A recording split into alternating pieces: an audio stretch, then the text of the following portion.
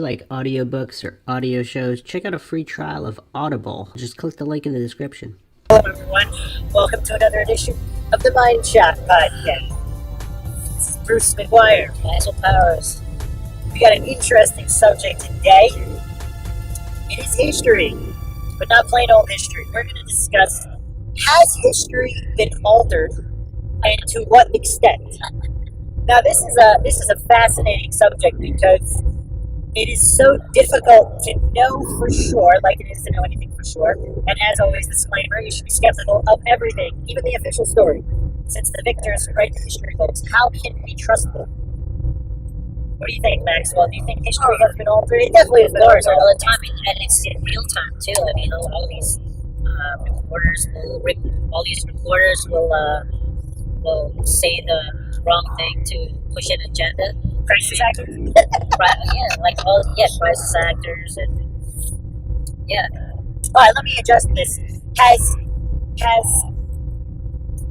the mid to distant past been altered? So let's forget about the last 100 years, or even 200 years when we have grandparents or great-grandparents that could have verified a lot of these events in history that they witnessed firsthand to their children, grandchildren, or great-grandchildren. So let's go back a couple hundred years. So there's a guy named Fomenko. He wrote a book series called The New Chronology. He argues that most of history has been completely made up. We're talking ancient Rome. We're talking Napoleon. We're talking the whole history of Russia and Europe. All completely fabricated, even Christopher Columbus. What do you think about that? Okay. That's interesting. So he proposes an entire alternate history timeline. That's interesting. Because you got Napoleon, the first, the second, or was it the third? There were 3 Napoleons, right? Or Alexander the Great as well. He looks at portraits and depictions. These people are the same people, different people. He argues also a lot of these wars, these European wars, were all staged. And these conflicts were completely staged to cover up the real history. We also have a fascinating subject, the lost empire of Tartaria, Great Tartary. It's supposedly a lost empire that existed where Russia is. So Asia, Russia, a lot of Europe, and some people call it the old world order. So, again, we have fantastical and mythical ties to Atlantis. So was this the time of Atlantis? And this could be as recent as a couple hundred years ago. We got guys like Philip Druzendin and Martin Liedtke, these mud flood researchers who theorized the Great Flood might in fact have been in the 1700s or even the 1800s or the 1600s, like the past couple hundred years, and time and the history was changed and fabricated. Either 100 years were removed or added. I mean, we could be living in the year 1918 right now, according to the book. How do you mean by added or subtracted? Well, for example, there's supposedly they either added a 0 or subtracted a 0 when they were transcribing dates. Even 1,000 years ago or 2,000 years ago, there could have been an error, either on purpose or not on purpose. Or a couple hundred years ago, they said it was the year 1700 when it was really 1600. So there was a huge change in the writing. Was that proven? But nothing is proven. That's why I discuss it. Like, how could you prove that? But I was just, for theoretical purposes, if this is the year 1918, how does that frame the past couple hundred years of history? It's pretty crazy, right? Oh, Think about it. that's interesting. Yeah. So, Tartaria, the lost empire of Tartaria, or the Great Tartary, there's little effects. I mean, we got to do an episode on the Mandela effect, but there's remnants of proof of this empire. So, like, there's history books from the 1700s in the U.S. showing the flag of the Great Tartary. Oh, and then it all disappeared from history. Huh. And so, Get out of here, seriously? yeah, You saw it? yeah. So Wait, a flag of yeah, that doesn't exist. That empire. but who said that it was Tartary? There's maps. There's surviving maps. So there's still a couple of maps that are left, and it's on the map where Russia is, and there is no Russia. What year was it? So some of these maps are from the 1700s, 1800s, and I think. Wait, are these recent discoveries? What do you mean by recent? Like, I don't know, like, how did you discover these? It's just alternate history theories, and there's evidence to support it. Also, in the Great Target, I mean, there's things like the clothing they're wearing, and there's photographs, there's pictures and depictions like Native Americans actually wear some similar symbols to the Great Tartary fashions. One of the mud flood theories is that all of these big buildings, these government I don't buildings, understand mud flood theories, actually. so supposedly there could have been a global flood, a worldwide flood, as recent as the 1700s or 1800s. Okay. And this was covered up in history. So all of modern history is really only 100 or 200 years old, and they made up the rest. So it's just a theory. Right, okay. So ancient Rome could have been the year 1700. I see don't what you know. mean, I see what you mean. So to verify a lot of this information. Oh, wait, so you're saying, like, the mud event? Yeah, the mud flood event. Wait, the mud flood event had, like, a destructive effect on the what do you call it, the land and the Yeah, well, there's buildings. So here's what I'm getting at now. These guys have discovered like a lot of these buildings that were supposedly built in the 1700s, Yeah. 1800s. They were already there, and the evidence they present is that the basement floors look like they were submerged. Okay, and that's where the mud flood effect comes. They're covered by mud. So even the pyramids, there's photos of the pyramids partially disassembled. From like British Museum, yeah. So they're using this as evidence to support the pyramids might have been built in the 1700s and then made to look like they were built 2,000 years ago. Yeah, you gotta send me these links. These are interesting. Wait, it's called interesting. Wait, photographs? Yeah. When was photography invented? Oh, so that's another theory of contention. It could have possibly been invented around much longer. So like 1700s. Well, I think it was invented. They had certain techniques. Because Abraham Lincoln had fucking. Oh yeah. No, so like that was 1860. So like the 1800s. Yeah, but the early photography was in the 1700s, and supposedly there was actually medieval techniques where you could capture light. So it's not like a real film photograph, right. But you would capture light and put it on certain materials. Okay. So like the Shroud of Turin with Jesus' depiction, like. You could say that's a sort of form of photography, even though you're not using actual film and chemicals as well. You're just capturing light and shadows. Was that really made like that? Yeah. Well, nobody knows anything. No, the photograph, the photo, not photo. Well, I guess photo. Jesus. Shroud of Turin. Oh, okay, got it. So I'm getting confused with the place that nobody knows for sure. Okay. So when you ask questions of is it proven, nothing is proven. Okay. So that's like a weird question. But so this alternate timeline history theory is simply that we don't really know anything for sure. So these buildings now here, Maxwell, listen. So here's to support this. So was Tartaria or Great Tartaria, was that like a colony of Atlantis, or was it the civilization that happened after Atlantis? And the evidence they used to support this is all over. So all of these government buildings in all of these cities, supposedly, well, if you look at them, they have very similar architecture, right? Yeah. So you look at all these cities all over the world, when were they really built? So these people are the proponents of this mud flood theory and these other theories of alternate history, is that after the mud flood, most of the population of the world was gone, and this could have been as recent as 1700 or 1800. So the survivors, they show up and they see this big building and they're like, oh, well, let's just say we built it.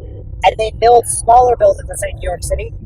They build smaller buildings in the same architectural style. And then other people that come, they're like, oh, well, we're the kings and queens and rulers and we build these buildings, so you're subservient to us now. And they build smaller buildings, which they can, but the bigger ones, especially the ones with the gigantic roof ceilings, they're single piece beams. So like in the year, let's say 1700, how did they build it? Like these palaces in St. Petersburg and France, like these gigantic cathedral type buildings. Yeah. If we don't know the exact date, we don't know what kind of technology they have. I mean, this ties in. We did an episode on the Knights Templar and Gothic architecture. Yeah. There are some secrets of architecture that they seem to be making huge technological jumps. But if we don't know how they're built, and we don't have any reliable aging techniques, because even carbon dating, a lot of these dating techniques, they're up to debate on how accurate they are. So even all of these ancient monoliths and pyramids, the people that are theorizing that they were built very recently, and all of our history is fabricated. So ancient civilizations never existed. What if Adam and Eve were 200 or 300 years ago? What do you think, Maxwell? I see. It's interesting. I like that. Well, I like the mud flood theory, which brings closer to the history. I like that. I like how the mud flood theory kind of like what do you call it? Overturns all of history? No, not overturns, but like it destroyed all the infrastructure. It makes it look older. That's the theory, right? Yes. So like this mud flood theory just made everything look older, but it's really not. Yeah. It's only 300. So some photographs of, let's say, these buildings, and Philip Drusen on his channel, he's got some interesting research.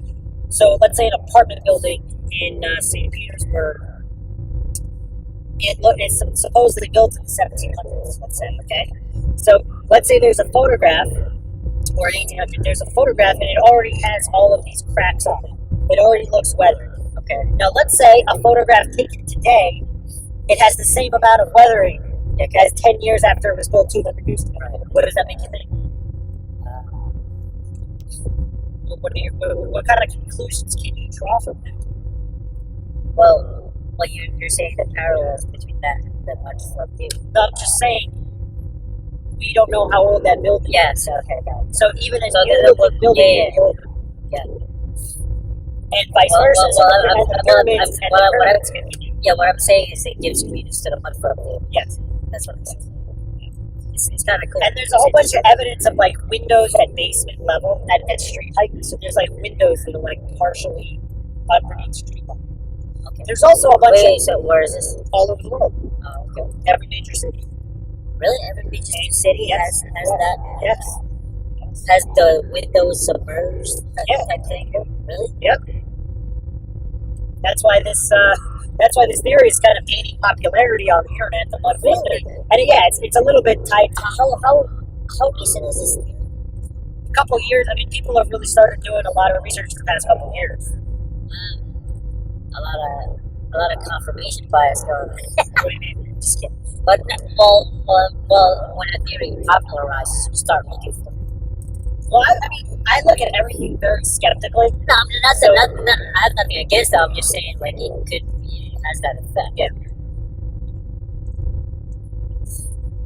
So there's a lot of evidence for the theory, and they also point to the fact that street levels were changed as well.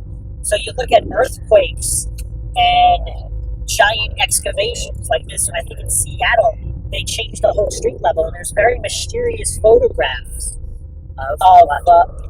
there's very mysterious photographs of, for example, like a building being isolated and the whole street level being like 50 feet or 100 feet below around them.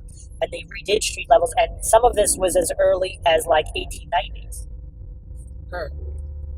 That's interesting. I like these alternative History? World, yeah, alternative histories. It's It's really, fascinating stuff. Because, And it's so hard to prove one way or another. Yeah, and one of these things, I wonder what's gonna play out though. Like not play out, but what's gonna be proven. Oh, let's talk about that. What are the proven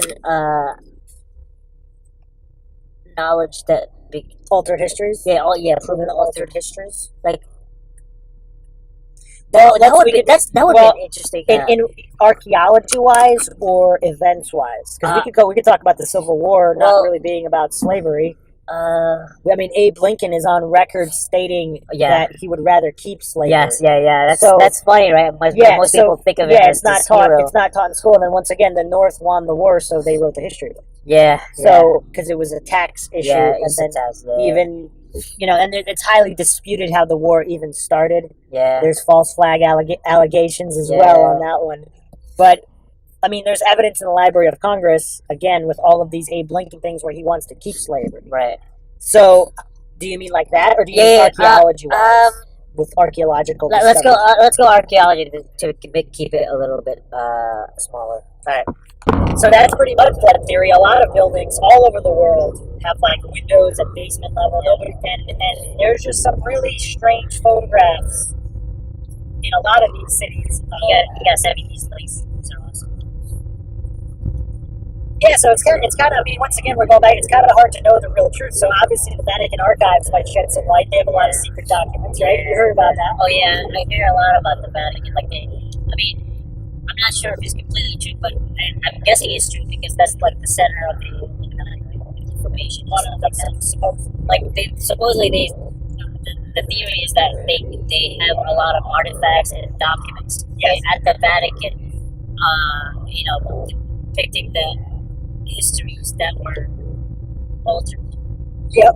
So the real history, especially the Vatican. Yeah. So it's only available to the elite if they want to study history. They go in there, study history, and then they're not even allowed to take the books out. We rule the world. This is how the real history went. I don't know how they. You know what's messed up? If somebody is manipulating them, that could be the wrong history also. Yeah, but I heard about these. I see these on YouTube videos, like these ex-Illuminati type members, they were insiders and they tell these stories. They're kind of consistent throughout. They go through this insane training where they get abused and they go through this trauma, so that your mind is more bendable or whatever, more easily manipulated, programmed, so they can tell you how to act and behave. But they work really hard at it. How did we get into this? We're talking about all the Vatican archives. Yeah. Okay. You said several Illuminatis that came out. Illuminatis? Is that a real word? People that used to be Illuminati members. I guess Illuminatis would be multiple societies. So there's been a lot of book burnings throughout history, like the burning of the Library of Alexandria. Like, who knows? Supposedly that contained documents from like Atlantis. Yes, that's real history. And there've been other book burnings too. There've been other libraries that have been completely destroyed, and supposedly the books that remained were put into the Vatican archives. So they have whatever was left from all these ancient libraries that were burned down. Why can't some even a private organization just kind of set up a raid on the Vatican? No, I'm being serious. Like a complete covert, non-announced raid on the place, and just take everything with trucks and just hide them really quick, or just fly them out. Have these decoy trucks going one place, and then they would have a hard time chasing them, and then all of a sudden it's in the air in an airplane going to some other place to study the history. And that would be kind of cool. Yeah, I think that's a great movie. You should put that in the suggestion box at the White House for Donald Trump. Oh, jeez. Yeah, but that's so Donald Trump is so low on the totem pole and the scheme of things. What do you think about his Space Force? I saw the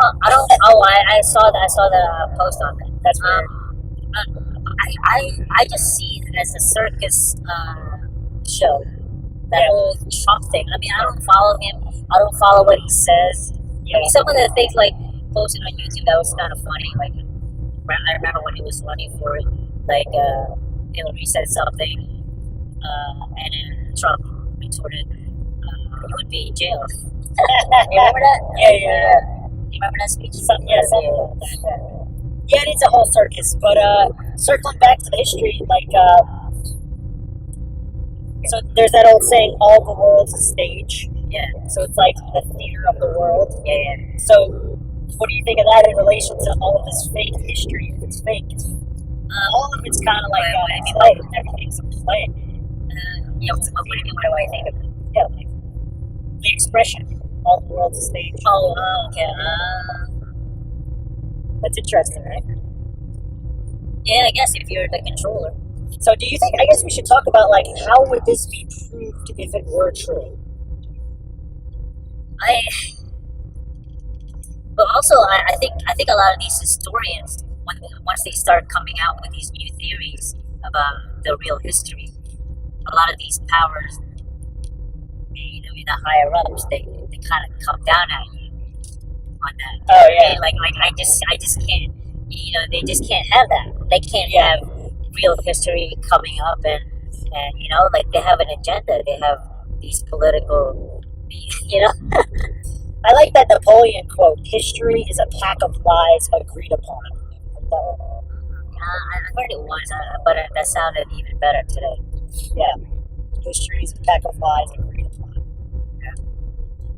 That's crazy. Yeah.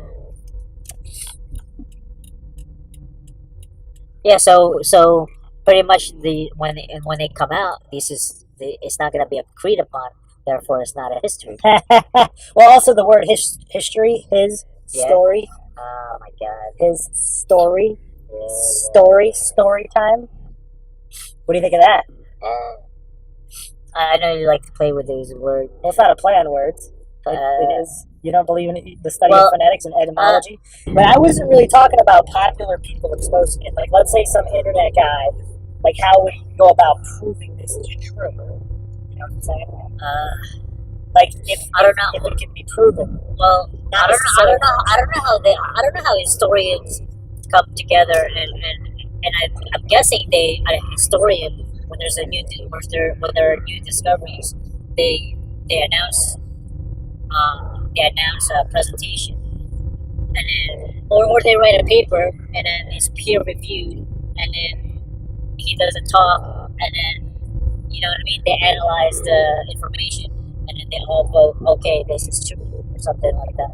That's what I'm guessing that happens to history and what makes historical fact. Yes. Well, it's also it's how they do it. Yeah, it's a lot of it is institutional. So if you're an archaeologist or a historian, you're a professor at university. If you don't toe the line, you know that's a problem. And if you're an archaeologist, you're not going to get your grants if you're pursuing non-mainstream, non-narrative supporting. It's crazy.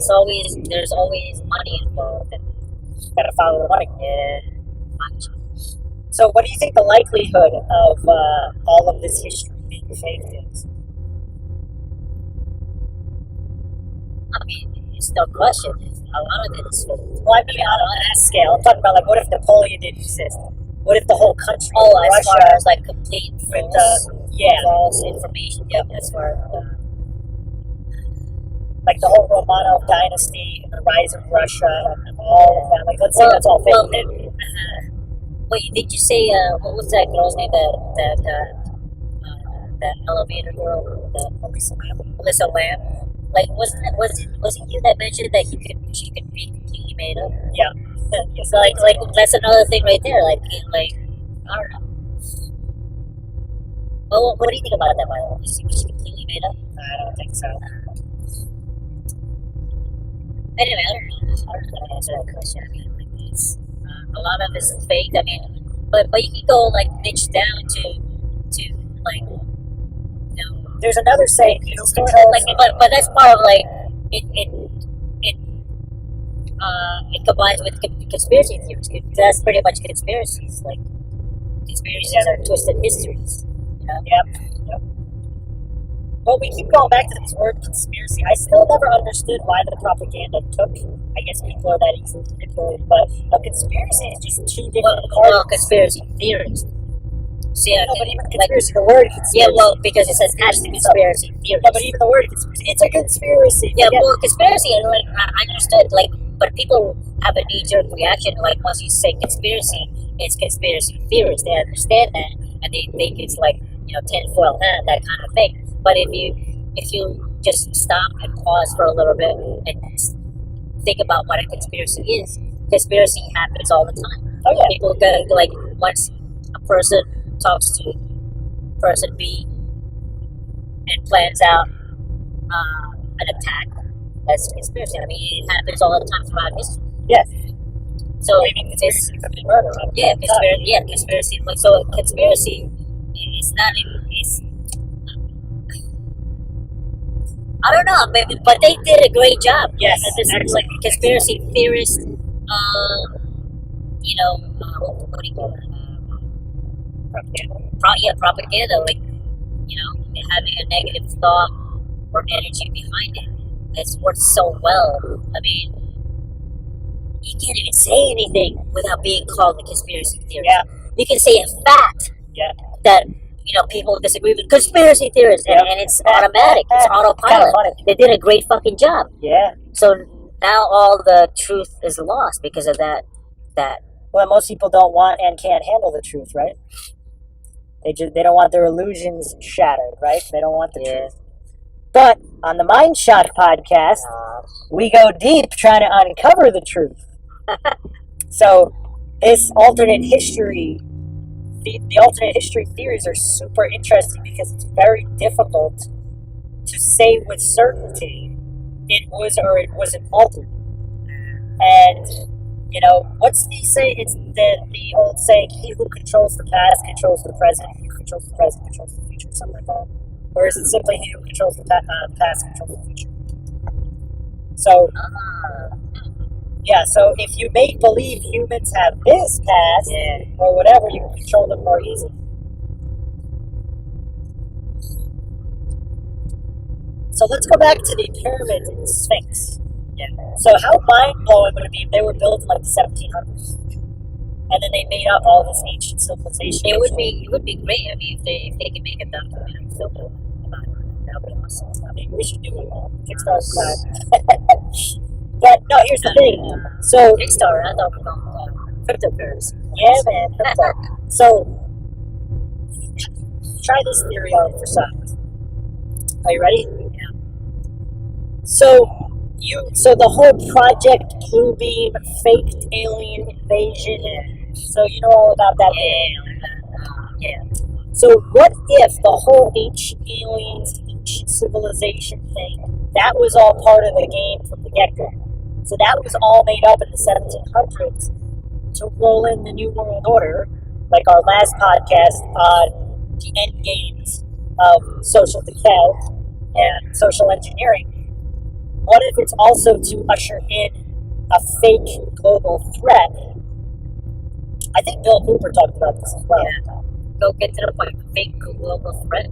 Yeah, so the fake alien invasion. So what if they created all these ancient civilizations that weren't true to make it look like alien visitors helped these ancient? So to get people to believe in aliens, they put on the Ancient Alien show on the History Channel. It's all part of the plan. It's definitely a possibility, but they're playing the long game. Yeah. Or maybe not that long if this was all done in the 1700, but or 1600. Some people think the middle. It's weird, like when it comes to elite manipulating and social engineering, they really manage from the macro at the very basic, wide scope level, and the micro manipulators, they don't know they're even manipulated. They kind of just go with the agenda. You know what I mean? Like that's kind of how they engineer it. Like also George Carlin said it very funny because he was involved in a lot of conspiracy debate. Yeah. He said you don't need a formal conspiracy when interests converge. People that want something. So there isn't necessarily even agreed upon conspiracy. Yes. It's just people with common interests. Yes. Executing their plans. Yes. And that's what I mean by like when the elite, when they socially engineer, it's done at the macro level, like very wide scope, general level, and then people they align it with the interests, and all the goals are achieved. Yep. Well, also, I was going to bring up, some people don't believe the Middle Ages ever even happened. They were all manufactured. Okay. Yeah. And so the castles were all fake, were all built after the fact. It's all faked. And it's part of some grand deception and conspiracy where chivalry and the whole romanticism of the Middle Ages, and this ties in with the King Arthur legend. That's too much work, though. Like, that's too much work as far as like manufacturing all the details behind it. I mean, I don't know. That's a lot of work, dude. I mean, they actually have to put it in artifacts in undiscovered places so people can discover them and produce new history. Like, do you know what I'm saying? Like, it's just too much detail and work, and without being discovered. Well, maybe they don't care if they're discovered. I mean, without being discovered, putting in the artifacts and things like that, manipulating history. Well, Or are you saying these were done like 100 years ago? Either or. Since we're talking about alternate, I mean, we really don't know. I don't really want to get into the whole interdimensional hopping Mandela effect, because that just turns it all upside down. But if we're only in one timeline, in this particular universe, manipulation within this universe. But it's kind of mind-boggling to think if even the supposed facts, like what if George Washington, well actually there were 7 presidents before George Washington anyway. So that's yeah. George Washington was the first president after the official war, but while he was a general, because if the United States declared independence July 4th, 1776, at that moment George Washington was the president. There were a bunch of other presidents. Yeah. Of what though? Of the United States. Once they declared independence, they're no longer England, right? Right. Who's the president? So they had a bunch of presidents. You can look up their names. Yeah, it's all known. If this is all true. Is that why there's this? Never mind. Look up presidents before George Washington. We'll name them. Yeah, we'll name them for you. That's all real or not. I mean, it's kind of mind-boggling to think about everything not being the way you thought it was. I mean, there's even crazier stuff. So the Great Tartaria, the Lost Empire. Supposedly, the symbolism was like the lion or the griffin or the sphinx, and the dragons and the lions are intertwined with this, where the lion conquered the dragon, and that's why all of the royal insignia on all of the monarchies are lions. Oh, really? Yeah. So, and all of the legend and lore, the dragon was conquered. Conquer dragons. Unless, of course, you believe that that's literal, the dragons were monsters or dinosaurs or whatever, which is also a possibility. So, with the Great Tartary, I mean, there's structures in Siberia that haven't even been officially excavated yet. I mean, we're talking giant monoliths, we're talking pyramids. There's 3 pyramids in the same formation as Giza and a Sphinx in Russia. Isn't that crazy? Yeah. It's crazy. Yeah, so what do you think about all this?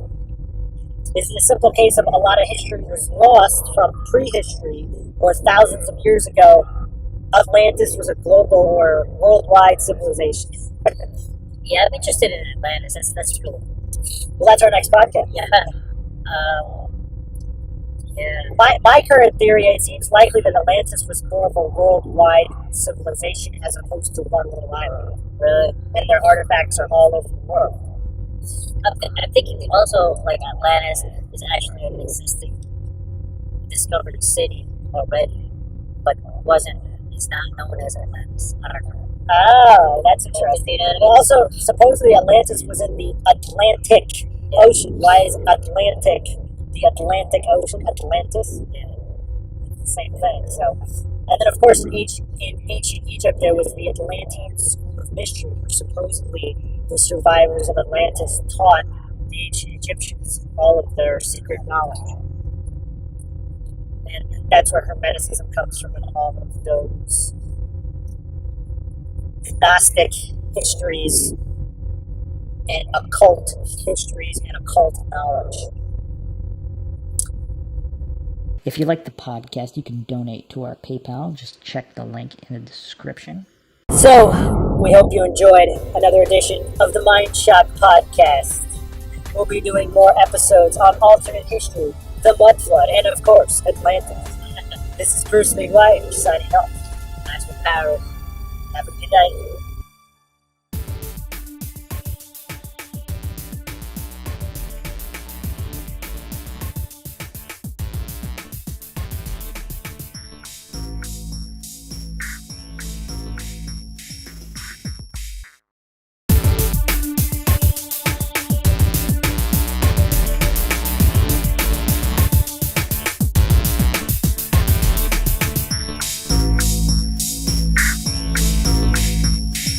you like audiobooks or audio shows, check out a free trial of Audible. Just click the link in the description. Welcome to MINDSHOCK. This is Bruce McGuire. And Maxwell Powers. This is Altered History 2. How would we know? So we talked about in our previous podcast on Altered History, we discussed the mud flood and many altered history, altered timeline scenarios. But the main problem with a lot of these, despite the evidence, we talked about buildings and the lower level floors, evidence of a mud flood, some strangeness with when the pyramids were built, then they were possibly reassembled in the 1700s, possibly a great worldwide flood could have happened as recent as 200-300 years ago. So the main problem is, even with all this evidence, how would we know for sure? Yeah. So how would we know for sure? I mean, it's tough. It's tough. The only thing I could really think of is the Vatican archives. So the Vatican archives have all these secret books and written histories, and you're not allowed to take anything out. And you have to be some kind of a special official just to schedule an appointment and your watch to look at anything for a small period of time. And then I'm sure there's sections of it that nobody's ever allowed to see, except maybe one or two of the highest ranking officials. And I don't know how far you want to go deep into this conspiracy, but some people even think that extraterrestrials or Anunnaki or Nephilim or Watchers or whoever controls the world and is pulling the strings for the New World Order, if they're the ones that they oversee the archive as well. So there's certain aspects of it that probably wouldn't even be in the archive, and only they know. So it's kind of like a matrix situation with what if there's multiple layers of the matrix? Did those overseers, did they safeguard this, whereas they have the current version of history, which Napoleon said history is nothing but a pack of lies agreed upon. And speaking of Napoleon, it's kind of weird because even there's a whole bunch of inconsistencies with Napoleon's entire history, the Napoleonic Wars, what really happened, Great Tartaria, the lost, forgotten empire, and the remnants of Tartaria, which we talked about briefly in the previous podcast. If there's safeguarding levels or gatekeeping levels, what if the secrets in the Vatican archives are kind of just another layer of lies that's possibly slightly more true, but still not true? How would we ever know that? What do you think, Maxwell? I have no idea, but I haven't heard New World Order in a long time. Well, we talked about this before, the old world order, whatever happened before the Great Flood. And if we tie that into, we'll have a dedicated podcast on the ages of man. But during the Golden Age, according to the Greek mythology, that was during Titan rule. And during the rule of the Titans, before the gods conquered them or vanquished them. Is the when you say the Great Flood, is that the same as the Moses thing? You mean Noah? Noah. You got to get your biblical figures correct. Yeah. Yes, the Great Flood usually refers to the flood that Noah. Okay. So it's one and the same. Okay, got it. So most people theorize that the Great Flood mentioned in all of mythology from every single ancient civilization, it's all the same flood. And the dates range anywhere between 8,000 and 13,000 years ago. Those are the most common dates.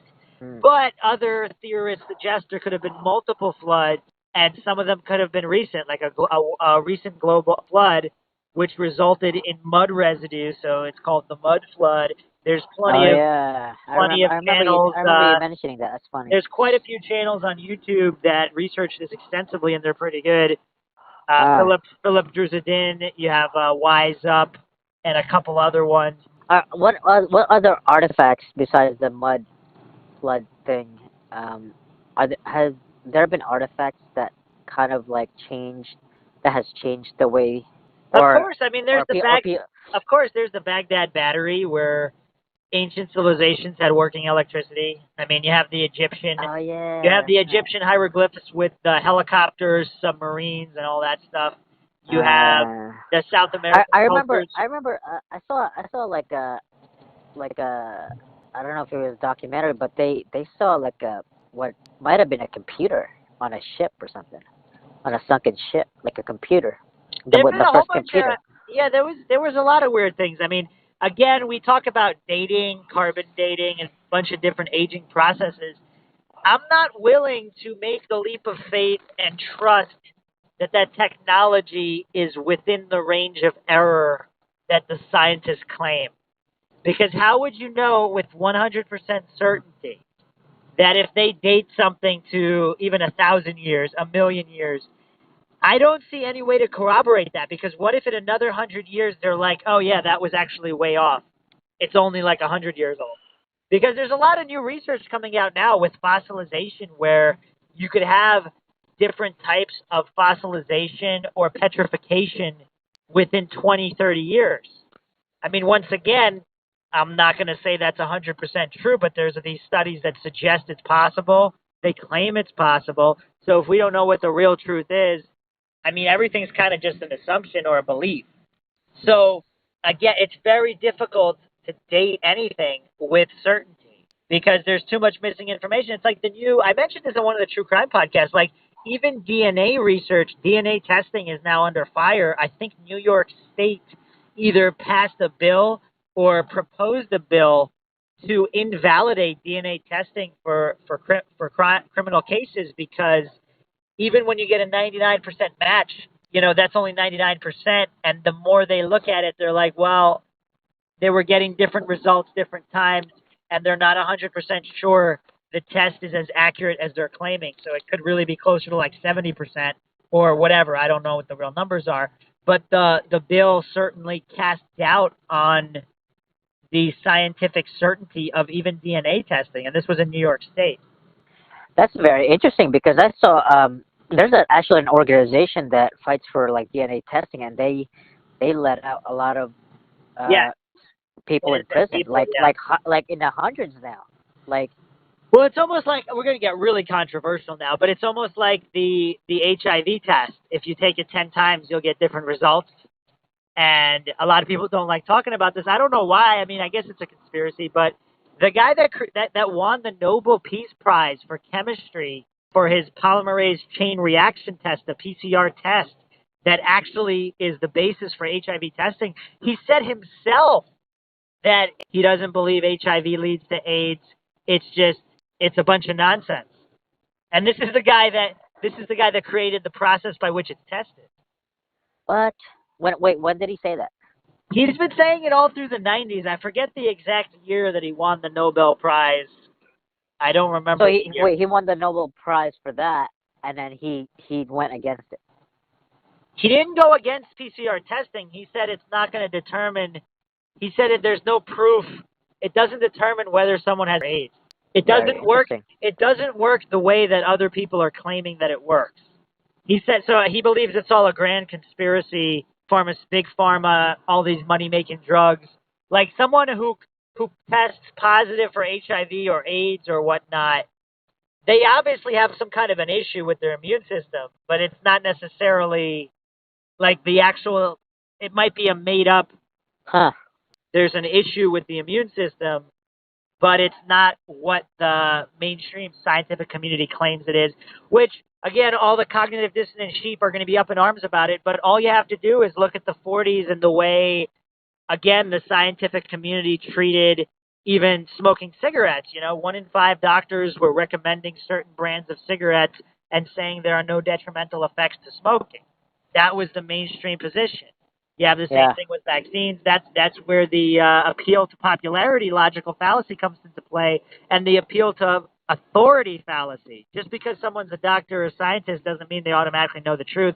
And just because there's a consensus among these peers, that's a problem with peer review. If all these people have the wrong information or they're operating on assumptions, but they don't realize it, their cognitive dissonance and dogmatic biases, they'll agree with each other, just like they all agreed that cigarette smoking wasn't harmful, or the majority agreed in the 70s that we'd be facing a global cooling crisis.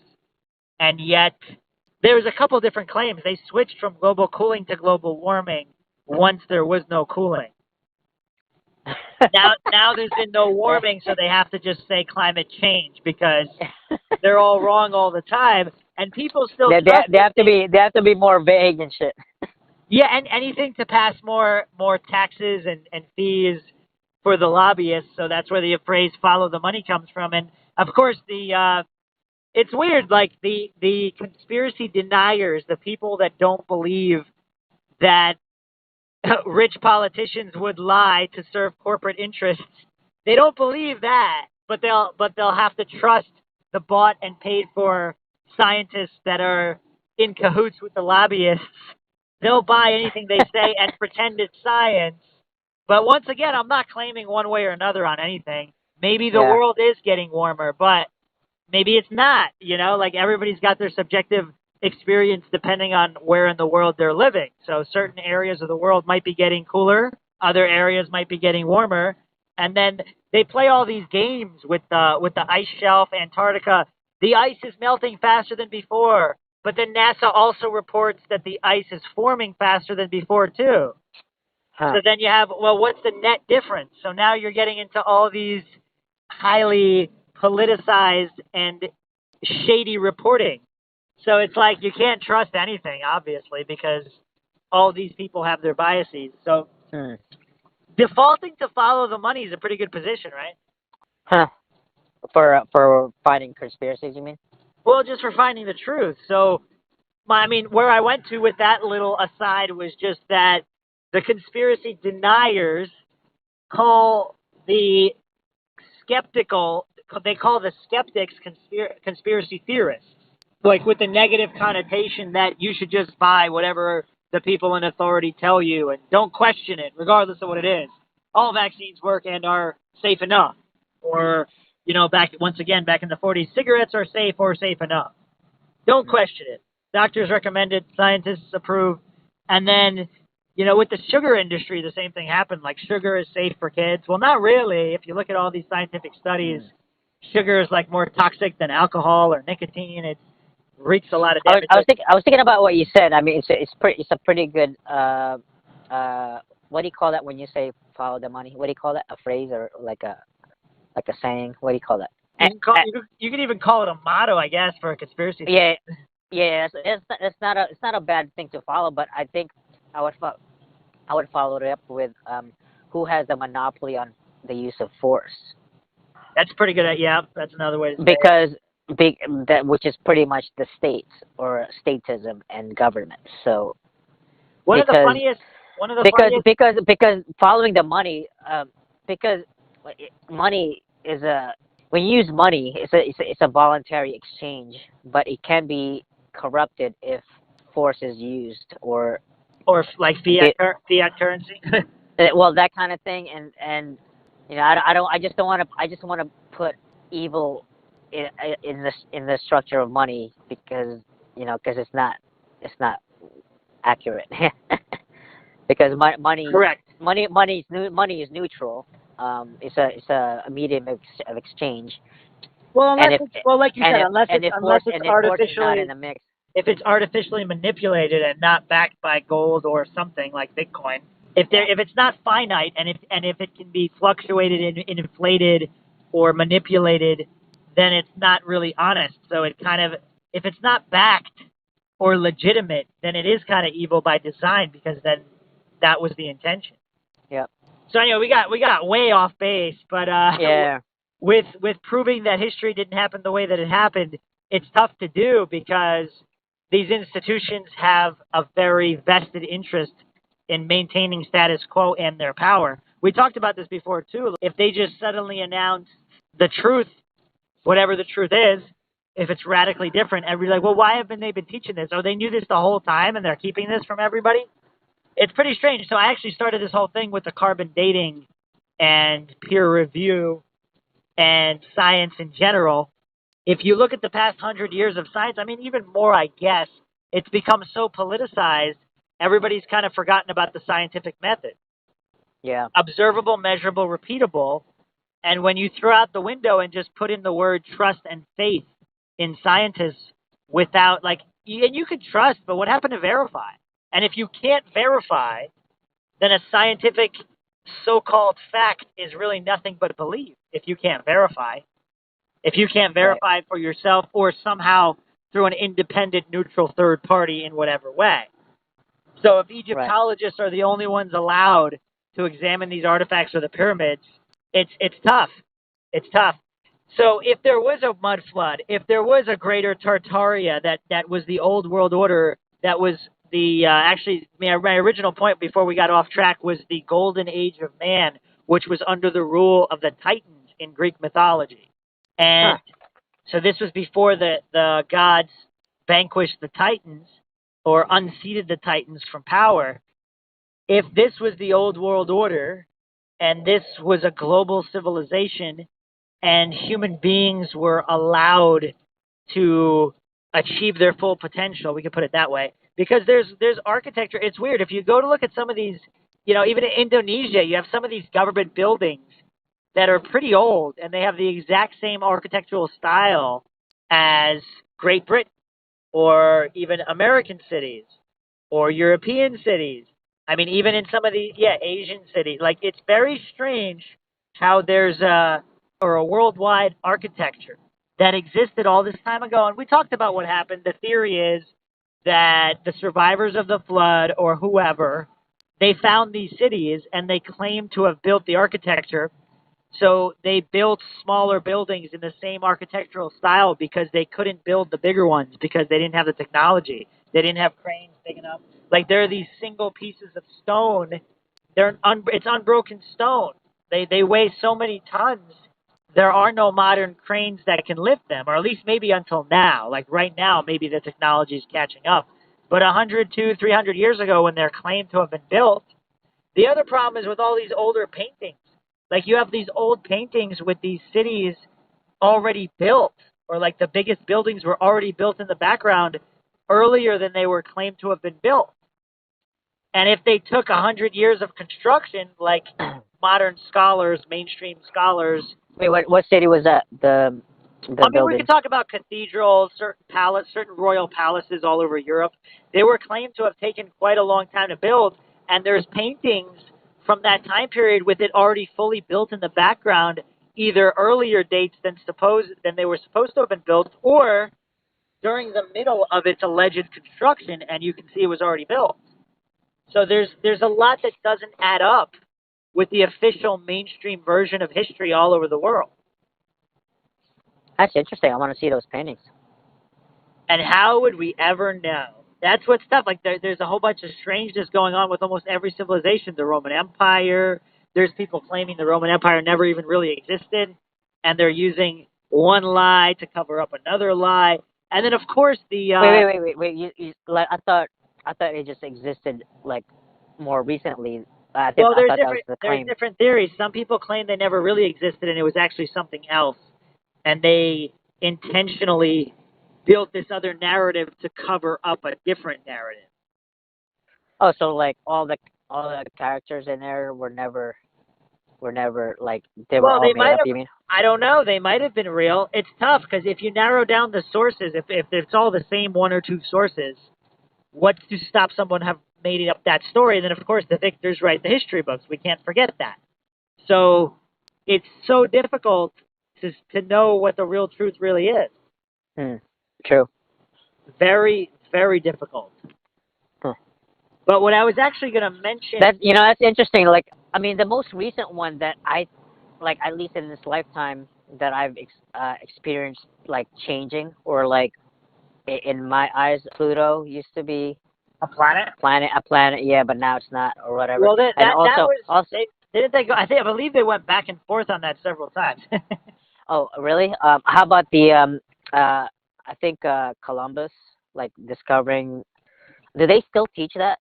Or I'm not 100% sure. I think they teach it like as a general. They're like, yeah, I discovered it. But then if you look at way back in the day, if you look at the if you go deeper, even the official government text, I think they call it, he discovered the Americas. Because even though he never landed on the mainland of the United States, they give him credit because, he made it through the Caribbean while looking for a passage to India. Like there's a lot of also wasn't it also recent as far as like the annihilation of the Native Americans, like the The real The truth the coming to death light. I camp. mean, there were Yeah, wasn't that like more recent? Because I remember for some reason like it wasn't there were like when I was kernels in when I, there were kernels of truth forever. I mean, you could always find like alternative books. I mean, it's tough to find, and they're definitely in the but minority. But but there's older what I mean texts I that think talk.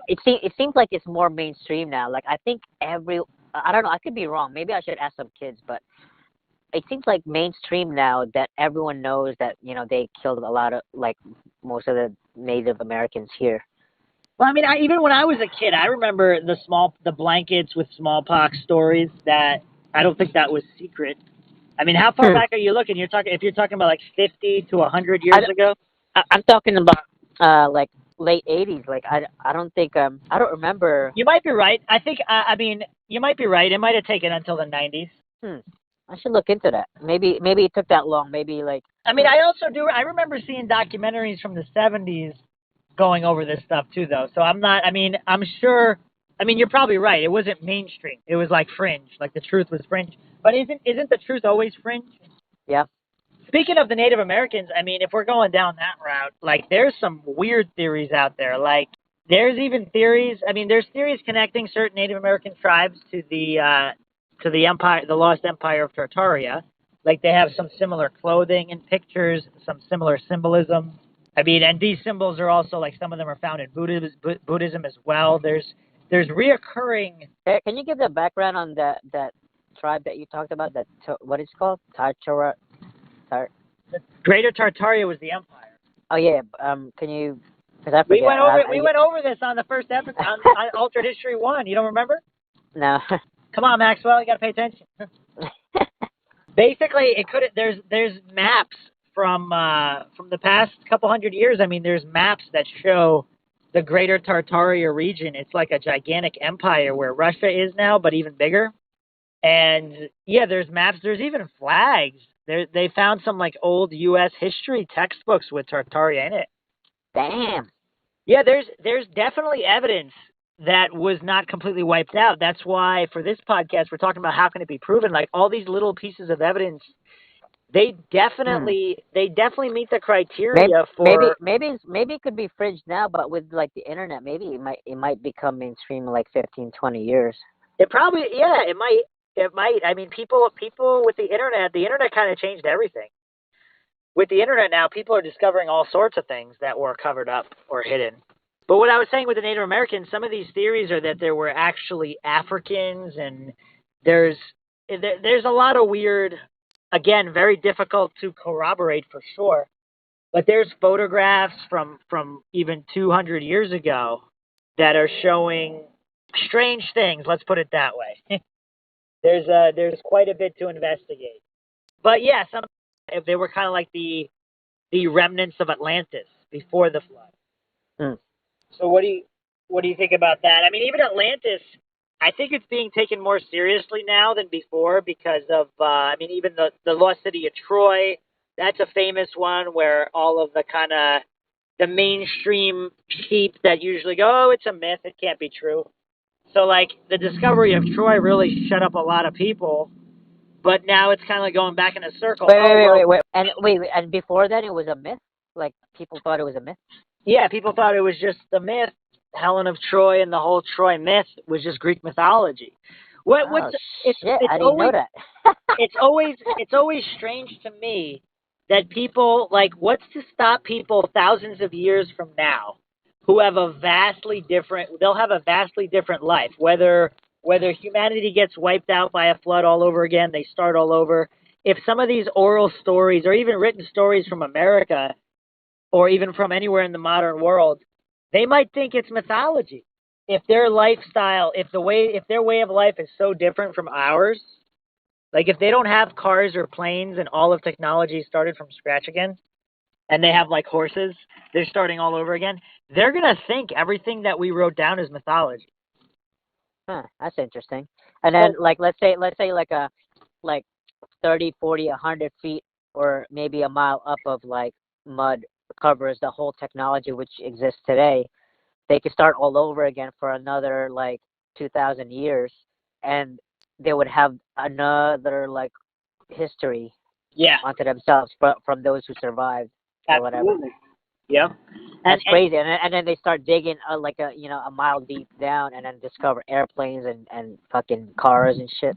How do you know? How do you know we didn't do that with UFOs and all these other things? Yeah, Like, that's a possibility too. Yeah. because if this has already happened multiple times, how do we know that's not happening now? And if certain people know about it, what could be some possible motivations to cover it up? Because if free energy always existed, you can't really control people as much, right? Because Yeah. it's such a big moneymaker, and control and power are kind of like timeless. Like in the Yeah. Middle Ages, kings wanted to control everything. If the Middle Ages, Yeah, were I'm real. really fascinated with the free energy, and especially Nikola Tesla. He's awesome. He's we should do a podcast on him. I mean, there's all sorts of theories out there. Yeah, of course, we need a Nikola Tesla series, but there's even theories out there that say that he never existed. Get out of here, Nikola. Yeah. Never I existed. haven't really researched that in depth to know how much veracity there is to those claims, but it's just Wow. interesting because That's interesting. I mean, I guess it's possible, but I mean, photographs. I mean, you're saying that they staged a photograph of Nikola Tesla. But how do you know it was Nikola Tesla? You know what I mean? Like if someone. Yeah, no, I know. That's what I mean. That's what I mean. Like you can make up a whole story of Nikola Tesla based on photographs of another person, and just make up this myth that he invented all this stuff. And are these theorists like kind of like saying that the technology was alien or something, and then Nikola Tesla was kind of I didn't, like I said, I didn't look too deeply into it. I don't really remember what the motivation was behind it, but it's an interesting point. I mean, some people say the same thing about a lot of people. I could see that, like where like I could see how some theorists would say, these are the technology of electricity is from aliens, and they had to make up Nikola Tesla so nobody would panic about aliens, giving us technology or something like that. Yeah, it's so hard to know what the real truth is. Very, very difficult. There's some good evidence in like flags, like medieval flags and emblems, where you can kind of trace a lot of the symbols to see if they got it from an older place. It's just kind of interesting. Like some people say that Tartaria, the emblem was a dragon. So then you have lions slaying dragons a lot, and that's where slaying the dragon came from. It was like the Tartaria was kind of like the old world order, or the remnants of the old world order. I mean, there's so many strange photographs and paintings that show advanced technology, like free energy, electricity poles. Martin Leitke actually has a lot of these photographs on his YouTube channel. It's pretty interesting. Yeah, it's bizarre. And some of these, like he finds them in like the Library of Congress, the National Museum, National Photography Archives. Like they're legitimate official sources where he finds these photographs. So yeah, it's very, very interesting. The true age of photography he goes into, because do we know that? I mean, like this is kind of like the MINDSHOCK motto. The only thing we know for sure is that we don't know anything for sure. Like whether we're looking at true crime cases, paranormal, or just even Wait, history. so I'm curious about the photography. When was it really invented, or when was the first photograph taken? I think we went over this on What did we? yeah, on several podcasts. 1600s? I don't remember. Yeah, so there was the different types of photography. So the official inventor is credited as being Thomas Wedgwood in 1800. But there were older techniques. There's even, like, just from the Wikipedia, Aristotle and Euclid described pinhole cameras, and this is the 5th and 4th centuries BC. In the 6th century CE, Byzantine mathematician Anthemius of Tralles used camera obscura in experiments. Han Chinese polymath Shen Kuo, who lived 1031 to 1095, and Arab physicist Ibn al-Haytham, who lived between 965 and 1040, independently invented the camera obscura and the pinhole camera. Albertus Magnus, who lived between 1193 and 1280, discovered silver nitrate. And George Fabricius, 1516 to 1571, discovered silver chloride. So they had like these older types of cameras. We're talking possibly 1,000 years ago. That's interesting. So I think modern film using a light-sensitive substance, paper or leather treated with silver nitrate is credited to Thomas Wedgwood in 1800. But there were a lot of different techniques. So there's a whole bunch of different methods. And if history was rewritten, they could have had cameras of a different style too. If that technology was lost, we don't know. So we kind of went roundabout a little bit, and then we finished the same way we started. How can we ever really know if history was altered? Like, what proof would be sufficient? What do you got? Well, it would be I don't know, it would be evident, I guess. Like I don't know, aliens coming down and landing on the land and just saying hi to everybody, and then saying to us that, oh yeah, or your airplane came from us or something. I don't know. Or your electricity, Nikola Tesla was a fake, and we invented electricity, and we taught you how to do electricity, and here you go. Oh, by the way, this is how we fly around in a saucer. If you guys want to fly around in a saucer. That's still, I mean, how much of that would really prove, like, I'm talking about completely altered timelines, though. Like, if Tartaria existed, they wiped it out, stole its technology, or wiped out its technology, whatever it was. You know what really bothers me? Sometimes I think about this. If technology leads to the ruin of man, then reintroducing technology would be a bad thing, right? You'd have to live without digital or any kind of advanced technology, kind of like the Amish or the Native Americans. If technology inevitably leads to the fall of man, it's kind of weird, right? Wait, who said that? That leads to the fall of man? I'm just saying, if it does, that's just a theory. I mean, it could lead to the fall of man, or it could bring us to prosperity. I don't know. Like a golden age. I see how the technology can be the fall of man, as far as AI, taking over and decides to kill us. But that's a good topic, by the way. AI and Terminator type. Singularity. We did that podcast. Oh, we did. Maxwell Powers, always on the ball. Yeah, I love that topic. We should do another one. Yeah, we might revisit. But in the next episode of this series, we'll go into more specific examples, specific evidence, Tartaria, and a lot of interesting finds that kind of shake the foundation of the normal, accepted history.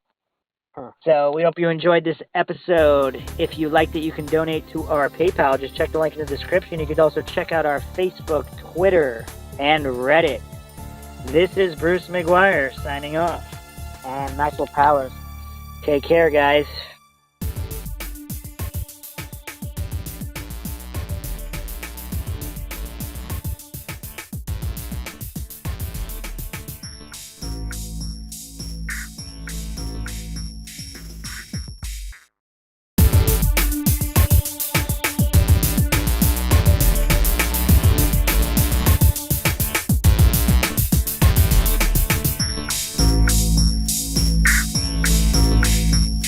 If you like audiobooks or audio shows, check out a free trial of Audible. Just click the link in the description. This is MINDSHOCK. I am your host, Bruce McGuire. And Maxwell Powers. And we have another Altered History podcast for you today. The Big Dupe. Have certain masters and controllers duped humanity into believing that history is a certain way for certain means. In our previous Altered History podcast, we discussed that if history was altered, how would we know? On this podcast, we will discuss motivations for altering history. If you like our podcast, you can donate to our PayPal. Just check the link in the description. Make sure you're subscribed to the channel and hit the bell notification for updates of new videos. And check out our social media, Facebook, Reddit, Twitter, and Patreon. Just check the link in the description. Okay, let's get down to it. So, in general, what is your take on this whole altered history theory? Well, a lot of it is just, it's not directed, or at least deliberately directed. It kind of just happens that way. Like, I don't know, people get killed off, so like the people with the right information doesn't get to inform the public about a certain happening. So someone who is alive, then they go about that, hurt their perspective.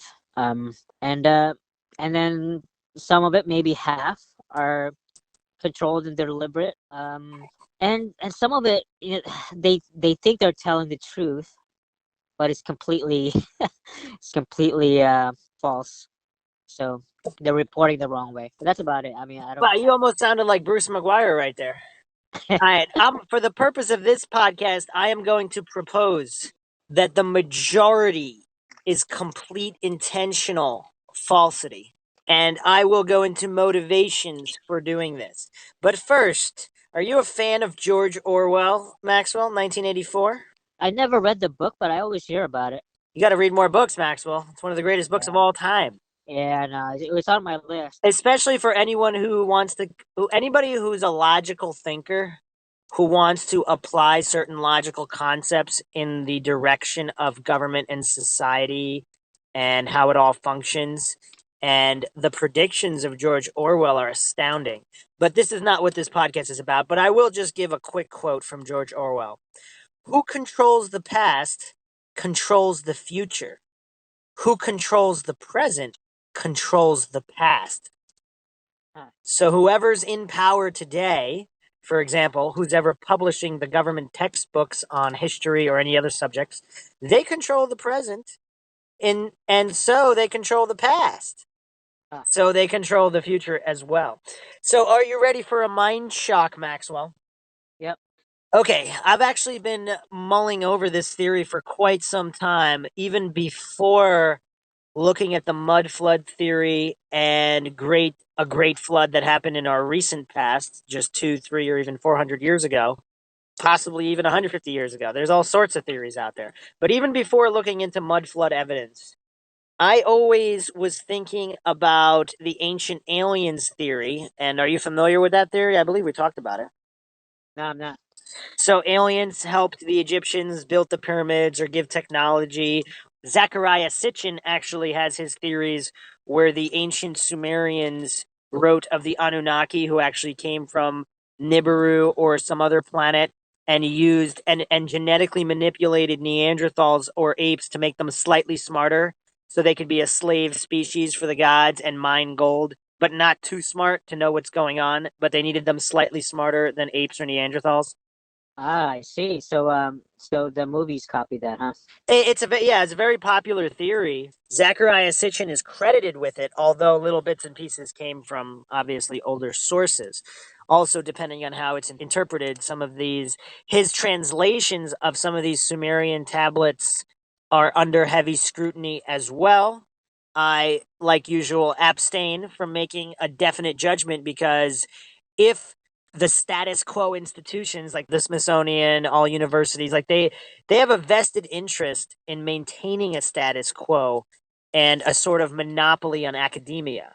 Because if some random guys with tinfoil hats are sitting in their mom's basement coming up with alternate theories of history that could be true or more true than official government sources and official universities and historians and archaeologists, that makes them look bad. So they want to immediately discredit the conspiracy, the random conspiracy nerds who might be putting forth better theories than them or disputing their evidence or interpretation. So I'm kind of undecided on whether or not we'll have to do a dedicated podcast on Zechariah Sitchin because there's some legitimate concerns about his translation and there are some legitimate criticisms about him, his life, his work. Does that immediately mean that he was wrong? I don't think so. But I wouldn't just take his translation at face value by any means either. Anyway, just as a quick aside, that's his take on it, and that's where the ancient astronaut theory originated mostly. That's where it got its popularity from. So, on the flip side, so that's one theory. The other theory is if evolution is true, and we're not going to go into the specifics of that, even though I know that's one of your favorite topics, Maxwell. So if the world is, let's say, What topic? evolution, Oh, okay, got it. or specifically Darwinian evolution, where one species turns into another species, not adaptation. which is simply acquiring traits for means of survival within the same species. So there's quite a few different theories of evolution and variations in these definitions. But if the planet really is 4.5 billion years old, or whatever mark they want to put it at somehow, and humans kind of evolved from rocks and all of this over great periods of time, what is the point of all this? So whether you believe in either one of these two theories, so you've talked about controlled opposition before, whereas or some people believe this is the whole Republican Democrat dichotomy, is it's both sides still win. So again, in these crazy Illuminati conspiracy theories, if an organization is running the world, they give the illusion of choice, but they don't really care which side you pick because all sides work for them. So obviously you're familiar Yeah. with that, right? Yeah. So I haven't heard controlled opposition in a long time. so so I'm going to propose this. I'm going to propose theoretically, just for the purpose of theorizing and thinking and getting to, if it's a way to get to the real truth, that it's good. I'm not proposing any of this as fact in any way, just as a logical thinking exercise. If the ancient astronaut theory is controlled opposition and the standard theory of evolution is the main official theory, regardless, both of these theories would keep people from the real truth, if it's the real truth, which, let me postulate this, Maxwell. Ancient civilizations could have possibly been far more advanced than we are.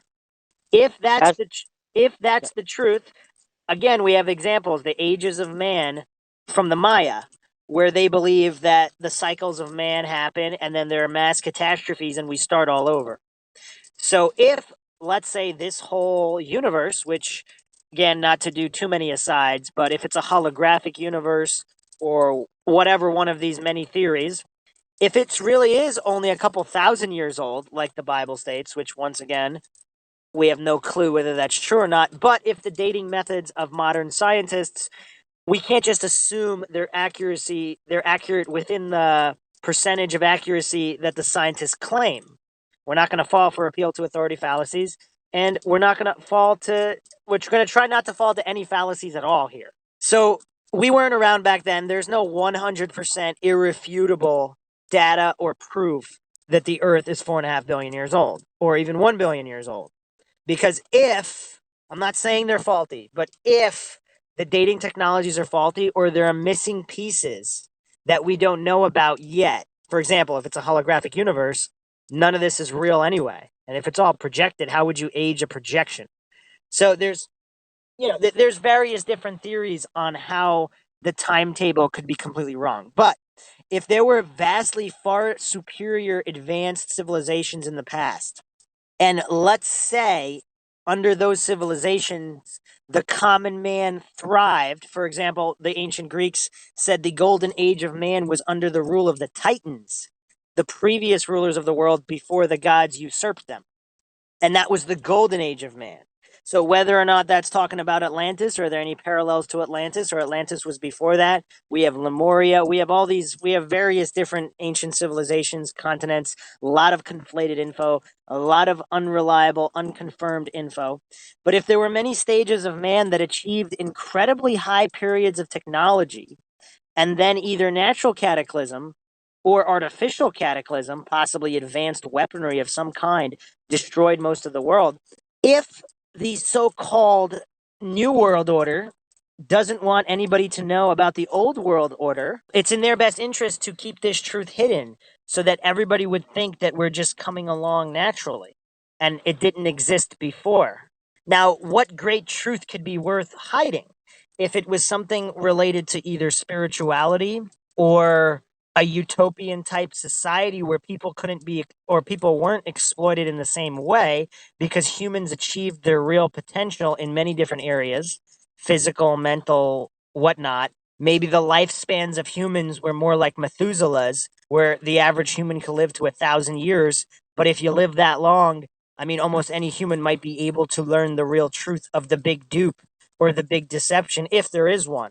Is the big dupe your term, or is that like a common, not a common, but like I just came up with that.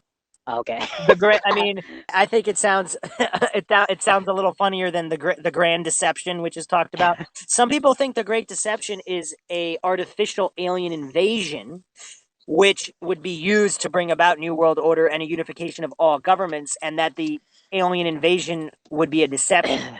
Bill Cooper actually talked about this as well. We mentioned this before on the Men in Black podcast, I believe. And if you haven't listened to that one, go check that one out, because that's probably one of the funniest, most entertaining podcasts and also most informative podcasts we've ever done on the subject matter. Don't you think, Maxwell? Oh man. Well, I was that was a rough one for me. So. Well, you're always paying attention and you're always on the ball, Maxwell Army. We got to get those T-shirts out. Yeah. So, okay, keep going. Keep going. So if the big dupe is basically to keep humans, if the movie The Matrix is more like a documentary, like some tinfoil hat theorists suggest, and once again, I'm spitballing here, not quite spitballing. I've theorized pretty extensively and using logic to kind of determine the different theories. Once again, I am not claiming any of these theories are true. I'm simply postulating for the purpose of examining different possible scenarios, because if even a small part of this is true, you have to actually think about it in different ways to get to the truth. This is just a way of thinking about it. So if the big dupe is to keep humans kind of subservient or more of in a slave worker mentality, both mentally and physically, to not achieve their true potential, while the rulers of the world maintain their control to do as they do. And we're not going to go into the metaphysics and the paranormal parasites or interdimensional entities, which are parasites that are controlling humans' minds, or any of that stuff. Those are topics for other podcasts. But if the controllers of the world want to keep this all hidden, what better way? Well, and here's another point too. What better way than to create the history that can't be questioned? Because think about it, with cognitive dissonance, people aren't going to question some of these ideas because it's too mentally uncomfortable. It's too far deviated. Their normalcy bias kicks in, herd mentality kicks in. Just all of these things prevent the average human on the street from even considering some of these ideas, not believing them. I'm not telling anyone to believe them, and I don't even believe them, but just consider them for the purpose of thinking and exercising logic to get to the real truth. So obviously, I think it's possible that some of this, or I guess even all of it, could be true. I don't know, but I'm not saying it's likely. However, if it is true, would something like the big dupe be sufficient motivation to maintain control? What do you think, Maxwell? I can see how that can be. Yeah, it's. So if you I mean, if you falsify this history and that but human, but I don't know. I don't know. Like, let's say someone believed the first theory with the genetically engineered slaves or whatever you were talking about. the ancient aliens, yes. Yeah. And that's the real truth. Like, I don't see. Actually, now that I think about it, it's kind of messed up. I was about to say, I don't think that changes anything for people's minds. Well, Like, I don't know. but here's the thing: if humans are capable of so much more, and they believe that aliens had to help them, so because humans were so primitive in the past, so if there's far advanced civilizations in the past buried under the oceans, who knows what's out there? Who knows what's in Antarctica? So let's say the truth is that aliens were here and they kind of created us, or like they created this world. And what are the consequences of people believing that? Like, let's say the majority population, what are the consequences of that? Well, point one is, if there's a grand deception coming and it's part of the big dupe, getting people to even believe in aliens is not necessarily a requirement, but it helps when, if they have some of these advanced holographic technologies that would fake an alien invasion. If people already believe in aliens, it's a lot easier to carry that out. I believe you called it either predictive programming, or there was a couple other terms that you actually used, and we've discussed this in the past.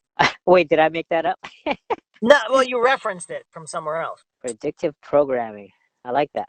Some people say that was used with some of these 9/11 conspiracy theories, where you can find references to the Twin Towers being destroyed. A lot of coincidences, Maxwell, a lot of coincidences. I'm starting to see like how I use that in a particular context. You used it in a conspiratorial context, yes, where Yeah, some of yeah, the yeah. Okay. media and I postulated in one of the other podcasts that if the archons are real, these interdimensional entities, it's not the humans that are Mr. Burns and the Simpsons just twiddling their fingers and plotting evil and putting it in your face. Although that could be it, like a serial killer leaving their calling card for the police just as a game because they already have all the money and power, so they're just screwing around because they're bored. But if it's interdimensional parasites in their brain, that the humans that are carrying out this predictive programming are not aware of what they're doing. They're By just the way, doing. was that you or our conversation that boredom is the primary motive? Yeah, we've talked about that before. Yeah, But which podcast was that? I don't even remember. I remember you bringing that up. That was actually quite interesting. Maybe you had a conversation with JR, and I was trying to listen in. I was trying to follow, but We were it talking. was pretty I interesting. believe we were talking somewhat in the context. That was probably the Men in Black podcast. We were talking in the context of aliens just abducting humans the same way humans are involved with like certain research where they would chip animals and follow them because Right, right, right. if That they was had something better to do, they would do something better. You know. yeah. But certain research, the core, a lot of psychologists believe that boredom is the root cause of everything because why would you do anything other than boredom? Right, right, Why would you right. even Because become a scientist? I mean, yes, you want money or prestige or fame, but ultimately, why do you want that? Because you're bored otherwise. I think you sent me an article about this. Yeah, I might That's have. interesting. Anyway, so the point is, if people believe in aliens, if aliens don't exist, and that they help humans, then they don't know their own power. So all of this is an attempt to rob humanity. And not to quote the Bible, once again, for people who don't know, I'm not religious in any capacity, but I like to view it's possible that some truth made its way into the Bible from other sources. And if anyone doesn't think that, I think it's a very real possibility. Just like any historical documents, there could have been truth from somewhere else put into it. Now, how much and which parts, we don't know. We're just theorizing. But as the Bible says, God made man in his own image. So if God made man in his own image, again, this does not necessarily relate to aliens. It could relate to the ancient Hindu belief system of the holographic universe, where if we think of it as a video game, the video game creator made the character sort of like himself in another plane of existence to experience this existence. In whatever case, it would give them great power. So if even the so-called average human is capable of being so-called godlike in whatever capacity, this whole big dupe could be to subjugate the human race into zombie-like servitude and menial tasks to never achieve their true potential to realize the true nature of reality. Is that too far out there for you, Maxwell? I'm thinking. So if you believe everything is aliens, again, that takes you away from realizing the power of humanity. Yeah. Huh. If humans are capable of living in a utopian type society, let's say no money, no countries, none of this stuff, and it's already been done before, not once, not twice, but maybe 10 times, 20 times, 100 times, the so called masters and controllers would not want that out there, would they? Guess not. And what's the easiest way to mind control someone? If their entire view of reality in the universe is completely false and controlled, everything else is so much easier to control. Like, what's a tax hike next to aliens made humans and Atlantis never existed and the old world order never existed? Or again, we'd be remiss not to talk about the kingdom of Tartaria, where it could have been an actual beneficial kingdom to mankind.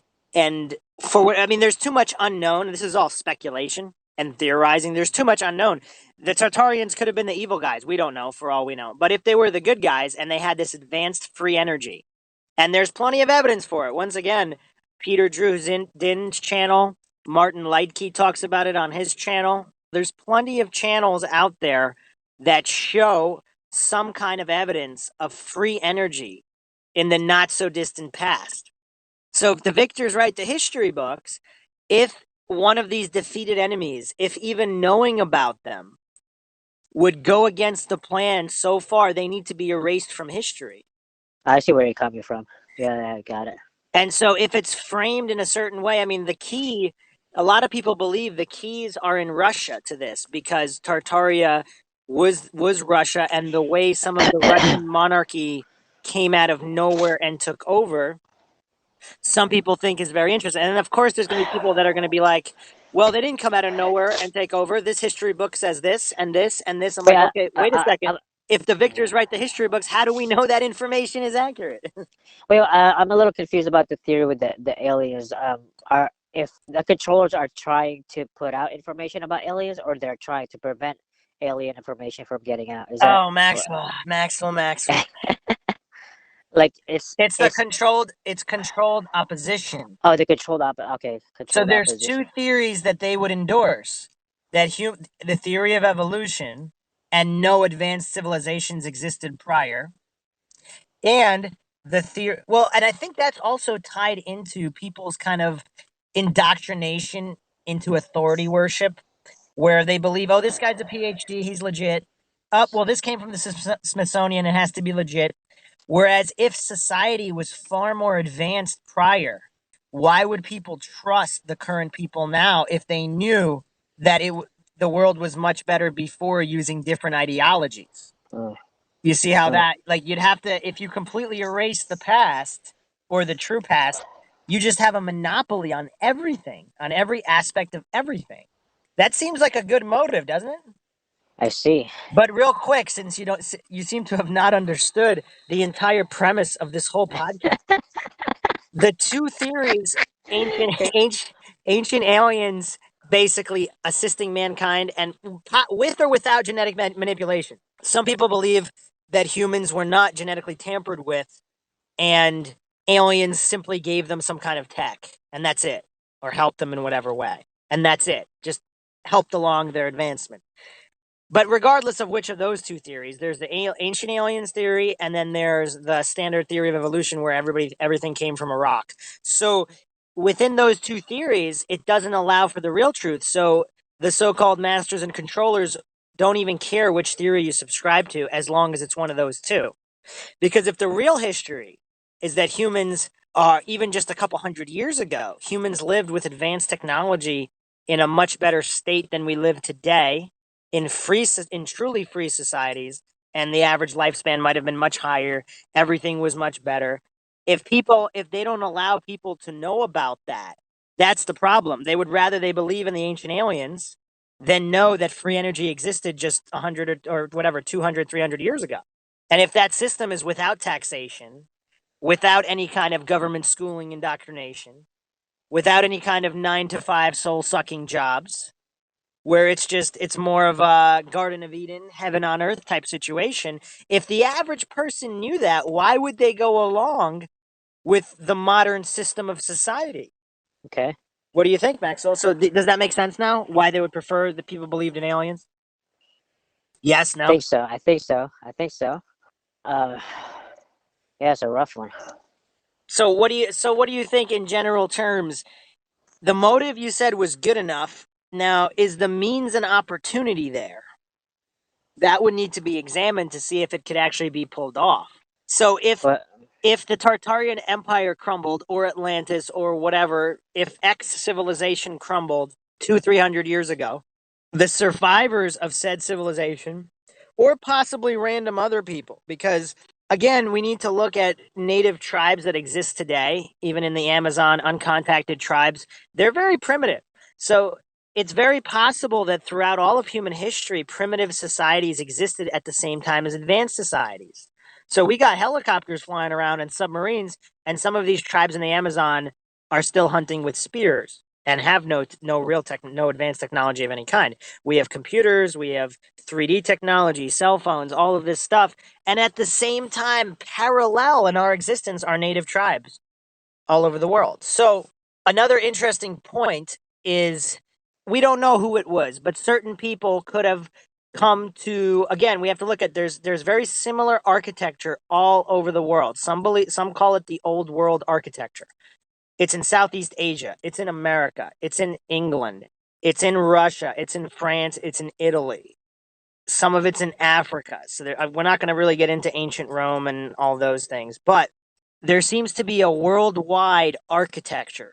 So if that was the previous civilization, Tartaria, Atlantis, X civilization, when it was destroyed or a great catastrophe occurred that wiped out most of the population of Earth, and we don't know the details of that either. Maybe the details of that catastrophe are why it can't be revealed, because there's something there. We're missing a lot of pieces, so obviously all of these theories are going to be incomplete. But these groups of people stumble upon the ruins or the leftover cities, the leftover everything, and they take it over for themselves, and new people come or whatnot, they would have control over it if they were there first. They could say they built it, and they, in a way, they would have a certain amount of means and opportunity, right? Yeah. Or there's a lot of tunnel systems all over the world. We're going to do a dedicated episode on that and how that ties in without going too much into Hollow Earth. And if you haven't checked out the Hollow Earth podcast, check those out. They are very comprehensive and definitive. I go over every aspect of Hollow Earth in the Hollow Earth series. But just talking about tunnels, if some of these survivors of the catastrophe, they went underground into tunnels, the catastrophe happened, then they came back up, and then they kind of plotted however they needed to control the flow of information. And we also have to talk about book burning, because in the Middle Ages, book burning was quite popular. Why is that? Were the rulers of the world at that time very cognizant of their agenda that they needed to carry out? All of the countless books that have been burned in history, did those books contain the real truth of Tartaria or the world, or whatever hidden history has been covered up, has been altered? And for what purpose? What do you think about that, Maxwell? Definitely, there's a lot of information in burnt books that we will never know about. Unless some of them survive in the Vatican archive. Oh, yeah, that's true. So, Oh, man. a lot of interesting points. So if the rulers that came up afterwards, if they're in control of book burning, they're in control of the flow of information. If they're in control of all these things, they would have motive, means, and opportunity to carry out this big dupe, would they not? They would. So, what do you think of this theory overall? Do you think it could be true? Anything's possible. do you think it's likely? Yeah, I think so. There's just too much. I mean, there's just too much. I mean, documented. Like, well, just the way. Well, these you never really said these controllers were human.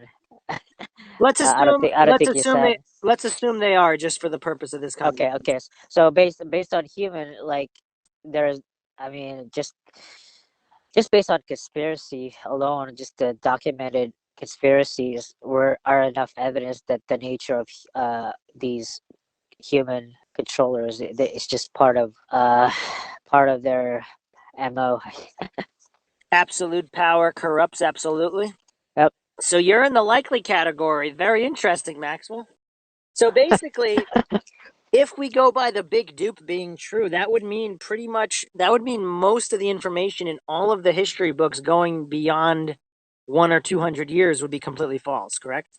I mean, I wouldn't say completely false, but skewed in a big way. Well, let's think about premise for a second. If you're an archaeologist and everything you've been indoctrinated into your university schooling is that primitive humans evolved over X million years, and your frame, that's always your frame. So when you're going to dig up bones, you don't even consider all of these basically countless other scenarios. And then you're going to use whatever technology to test the date of those bones, which even if that's interesting you said that. So you're like, getting to confirmation bias and all that. Correct. And belief systems. Exactly. So and... it almost seems like modern science and modern historians are simply religious in their faith-based thinking methods while believing they're actually Socratic. Yeah, that's a good point. Yeah.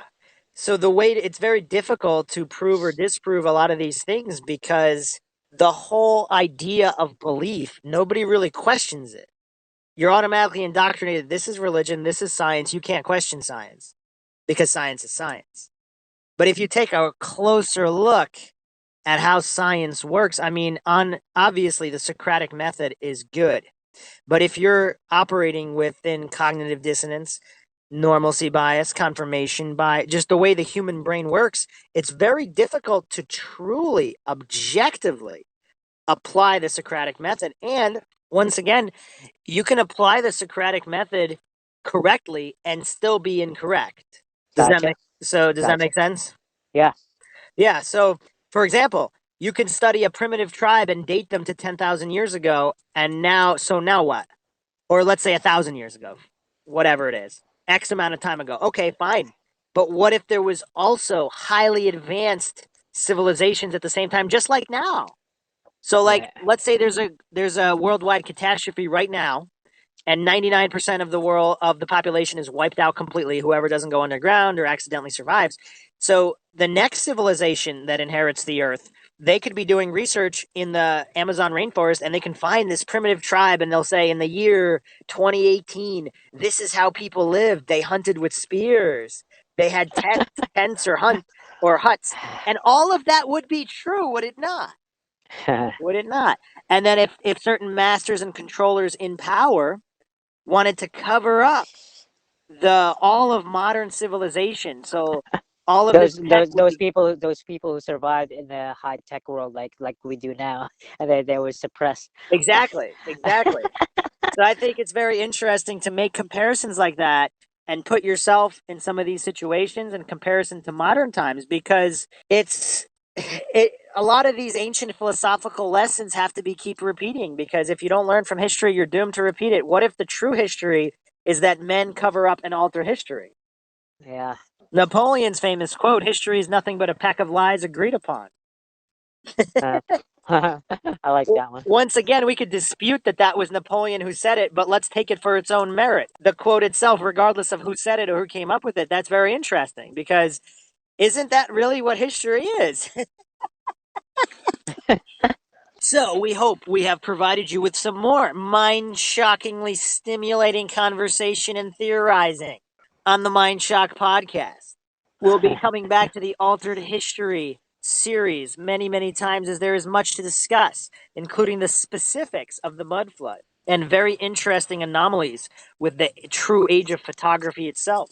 Different architectures. There's photographs of cities being built on top of cities. Very, very interesting.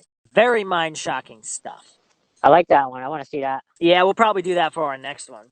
If you like this episode, make sure you hit the like button. If you enjoy our podcast, make sure you're subscribed and hit the bell notification to receive updates when we upload a new podcast. And check us out on social media, Facebook, Reddit, and Twitter, and Patreon. And if you really like the podcast, you can donate to our PayPal. Just check the link in the description. This is Bruce McGuire signing off. And Master Powers. We'll see you guys next time.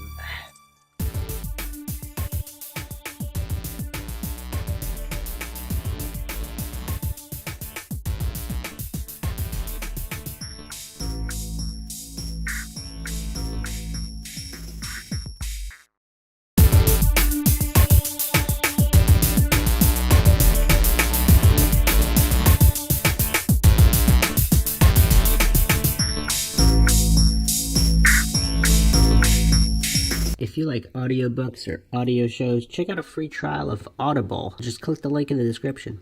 Welcome to MindShock. This is your host, Bruce McGuire. And Master Powers. And you are listening to Altered History.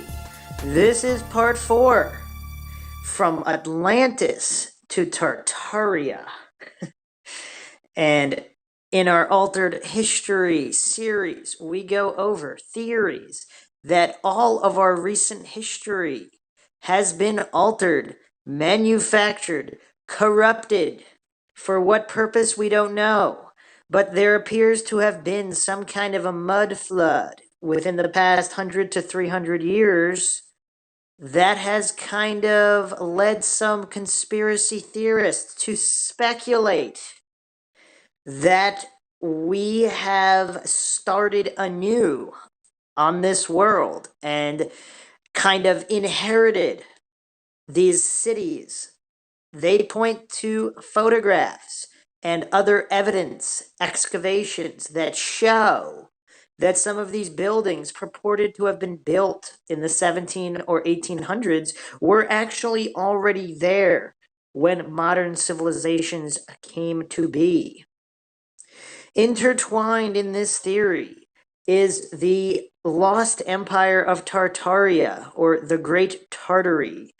Some people think it was simply Mongolia, but uncovered maps seem to tell a different story, especially with dates in history books as recent as 100 or 200 years ago, showing strange flags. I mean, there's clues hidden in all the flags of Europe. The history of Europe, has that been rewritten? There is so much to go over in this fascinating series where the only thing we know for sure is that we don't know anything for sure other than that the victors write the history books, or in this case, did they rewrite all of our history? If you like the podcast, you can donate to our PayPal. Just check the link in the description. If you're not subscribed to the channel, make sure you hit subscribe. If you like the video, hit the like button. Feel free to share it across social media platforms. And as always, any questions, comments, critiques of any kind, or thoughts you can leave in the comments section. So, Maxwell, I know you've been doing some heavy research into mud flood. What are your thoughts so far? Is the evidence enough to warrant a deep look? Uh, just a few videos, but it's quite intriguing. Yeah, it's there's something going on that we don't know about. So Yeah, it's pretty intriguing. So, one thing to look at, I mean, everything kind of goes out the window when you go down the mud flood rabbit holes, because anything you read, you can't trust the date. Anything you read, you can't really trust the source. So, what kind of switcheroos were played? In our previous podcast, we've went over, the big dupe. Why would they lie? How would we know?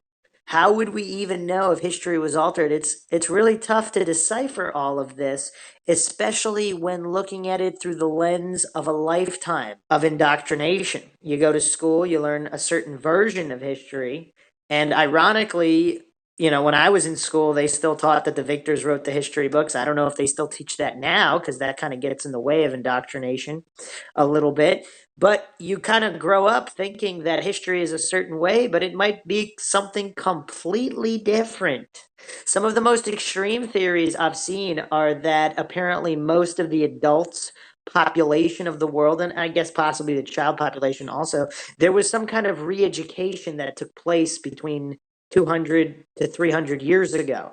And that's when all of history has been rewritten, so to speak. And was Tartaria the recent version of Atlantis? Was Atlantis really an ancient empire? Or was it simply a couple hundred or even 1,000 years previous to Tartaria? Was Tartaria a worldwide empire?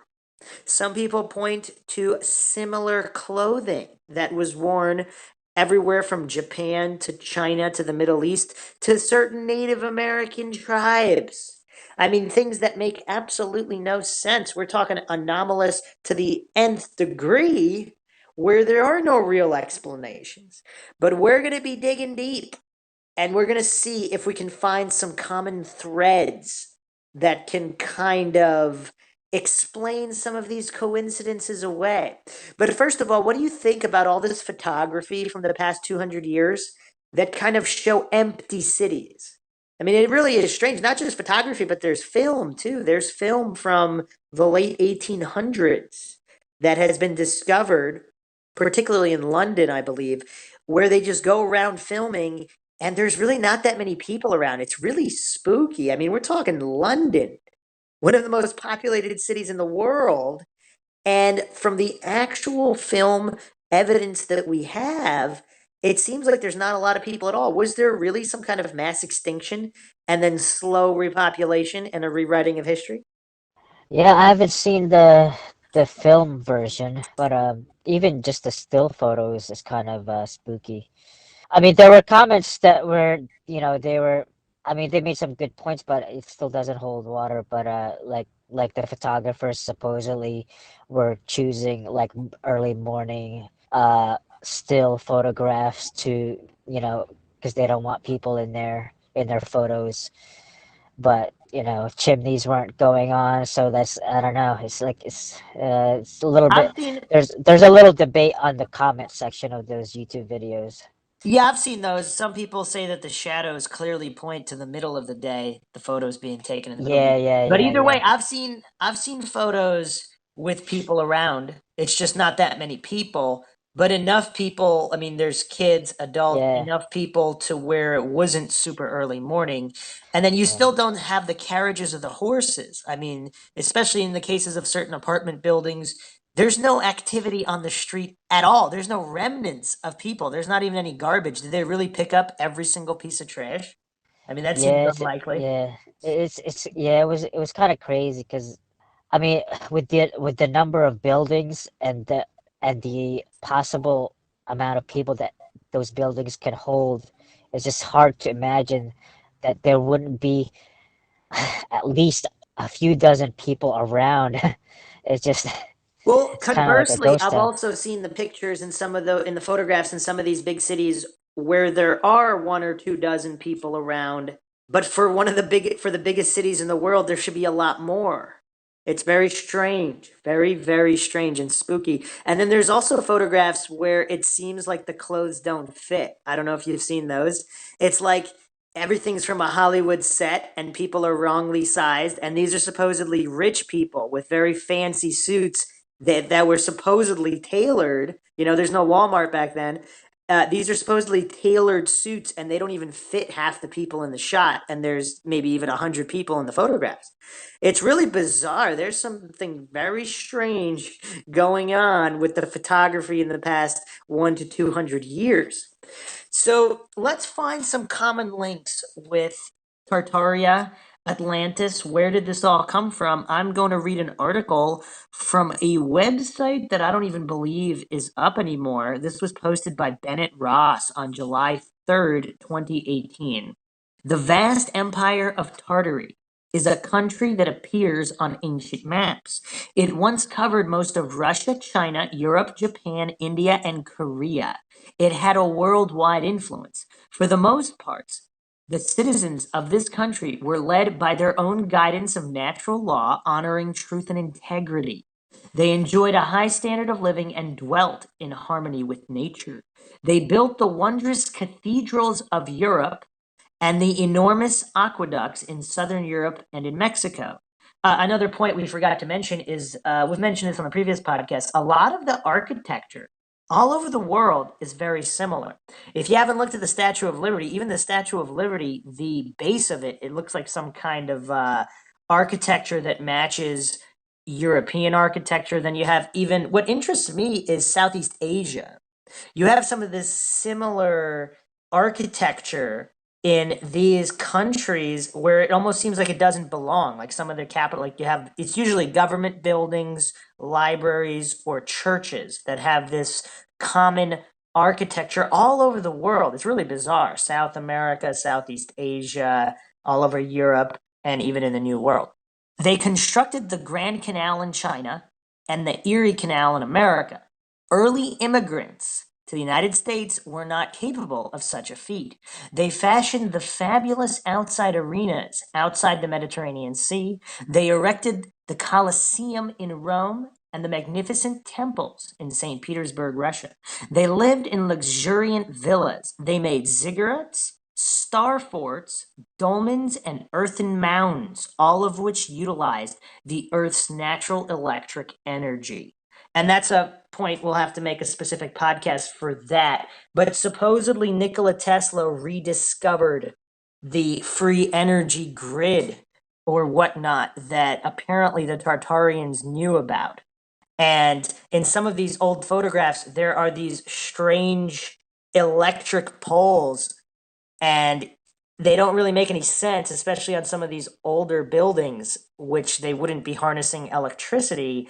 And also, even in homes, certain homes remaining photographs of old manors or mansions, they had these strange electronic fixtures that have still not been explained. They created exquisite statues and crafted golden ornaments. They built the Great Wall in what is now China.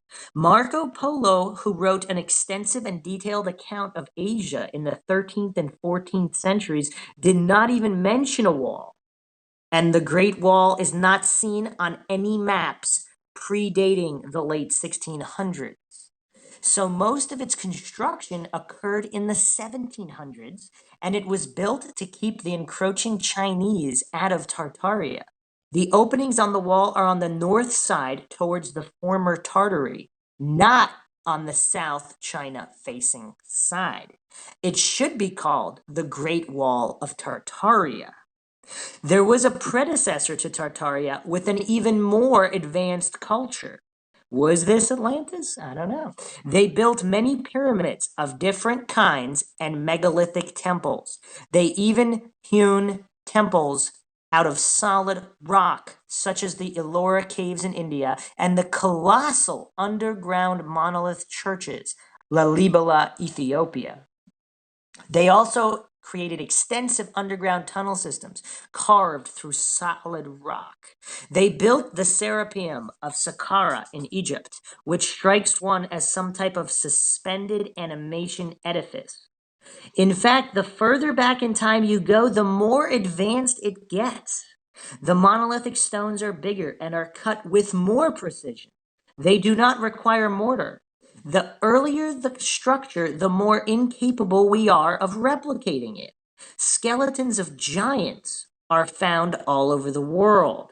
Remains of beings with elongated skulls. Graveyards of little people and horned human-like entities have been unearthed. At the same time, there were many tribal people living simple lives. Each of them have their own rendition of gods, goddesses, angels, and devils. They say that these beings not only walked the earth, but that they flew in the skies above us. You know what's interesting? What if all of these so-called gods or extraterrestrials, what if they were the Atlanteans who ruled the world, and some of these simple people in villages and more of these native populations, they worshipped these Atlanteans because they were so much more advanced in technology. And this has nothing to do with aliens or gods. It was simply a worldwide culture that became incredibly advanced on its own, kind of like we have now today, because we still have uncontacted tribes that if we just flew there with helicopters, or, we have submarines that they could see off the coast of the beach, what do you think about that?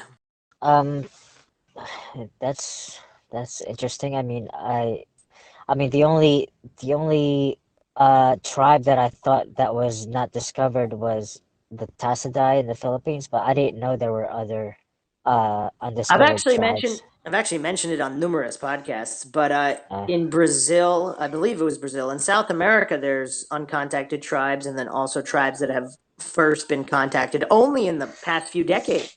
I believe Southeast Asia a few decades ago, and possibly even in Africa, there might still be a few. But yeah, up until the past few decades, there were a lot more. I mean, the past few decades, past 50 years or so, that's when there was a massive expansion into their territories. But what do you think of my main point? that that I forgot what your main point was. The whole point of what I just said with the uncontacted tribes was, what if the gods they worshipped, or supposed extraterrestrials, what if they were simply the Atlanteans, a worldwide advanced civilization that became incredibly technologically advanced and existed at the same time as a lot of these more simple native populations? That's an interesting theory. That's all you got? That's all I got. Max alarming. So back to the article. Now, Tartary is not even mentioned, as if it never existed, as if this current system of wars has been going on for thousands of years. Do we live in a virtual reality where true history is ignored and covered up, and a totally false narrative is taught, where fantasies have replaced truth and everything is pushed way back to the remote past, where older advanced structures are credited to local people who came later who have no idea how to build them? A virtual reality where even current events are staged and sold to the public in a deceiving manner. If the truth be told, the time of Jesus was only about 1,000 years ago. In the Middle Ages, the I and J before numbers designated Jesus not the number one. For example, I 346 is 346 years after the time of Jesus. It is not 1346. This deception has been used to push recent history back an extra 1,000 years and to create an artificial dark age. The civilizations of Egypt, Greece, and Rome were approximately of the same time period as Jesus. Not only are they pushed way back into remote history, the extent of their empire and their greatness have been fabricated. In reality, these empires emerged after the calamity of the Exodus catastrophe, which was not very long before the time of Jesus. The Exodus upheaval was caused by a shifting of the planetary bodies who were formerly at close quarters to our world. These are the gods, goddesses, angels, and devils in myth and religion. The Saturn sun, which was immobile in the northern skies, drifted off to more outer areas of the earth plane. The giants and others followed their true source of life to these outer domains. This is getting really esoteric. Mars and Venus moved towards us. The Jubilee, or the coming of the great God at 49 or 50-year periods, has its origin at the time when Mars would be close approaching to the Earth. Being plasma orbs and charged bodies, these planets interacted electrically with the Earth, causing an overload in the worldwide pyramid complex and the resulting explosions. That is why pyramids all over the world are in such a state of ruin. Puma Punku, which is part of the Tiwanaku complex in Bolivia, had interlocking megaliths of andesite and diorite. These are types of granite only surpassed in hardness by diamonds, but they were somehow carved with laser-like flatness. Now they are broken and scattered, and some are blown to bits. Tiwanaku and Pumapunku is said to have been built by a simple, local, migrating tribe. This idea is used all over the world to dismiss and cover up the ancient advanced cultures. The road to power was a slow but steady one for the Jewish elite. In the Old Testament, it clearly states that the Israelites used the Ark of the Covenant as a weapon of war against the Amorites, Midianites, and the Philistines. It was probably what brought down the walls of Jericho. The Ark was an electrical capacitator composed of silver and brass alloys and gilded with gold. Its true purpose was to store and direct energy from the earth to outside sources. But transporting it around was very dangerous and it caused people to become sick and die. It had a constant radiation, but it also sent out electrical surges where many people were killed instantly. The ones who carried it had to wear protective clothing. The electrical capacity of such an apparatus would be over 500 volts. Opposing armies would be defenseless against such a weapon. The volume or cubic capacity of the empty coffer inside the king's chamber in the Great Pyramid of Giza is exactly the same volume as the Ark of the Covenant. I wonder how this guy found all of this out. Must have taken a lot of research. According to Egyptian tradition, the Israelites plundered Egypt during the upheaval at the time of the Exodus. Could it be that they took the Ark out of the so-called King's Chamber in the Great Pyramid of Giza at this time? The tribe of Israel also used religion as a means to get their foot in the door in the ruling affairs of foreign countries. A religious leader holds great power, able to influence many simple minds who believe the leader's edicts are from God. The Druids who held such sway in England were Jewish. So were the Jesuits. So have been all of the popes and Mormon leaders. The reason why Jewish people look down upon Christians is because they know they invented the Christian religion. And the Jewish beliefs are just a rendition of the former appearances and interactions of planetary gods, predominantly Saturn and its moons, Mars and Venus in a totally foreign sky. Books written in Tartary were rewritten. Much of the contents then were fabricated and interfused with traditional beliefs. They used monks to accomplish this, making them think they were doing God's work. The burning of old books and the rewriting of them in order to change history is the real Reformation. The Library of Alexandria in Egypt was purposely destroyed to limit knowledge. Making deals with kings was a way they were able to get control of a country's financial system. Once one controls the money supply and its allotments, then they control the country. In this way, righteous kings were replaced by insurgent kings who defrauded the people to take part in unjust wars. Just fake an event such as murder, blame it on another country, add some patriotic and religious slogans, demonize the other country, and voila, you have created a war. This has been going on for quite some time. In the Middle Ages, the spraying of viruses not only eliminated entire villages, it caused the Black Plague, which killed off over 70 million people in Europe and decimated Tartary also. Disease was a favorite weapon used against the Tartarian kingdom. In 1346, at the siege of Kaffa in Ukraine, the Tartarians suffered an epidemic of plague brought on by catapulting of viruses into the city. It wasn't, though, until the 1490s that the Tartary kingdom began to collapse. Fire was used to burn crops and create famine. Cities were intentionally burned, such as London in 1666. That's an ominous year. Genghis Khan was said to be a Mughal. Mughal is just a made-up name which is then associated with Mongolia. But Mongolians are simple peace-loving Buddhists. What happened was Genghis Khan fought to restore the kingdom of Tartary and reclaim their land. His mounted warriors were called Tartars. He succeeded for a while. Napoleon did not attack Russia. Rather, they combined forces to conquer the remaining remnant of Tartary. Napoleon himself said, "History is a set of lies agreed upon." I mean, when I first read that quote, I mean, some people believe Napoleon never even existed. Some of these altered history conspiracies they run quite deep, and they're so difficult to disprove because if history was manufactured or there was fraud, how would you prove it? It's very, very difficult. And everything that this guy just said here with Napoleon not attacking Russia, but that they joined forces, that's another can of worms of which I've actually started researching quite heavily. There are quite a few interesting sources in Russia. I'm not sure how accurate their translations are, but there are even coins that show credence to this possible theory of Napoleon being allied with Russia. The Gregorian calendar was instituted at this time to force the common people to accept the new chronology. Now, Tartary, the world's former global power, is not even talked about. In fact, it has been associated with hell, and Genghis Khan is looked upon as an evil invader. The peaceful kingdom of Tartaria was finally dissolved in 1775.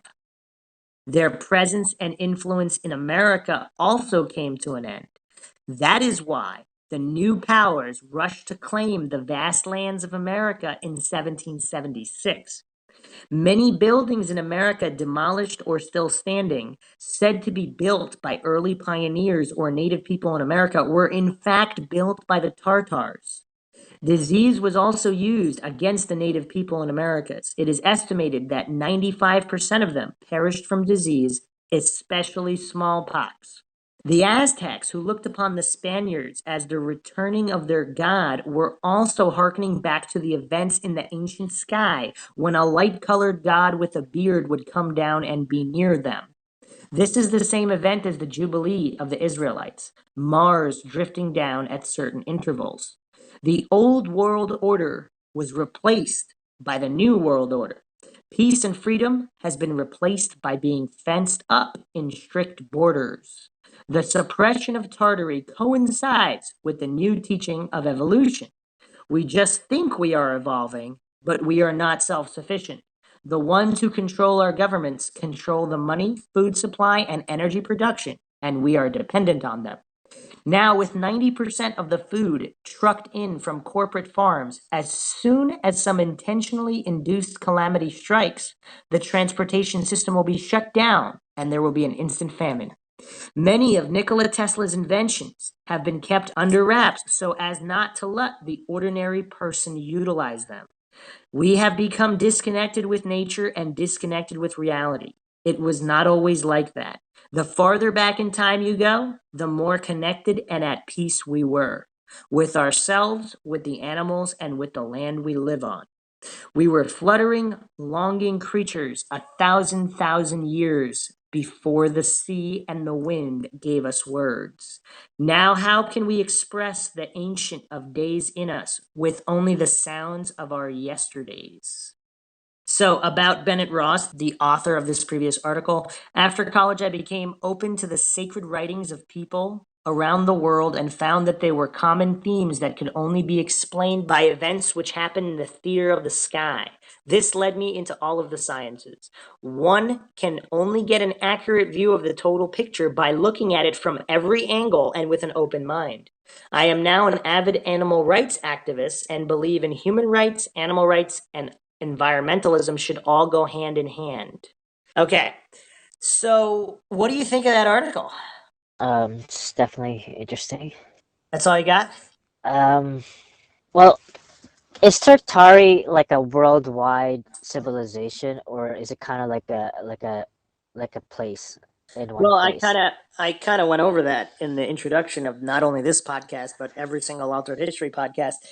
Both it seems like the main area of Tartari or Grand Tartaria or Tartaria, it was mostly Europe and Asia. It stretched from Europe to Asia, but it seems like it might have colonized most of the world as well. So there was a strong presence in North America, possibly some colonies in South America as well.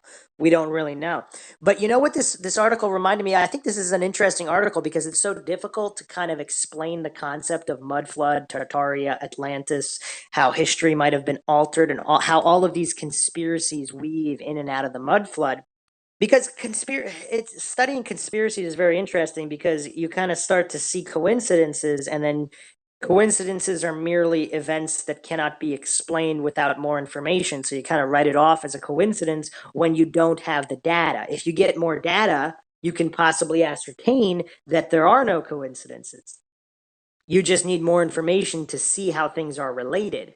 So it seems like the grand goal of the occult or conspiracies is to kind of make everything make sense. Is this a possible explanation to link all of the conspiracies in the world, the ancient world? This article did remind me of the movie 300. Have you seen the movie 300? Yes. Do you remember where Xerxes is talking to Leonidas and tells him that if he doesn't surrender, that there'll be no honor in his sacrifice, and he will be wiped from history, and anybody that utters his name or Sparta will be killed, or the punishment will be death? Yeah, I remember that. Is that what happened to Tartaria? I see. Huh. It seems like they were wiped from history, and there's only little tiny pieces left. And trying to piece them together. I mean, we can go back to the old saying, lies have speed, but the truth has endurance. So Tartaria was just wiped away, but over time, like these little breadcrumbs might be leading people to investigate. Now, I don't know the veracity of all of the information that this guy dropped in this article, but I just thought it was, by the way, I don't think his website is up anymore. It was hard to find.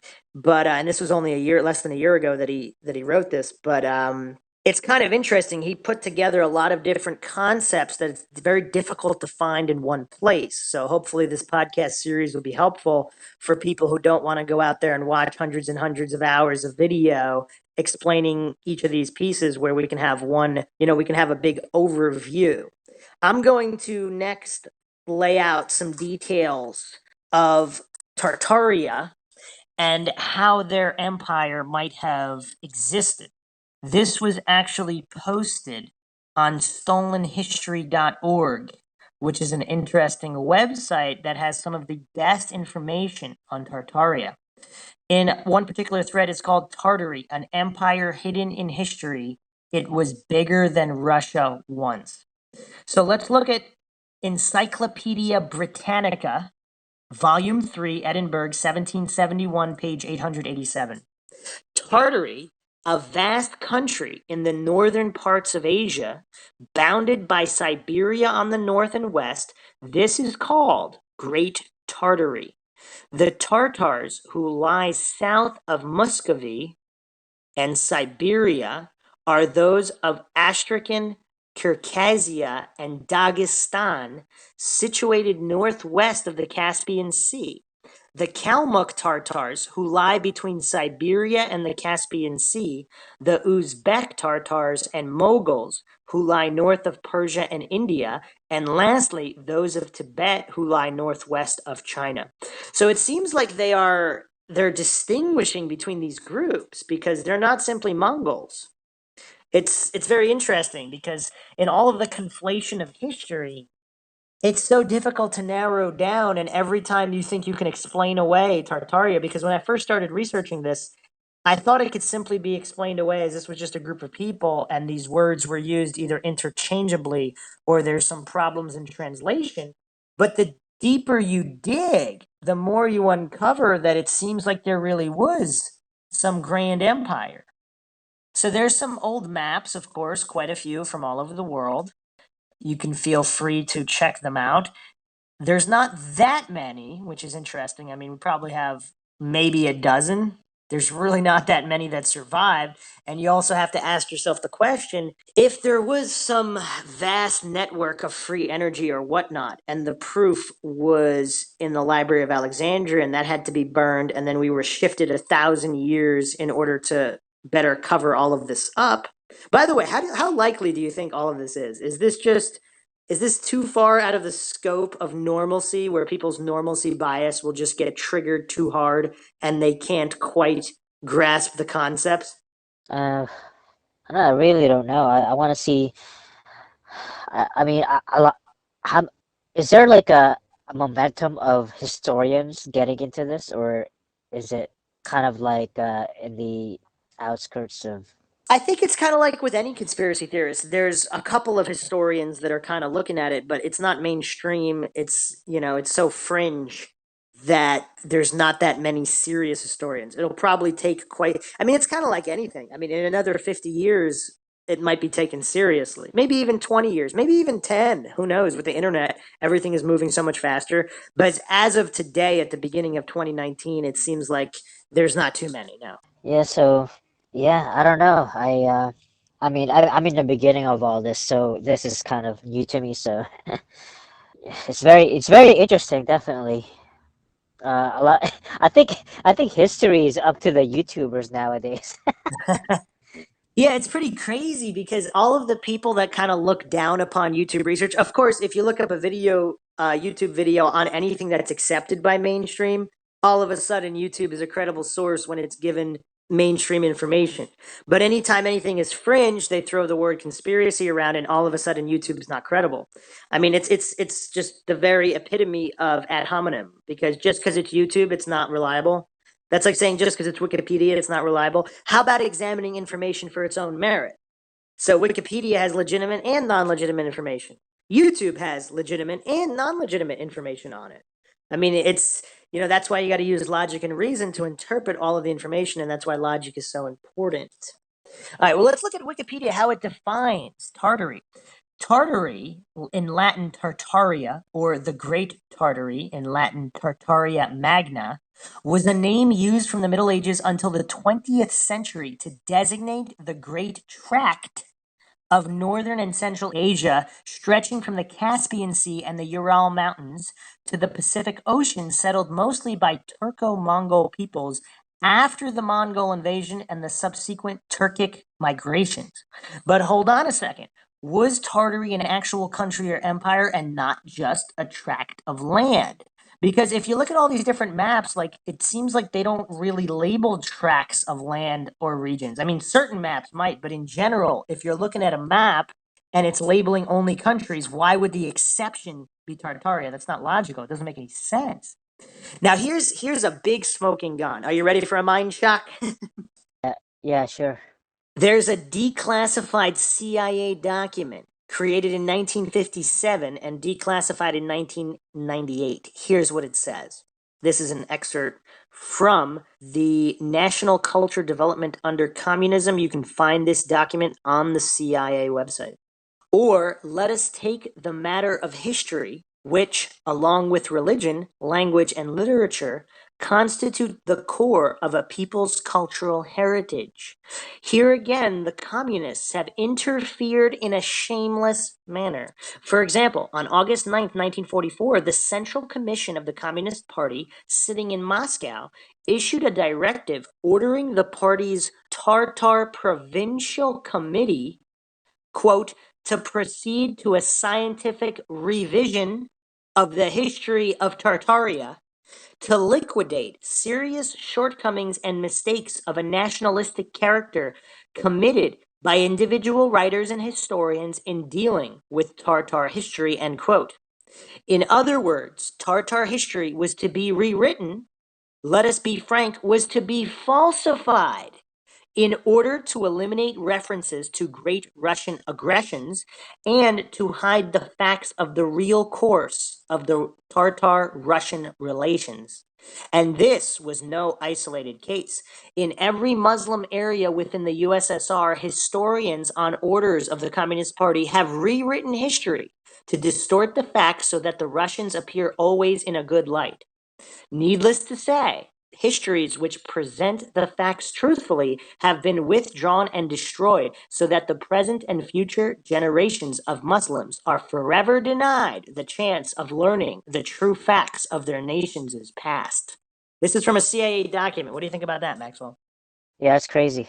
I mean, that's damning evidence. Falsifiable. So CIA is admitting that the history of Tartaria has been falsified. I mean, how much evidence do we need? So it seems, okay, if you look, here's the other problem. When you look at portraits or pictures drawn of Genghis Khan, some of them appear to be quite different. And once again, I mean, I don't know about you, but I believe the most accurate depictions of something would occur closest to the time that that something existed. Do you agree or disagree? I agree. So when we look at some of the oldest depictions of Genghis Khan, he looks a lot different than the Asian depictions we see now. It's kind of like propaganda at work. And I mean, I'll show the pictures here. He kind of looks, it's very, very different than what you're used to. As well as Timur, Tamerlane, just a lot of these figures in history, Batu Khan, and there were some busts or depictions, profile depictions of some of these people, and they look a lot different than what's in the government textbooks or National Geographic or Discovery Channel, History Channel. All of these, it's kind of like everything modern doesn't match the oldest depictions that we have. Now we have to ask, why is that? So there's even a map from 1652 that shows the Tartary in North America, which suggests that it's not just Muslims. So it seems like the Tartary was multicultural and multi-religious because it kind of encompassed all of these different groups of people.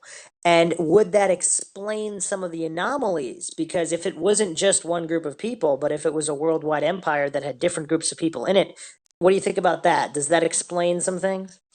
Yeah, maybe. So let's look at the cover up. So they actually have a graph here on stolenhistory.org that shows instances of mentioning Tartary. And it seems like by 1950, it's just completely unheard of until the recent spikes with the online researchers. So it seems like it might have existed as late as the 19th century. So Tartary was its own country or empire with its own flag and its own government. And so something happened with Russia. So it seems like the secret is around Russia and a few other countries. And Russia just basically swallowed it.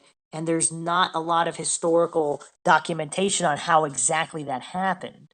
So in the 18th century, from looking at documents and books, Tartary Muscovite is the largest country in the world, 3,050,000 square miles. And there are references to the armies of the Tartars, the kingdom of the Tartars, the emperors of the Tartars, wandering life of the Tartars, and these are just the documents that we have that survived. So we can only speculate. I mean, I'm sure there's surviving documents and books that haven't been looked at yet. I mean, who knows? We talk about the Vatican archives from time to time. Who knows what's in there? Do you think the truth is in there? It's definitely possible. So, and then of course it had its own languages. So there is in the Washington Union, there someone discovered an article. This is February 13th, 1849. The Washington Union in Washington, D.C. Madam Anna Bishop, encouraged by the great success attending her previous concerts and by desire of many families and musical amateurs, will have the honor of giving her second and last grand musical festival at Caris's Saloon on Wednesday evening, February 14th, upon which occasion she will appear in a grand mythological scene as the goddess of liberty in her beautiful costume and sing La Marseillaise, assisted by a full and efficient invisible chorus. Madam Anna Bishop will also, by desire, sing her favorite ballads, John Anderson, My Joe, The Last Rose of Summer.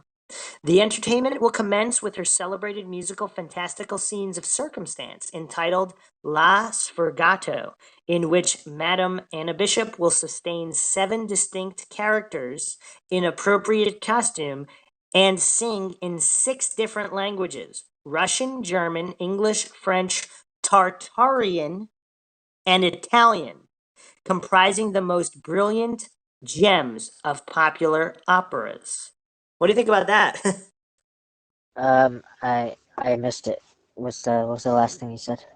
This is an article from 1849, basically talking about a singer and that she's going to sing in 6 different languages: Russian, German, English, French, Tartarian, and Italian.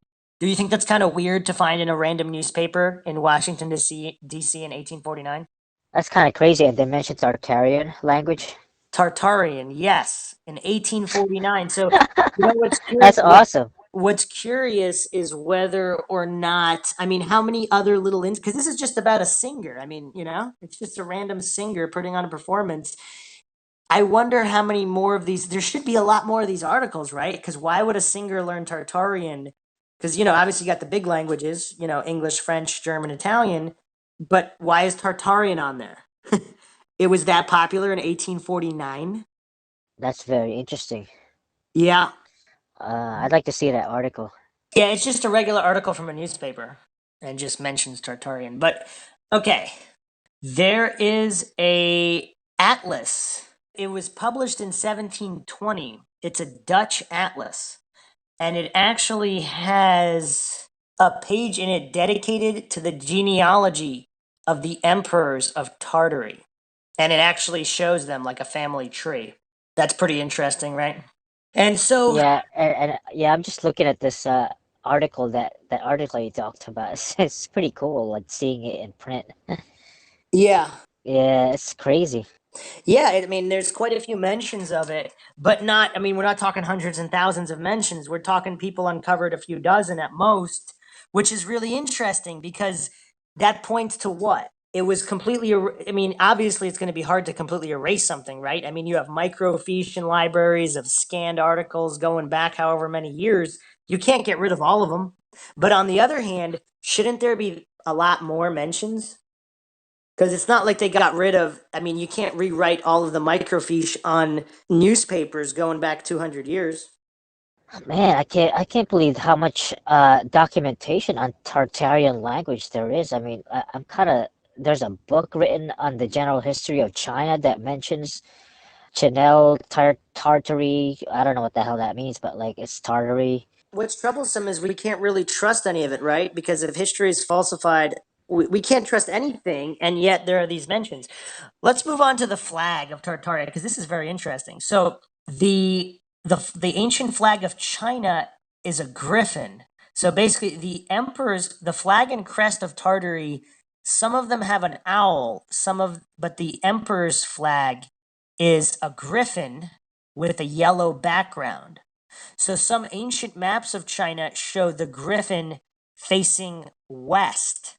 whereas the Tartary, and also having a blue fringe, a blue border, whereas some of the flags of Tartary, even in the same book, in the same books and documentation of Tartary, it's showing the griffin facing east, and it's a different type of griffin. It looks a little bit more dragon-like as opposed to griffin-like, and there is no blue border.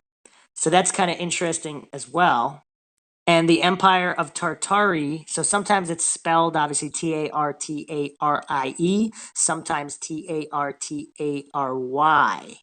It's called an empire or a kingdom, depending on where you look. It is not simply a tract of land, because random tracts of land with nobody living on them do not have governments, flags, or languages. So some of these publications are as recent as 1865 that show Tartary and its flag or crest. How crazy is that? Yeah, that is pretty crazy. And I'm kind of skimming through all these images of like book excerpts, and it's this is really interesting. I mean, this is kind of new to me. I mean, we did the podcast, but like I This actually is the fourth wasn't on. episode of Altered I know, History. I know, I know, but I wasn't online like looking at like images, like the images and these printed books, like it gives to me it gives a new sense of reality to it rather than hearing you talk about it. Like, not that I didn't believe your research, I just seeing the images myself, it's just it puts on a new sense of reality to it. I'm just saying. Yeah, so let's get into the whole Russia situation. So the French invasion of Russia with Napoleon, apparently the Tartary researchers do not believe it happened that way. So it seems like even as late as 1912, the events of 1812 were described differently. There were medals, Russian medals, featuring Alexander the First and Napoleon on the same medal. These are commemorative medals put out 100 years after the event, if we trust this information.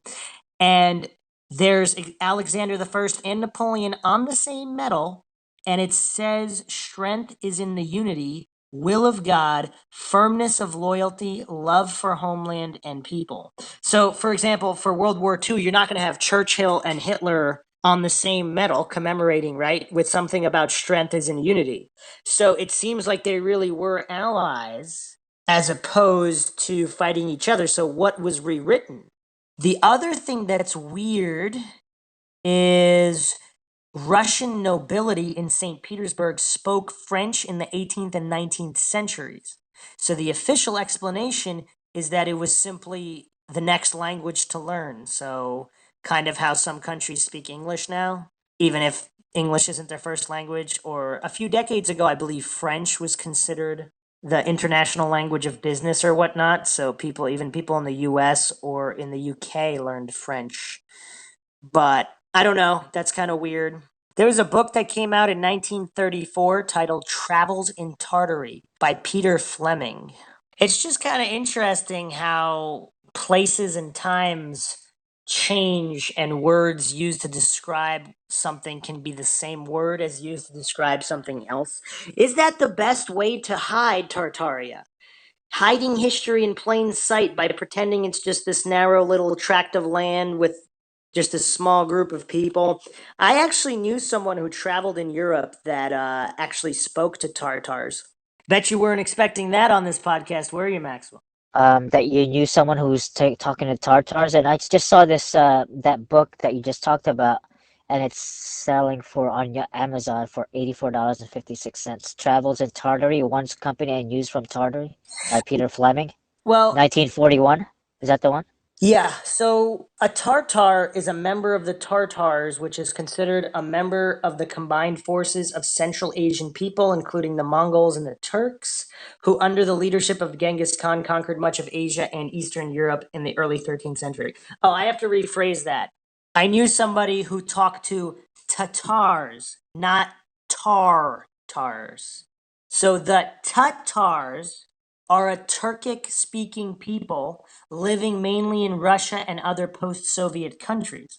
The name Tatar first appears in written form on the Kul Tigin monument as Tatar. It was applied to anyone originating from the vast northern and central Asian landmass, then known as the Tartary.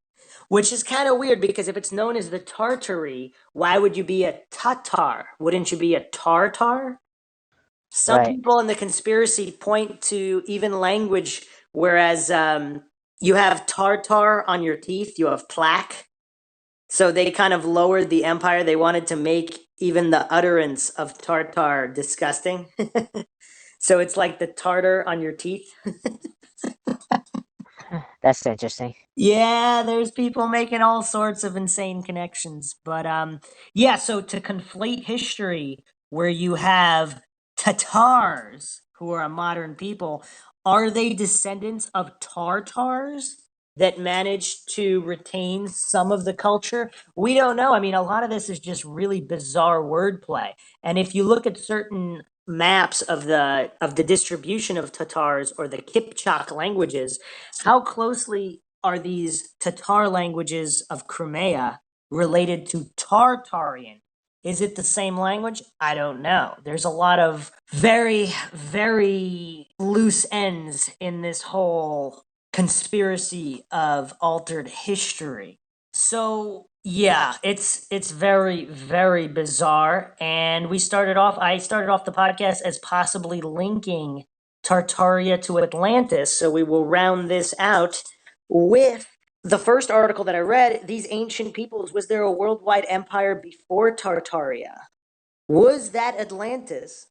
Possibly the people were giants. I don't know. Does that explain the monoliths? These gigantic, very precise cut monoliths, were they built by giants or just advanced technology? I don't know. What do you think, Maxwell? Um, I don't know. I yeah. I'm looking at all these newspapers. It seems like the when I look at the Tartary online, it seems to be pretty widespread. I mean, I'm guessing a lot of historians are coming across this to kind of write their, you know, theses, and I Wait, what are I you just talking can't about? What I these? just What are can't you talking about? what I'm saying is I can't imagine like a historian, like PhD student or something, not coming across Tartary. Like to me, like when we started talking about it, I thought it was like really fringe, hard to get, but like it Well, seems to be. a couple years ago, it was. It's just this is a recent explosion of information on Oh, alternate so history, and okay, so it's not like a so right now like there's a lot of PhD students getting into this then, what do you? right? Why would you think that? No, I don't think any. I don't Well, think. I'm Here's just a saying because conspiracy. it's so available online. I'm looking at these newspaper articles talking about Tartary and stuff. Like I just can't Okay, imagine how a it's much research more student. it's much more available to look at Anunnaki or ancient alien literature. PhDs are not looking at that. It's much more available than Tartaria. Well, I'm just saying like if someone like me are able to like through all this, Yeah, but what I would just make you look it up? You'd have to be a conspiracy theory to look at why would a PhD student be searching for Tartaria? They would never even have heard of it. And anytime they come up, I just think they would across like if they're researching Chinese history, this there's no way the what do you call this? Yes, the Tartary will not come up. it will It's come just up. gonna come up. No, but I just explained it. It does come up, but it's attributed to mostly Mongols or Turkic people. So nobody will know to look further. They'll just think that it was just this group of Turk Mongols. Huh. It's been hidden in plain sight. That's the whole point. So nobody, unless you look up the conspiracy, you'll never even think that it's anything other than that. Oh, so you'd have to get into mud floods and all that crazy shit. Exactly. So even though you specifically looked up this information, nobody would know to look at it. Similarly to how So Tartary is kind of like mainstream, but the conspiracy is like the fringe. it's not mainstream. It's fringe, but like you said, it's known to certain historians as the covered up version. So they don't look any further. Hmm. But it's still fringe. The average person, did you learn about the Tatars, or the Great Tartary in school? I didn't. No. There's a brief mention of the Mongols. You can study Genghis Khan, and there's some interplay there. But I guess that's the smartest way to cover it up, because you can just attribute it to this random group of people and pretend it was never an empire or kingdom. You'd have to dig kind of deep to find these flags and these mentions in these old encyclopedias and such. But even so, the conspiracy deniers will always say, oh, well, they were just referring to the tract of land. They'll just say, oh, it's just a different word for that landmass. They'll completely ignore all of the evidence in North America, which we'll be getting into in future podcasts. And we will be getting into the architecture and the excavations and the rebuilding of cities and the photographic evidence that supports all of this in our future podcasts. Once again, if you like our podcast, you can donate to our PayPal. Just check the link in the description. Make sure you subscribe to the channel. If you like the podcast, hit the like button. Feel free to share across social media. Leave any questions, comments, or requests for any aspects you want covered in this series or in any other series. Make sure to like our Facebook page, and you can also check us out on Twitter, Reddit, and Patreon. This is Bruce McGuire signing off. And Vassal Powers.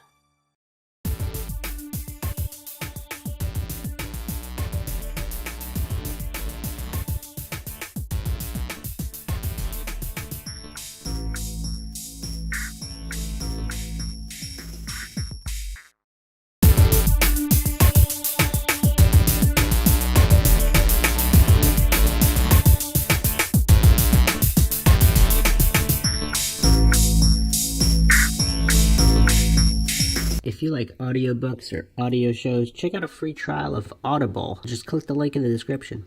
Welcome to MINDSHOCK. This is your host, Bruce McGuire. And Sid Irwin. And this is the Altered History series. This is Altered History 5. Genetic cloning programs throughout history. This isn't 100% directly related to Altered History in terms of mud flood and actual conspiracy cover-up necessarily, but it is a very fascinating topic that I haven't heard too many people talk about, so we will be going over this in great detail, obviously utilizing Sid Irwin's extensive IQ to try to parse this data that we are working with and connect some of these strange coincidences. As always, if you like the podcast, you can donate to our PayPal. Just check the link in the description. Make sure you subscribe to the channel. Hit the bell for notifications. If you like the podcast, hit the like button. Feel free to share it across social media platforms. Like our Facebook page, you could also check us out, Reddit, Twitter, and Patreon. And patrons do get priority in requesting topics and or podcasters. All right, Sid, I'm sure you're familiar with the mud flood theory that depending on which one you go by, there could have been a massive catastrophe as little as 150 or 200 years ago, and civilization has sort of reset or restarted. And we see this similar architecture all over the world. Obviously, we'll be doing a dedicated podcast on that. We didn't get to it yet. But when you look at government buildings in that Greek, semi-Greek pillar style, you see them all over the world. Australia, Africa, India, Southeast Asia, and of course America. And some of these buildings seem like they were here before the official colonization start, because according, even Salt Lake City is a good one.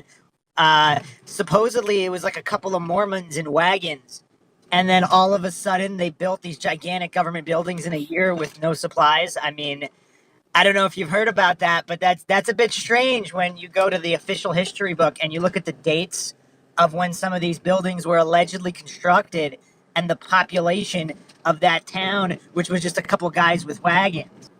It's So that's basically the reset theory. And then some of the mud flood theories are that ancient Egypt, ancient Greece, they existed a couple hundred years ago, not thousands. wow. Yeah, and there's a lot of evidence for that. But today specifically, that's just a quick background.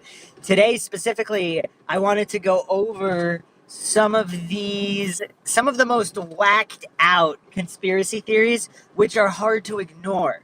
Because you have, I don't know if you've seen these, some of these, they're posted all over the internet, and they're easy to dismiss, but when you really start digging and start matching up, there seems to be, what is the likelihood that certain very, very popular figures, for example, Michael Jackson, happens to have the exact same face and bone structure as an ancient Egyptian pharaoh. Like to the point where it looks like it was a cast made of his face. Okay, now are you talking about post-surgery Michael Jackson? Well, that's a that's a good point. That is a good point. Now, I'm not the biggest Michael Jackson connoisseur, so I don't know how much he changed pre and post. Was it major reconstructive, or was it just like a cosmetic nose job? Because I don't know. One of the major factors was the nose job. So I do believe there might have been cheek and jaw work done. Not too sure. All right, so Definitely. perhaps that's not the best example, but there's literally dozens of examples throughout history of even political figures. Not only do they look exactly the same, but they even style their hair and their facial hair the same exact way. I mean, we're talking possibly a century, 2 century, or even thousands of years apart. We have portraits from, well, allegedly the Middle Ages or whatnot with this altered history, mud flood. We don't know the exact dates, but that's mostly irrelevant because they were at least 100 years old, because you could have seen them in a museum before this other person was born.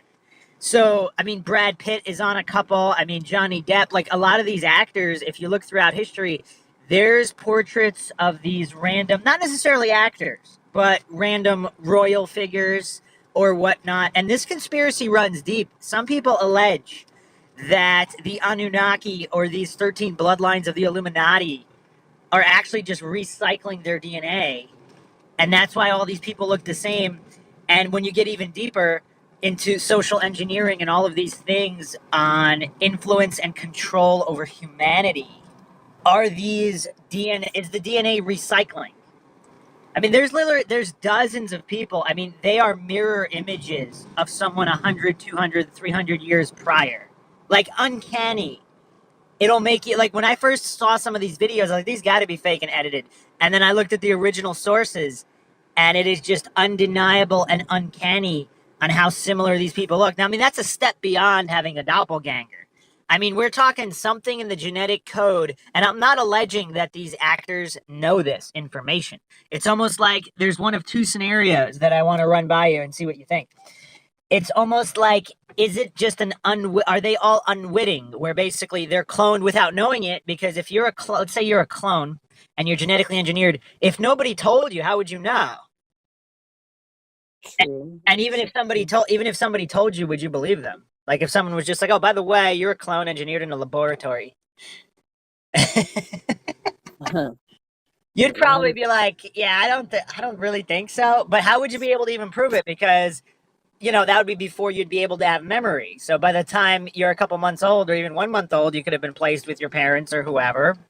And yeah, so if you're one of these public figures who's possibly cloned, you wouldn't necessarily know it. So are you just acting out your DNA? I mean, this gets into a weird philosophical predeterminism debate where it's kind of like, are you just acting out your DNA and there's nothing you can do about it in your role in the world? All the world's a stage. Or is this some kind of intentional, or is this all accidental? Whereas, like, is that just the nature of DNA where it just repeats itself, and whatever's in the DNA is down to the level where it makes people have a certain hairstyle or a certain goatee? Well, I mean, undoubtedly, DNA would definitely affect your physical features, but even some of your mental processing and emotional factors. So, still, a good portion of, I think, the environment influencing you also affect what directions you're more likely to go in. Unless, I imagine, if a person is extremely strong-willed and will do whatever it takes to get to wherever it is they feel like they need to get to. Well, you know what's really uncanny? I mean, even okay, so you could take two twins with identical DNA, identical twins. If and you ship one off to one corner of the world, let's say they go to India or one of these other countries where they're poor, they're destitute, they don't have proper nutrition. They're going to be scrawny, they're going to be disheveled, and then you send off the twin to I don't know, some kind of opulent community where they get really fat because there's plenty of food, whatever. So they're going to look completely different with the exact same DNA. How can you explain some of these historical figures having the exact same body type? I mean, it's not just face. It's not just facial hair. It's not just hairstyle. And sometimes they even dress similar, which is also kind of interesting because, we're talking at least 300 year gap, and they're still wearing similar fashion. I mean, is that bizarre or what? It is bizarre. Though let's assume though if they are clones and that were created in a test tube in a lab, and then of course placed into a recent environment, how do we not know that potentially, although out there as it is, it's already out there, how do we know they're not being Truman shows? Wait, how do we know that they're what? I don't know that maybe their life is being played out how it's in the Truman Show. The Truman Show? Yeah, that's a disturbing thought, but that is quite disturbing. How do you explain? Okay, let's say there's within the royal families of Europe. So some of these, like King Henry. By the way, King Henry looks like Alex Jones. Huh. Like if you look at the pictures, I mean, it's this corpulent guy who's just. If you look at the facial, I mean, there's so many of these figures, these public figures across all spans of work. I mean, radio personalities, actors, directors, painters, artists, prominent businessmen and CEOs, political figures. They look exactly the same as these other people in history, and it's almost like some kind of just DNA code cycle because these people keep becoming famous and prominent. Like, obviously, we don't know how many random people, homeless people, how many of them look exactly like other random homeless people throughout history because random homeless people didn't have their portraits painted by or sculpted. So it's kind of hard to say whether it's naturally occurring. But my inclination, I don't know what yours is, if this is true, which is one of the biggest ifs ever, but if it's true, wouldn't it seem like it was almost some kind of intentional DNA code recycling? Could be seen as that way. If these people were, let's say, designed for success, then Or influence over humanity in some kind of way, possibly dark influence. could be. Or like, let's get real crazy because this is MindShock. What if? Okay, so you know how like the pharaohs of Egypt were viewed as gods. Right. So what if this is some kind of a god code where certain people, because if you go through mythology, you got gods, you got half gods, because gods bred with the earth woman.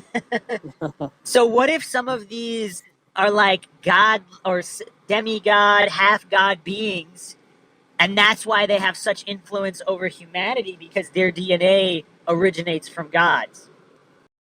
Good. So, you take it just if you put it as if they were gods / demigods, maybe they might have the power of reincarnation, and thus just simply can come back into existence as needed, or to perpetuate the cycle. Wow, that's a pretty big mind shock. Are you saying that someone who's a god, half god, demigod, you could reincarnate by will? It could happen. That's very interesting. But you know what's weird though? Isn't it the soul that's reincarnated, which is separate from the physical DNA? Because theoretically, according to the common reincarnation explanation, is you could be reincarnated as completely different type of human. You would not look the same as you looked in your previous life. True, that's if those rules could apply to said gods and demigods. That's again, assuming that's what they are. That's a very good theory. If you are a god, demigod, and you have all these extra powers, so you could basically reincarnate not just your soul but your physical DNA. That's very interesting. All right, let me propose an alternate theory as well. If this is a holographic or simulated universe that's running like a computer code, you know how like when you play a video game, especially in older games, but even in newer games, like a lot of the background characters, the NPCs, they're just carbon copies of each other. They're not gonna like in Grand Theft Auto, they're not gonna make 5 million unique pedestrians. They're gonna make 10, 20, and it's all gonna be the same type all around in the background.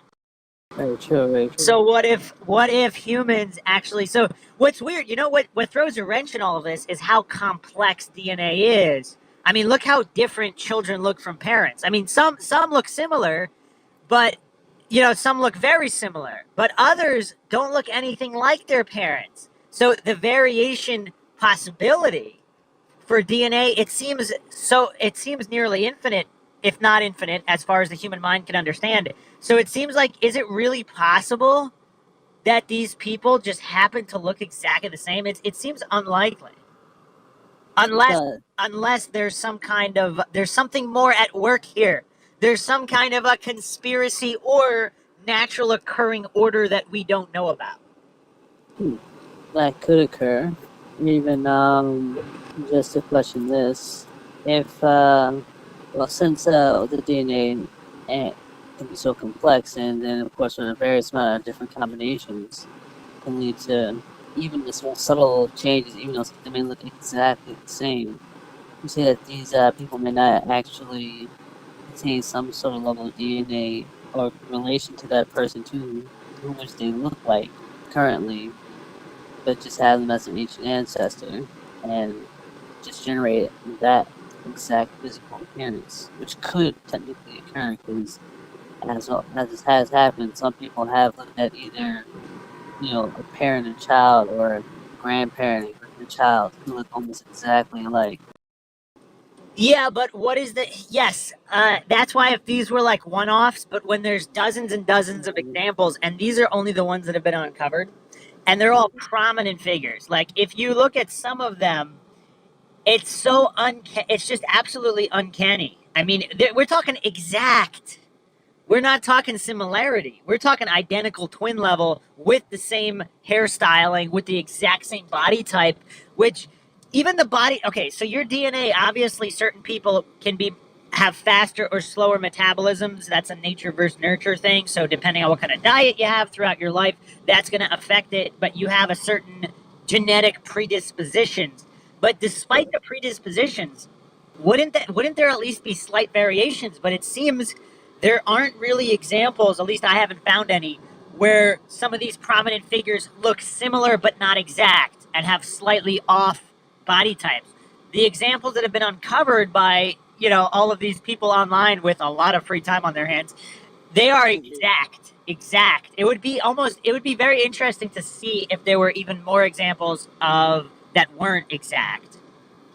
I'm more interested in the body type. It's so uncanny when someone because obviously some of these movie stars or rock stars, they're pretty heavy into drug use, so they're like really scrawny, skinny, and obviously some people in the past would be as well, but not if they were, some of the clothes they're wearing are very opulent clothes. They're not poor people. So generally, poor people aren't completely stick figures because they could afford to eat. Whereas, especially during the Great Depression or the industrial era where, people didn't have money, didn't have food, they were starving. Other than those types of people, the rich people had plenty of food. Very true. So I just find it fascinating how, like, some life circumstances. I mean, that'll bring me into my next point. So this Fomenko guy in the new chronology, he's one of the major staples of the altered history theories, where history was based. Well, history is written by the victors, obviously. So if there was a vast conspiracy to cover, whoever won the wars or controlled the empires. Like, there's some theories that the Roman Empire was a complete fabrication to cover something up. Now, it sounds completely ridiculous, but let's not appeal to incredulity because that's a logical fallacy. If it's true, that's a pretty good way to hide, isn't it? Because nobody would be looking for the real truth if they were convinced that the Roman Empire existed. Now, obviously, it would be hard to completely fabricate something out of nothing. So it seems like something existed, and it had a certain architectural style that we see all over the world, but maybe it wasn't the Roman Empire, maybe it was something else. So we'll get into, in future podcasts, we'll get into the Roth Empire or the Roche Empire.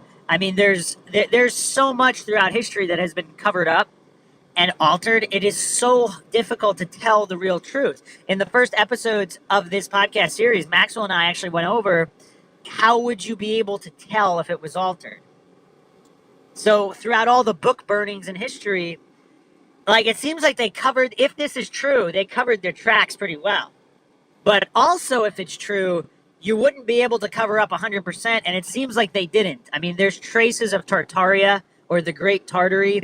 We went over this in the previous podcast, from Atlantis to Tartaria, which was a very interesting podcast where we kind of went over a lot of these things. But Fomenko postulates that a lot of these historical figures were the same figures. It's almost like generational. They're all the same figures. So, for example, if Jesus was actually some kind of a king just 200 years ago or whatnot, and then everything was morphed and twisted, and it's not real. We're not dealing with a span of thousands of years. We're dealing with a span of 200.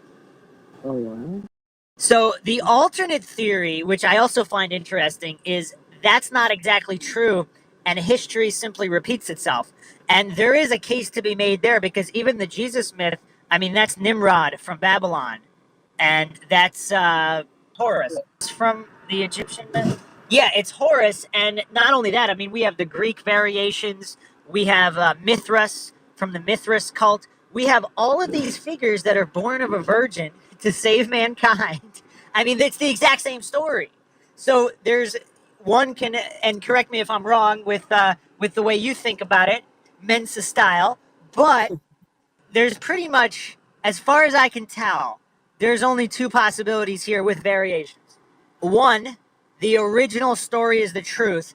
Everything else was broken telephone retold for the current civilization. So if we go back to the original telling, we're talking Nimrod in the Babylonian tale. That, if that was true, or that's the closest version of the truth, every other version is borrowing from that version. That's one possibility. Or whether it was made up or true, regardless. Or history repeats itself. Now, either through genetic code recycling, DNA recycling, where these figures actually are real.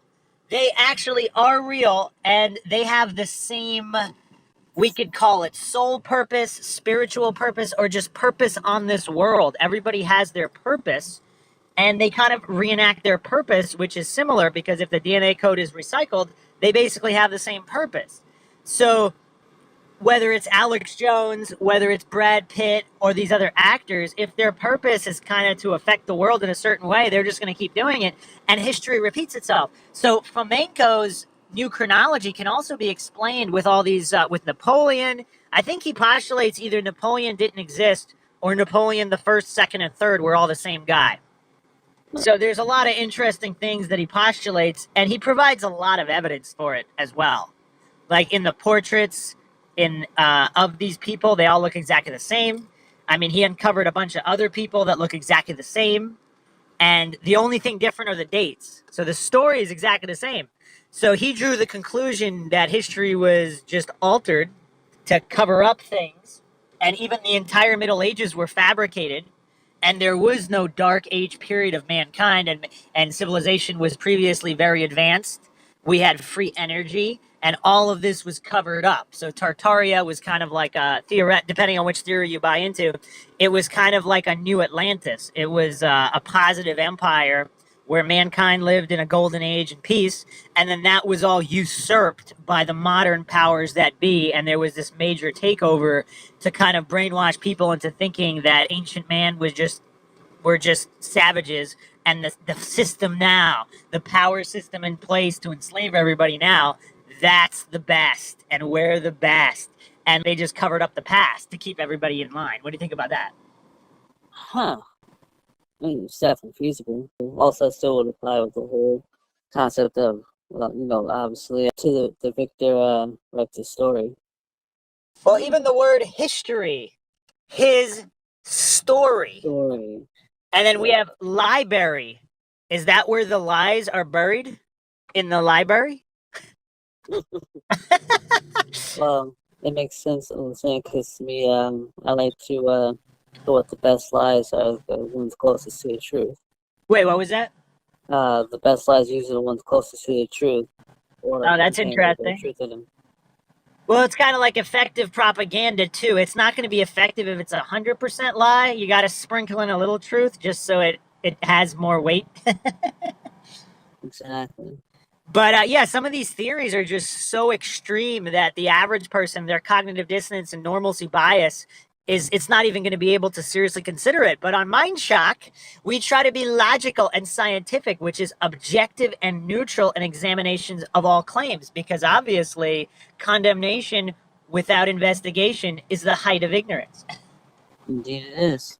So, and I think in a lot of conspiracies, it's almost like the conspirators, if there really is a conspiracy, they really appreciate it when the masses just write off the most extreme conspiracy theories because that means they'll never take them seriously. So if it's true, it's like their secret is that much more safe because most people, but because it's so extreme. I mean, we all can also say the truth is stranger than fiction for the people that write off all these things just offhand because they're either too mentally lazy to consider it because it is hard work. I mean, think about it. If all this stuff is true, it kind of shatters your fabric of reality. Which it could very well could. But this is mind shock, and everything is mind shocking.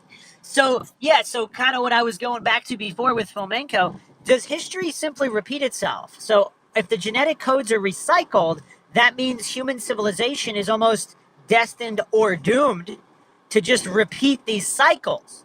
So with the two possibilities where there were source events that were true, everything else is a retelling, or is it all true? And history simply repeats, and that's why new retellings are so similar to the old ones, because human history is almost cyclical, where it's kind of like humanity reaches a certain level of technology, and then humanity destroys itself and starts all over. But to throw a wrench in all that, the previous civilizations aren't completely wiped out, so they still exist in pockets, similarly to how uncontacted tribes remain today in pockets. They're not technologically advanced, they don't have helicopters or cell phones, but they still exist as they did for however long. So is that simply how humanity works, where everything just repeats itself, and that explains the altered history where, or again, not to fall for black and white fallacies, what if both scenarios are true? Wow. Because why wouldn't they be? I mean, why is it one or the other? What if both are true? It could very well be. I mean, there could be a third that could still expand upon it even beyond that. So, final thoughts on DNA recycling. I think we mind shocked all the listeners' brains out there far more than usual, even for a mud flood altered history type podcast where everything is up to being questioned. I mean, this is taking it to a whole new level. So, what do you think? Final thoughts. DNA recycling. Is it, or again, what if it is what if nature does naturally repeat itself and there's a cycle, and there are also manipulating entities who are manually resetting certain DNA, either because they were god or what we would label gods, or just extraterrestrials or other type entities that can reincarnate with their DNA by will, or they're unwitting pawns by so-called puppet masters who are recycling their DNA for them to control mankind. What if both are true? That would definitely viable people's minds. But why wouldn't it be true? It's kind of like, why wouldn't it be true? It's kind of like certain things, you have a system, you always have people, these power-hungry people that want to manipulate the system. And if they have the means to do the manipulation, they would, especially if they're evil, because absolute power corrupts absolutely, right? Indeed. So, yeah, I mean, it's really bizarre to think about because there seem to be conflicting and contradictory evidence of all these theories. But is it possible all of this is simply a coincidence and we should all just take a nothing to see here attitude and pretend there are no anomalies? I mean, if anything, if everything has repeated itself and we're talking about recycled DNA, which could apply to, again, multiple people in general that we may not know of, but we may know of these people just because of how their popularity is currently, especially with the technology. Who's to say that But if everything's repeated, so that could be also an explanation for deja vu. It's kind of done it all before. We have a new theory on deja vu. I didn't.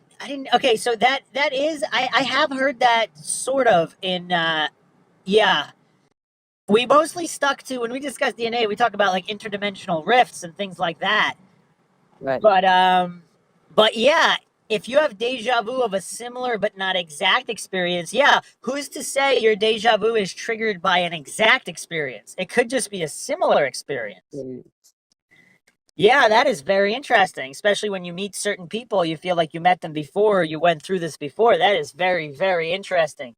As always, good to have you on, Sid Irwin. We hope everyone out there has enjoyed another edition of the MindShock podcast in the Altered Histories series.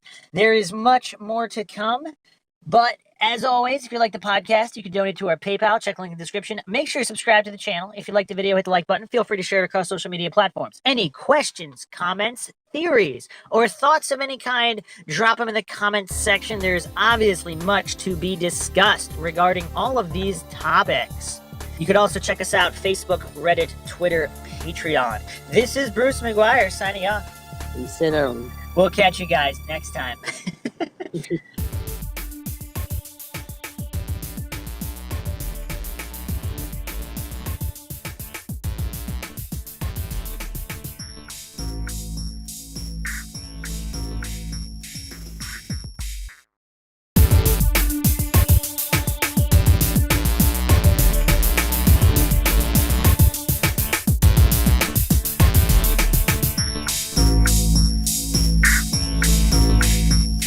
If you like audiobooks or audio shows, check out a free trial of Audible. Just click the link in the description. Welcome to MindShock. You are listening to the Altered History series. We are on episode 6, The Old World Order and the World Fairs. I am your host, Bruce McGuire. And Sid Irwin. And we are once again going to pick Sid Irwin's Mensa brain in helping to deduce the possibilities regarding a worldwide conspiracy and cover-up of the mud flood, of Tartaria, and of the old world order that may have existed in the not-so-distant past and has been rewritten in our altered history, so that we will not know this truth for some reason. And we will be going over all of that and more in typical MindShock fashion. As always, if you like the podcast, you can donate to our PayPal. Just check the link in the description. Make sure to subscribe to the channel, hit the bell for notifications. Make sure you allow your device to have those notifications come through. If you like the podcast, hit the like button. Feel free to share it across social media platforms. Any questions, comments, theories, thoughts, rebuttals, debunkings of any kind, leave them in the comments section. And you can check us out on Twitter, Reddit, Patreon, and Facebook. All right, Sid, so we have discussed this mud flood theory in the past, and what's shocking is just the amount of images that are being unearthed of some of these large American cities, Chicago, Buffalo, these World Fair expositions or expos, where supposedly millions of people have traveled from all over the world to these world fairs. For what purpose? Some people allege the purpose was to repopulate the cities, but the major glaring issue here, the giant elephant in the room, is that the architecture on display in some of these old photographs do not seem like it was the architecture of the time, because some of these cities were brand new. I mean, we're talking a couple of Mormons with a wagon, and they're supposed to have built these gigantic monuments and marvels that rival some of the greatest palaces in Europe. With what supplies? With what manpower? It's all very, very strange. And then supposedly, all of these just architectural magnificent marvels are all just destroyed in a few days after the World Fair for no reason. Just this exquisite architecture completely wiped out, never to be seen again other than in these old photographs. And there are stories, particularly in the Buffalo In the Pan American Exposition in Buffalo, New York, some of these photographs from 1901, these absolute gigantic marvels that were just completely destroyed. And there's actually basically a whole city, and there's even videos you can find through a canal, and it looks so amazing. It looks like the most advanced architecture of Europe in Buffalo, New York, and then it was all supposedly completely destroyed. And it was, legend has it, the official mainstream narrative, which conspiracy theorists, aka critical thinkers, they don't quite buy. Now, the cognitive dissonant coincidence theorists, they just buy the story up front, but there is a building that remains in Buffalo. I believe it's the art museum or a library that was built for the World Fair. It still stands. That's solid stone. It wasn't some kind of temporary setup. So, what do you think of all this so far? Just looking at these photographs, the architectural style, the alleged reason for just destroying it, like as it was just set up for a World Fair. It's just beyond bizarre, and the official narrative does not add up, which is why there are so many people online speculating about the mud flood, about Tartaria, about the old world order. Also, it's fair to question this scenario, because I mean, these structures I'm looking at are actually rather elaborate and quite beautiful. So it's very sad to see the structures either destroyed or compromised in such a manner. But do you buy that story, or does that just seem fishy? If you have something that exquisite, you're not just going to destroy it. It just doesn't make any sense. Unless you're trying to hide something. If you're trying to hide something, and if what you're trying to hide is it would have to be on such a large scale to justify this kind of destruction. That theory I could agree with. I wonder what indeed would be so great to keep a secret. Well, supposedly, I'll float this. These are the theories online being discussed. If Tartaria was the old world order, and there are many, many different theories. Some people accuse the old world order of being evil, just like the new world order, and manipulating Tartaria, whatever. Other people postulate that the old world order was good, and it was Tartaria. It was a worldwide, peaceful, technologically advanced empire.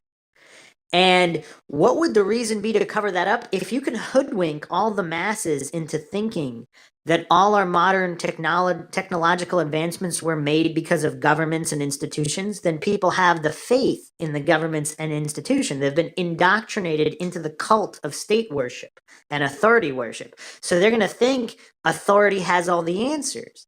But if the truth was that the previous civilization, the previous empire, was much more technologically advanced than us, with a lot less disease, a lot less war, and where people were just happier because they were able to have more advanced technologies without having their wallet completely emptied, if there was free electricity, for example. Yeah. And all of these things, would that be a good enough reason? I mean, would an analytical mind deny that that is potentially a very good reason to hide this from history? I mean, that being said, I would have to agree. I mean, after all, who knows what could have happened to that previous civilization? I mean, it could have even been a war, and as we all know, to the victor goes the spoils, and they are the ones to write the narrative.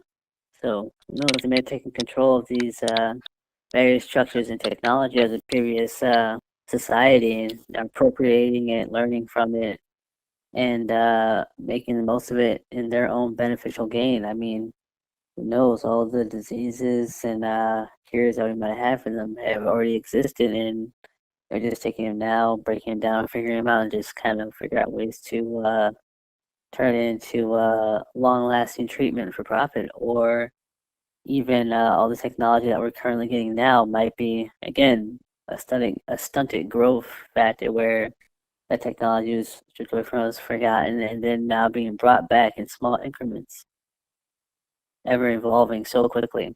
In monetized fashion, that's the key point there, right? The corruption is so vast and far-reaching that what would it do to shake the belief that the masses have if this truth ever came out? What would the masters and controllers do to prevent this truth from coming out? Would they destroy entire cities of beautiful architecture?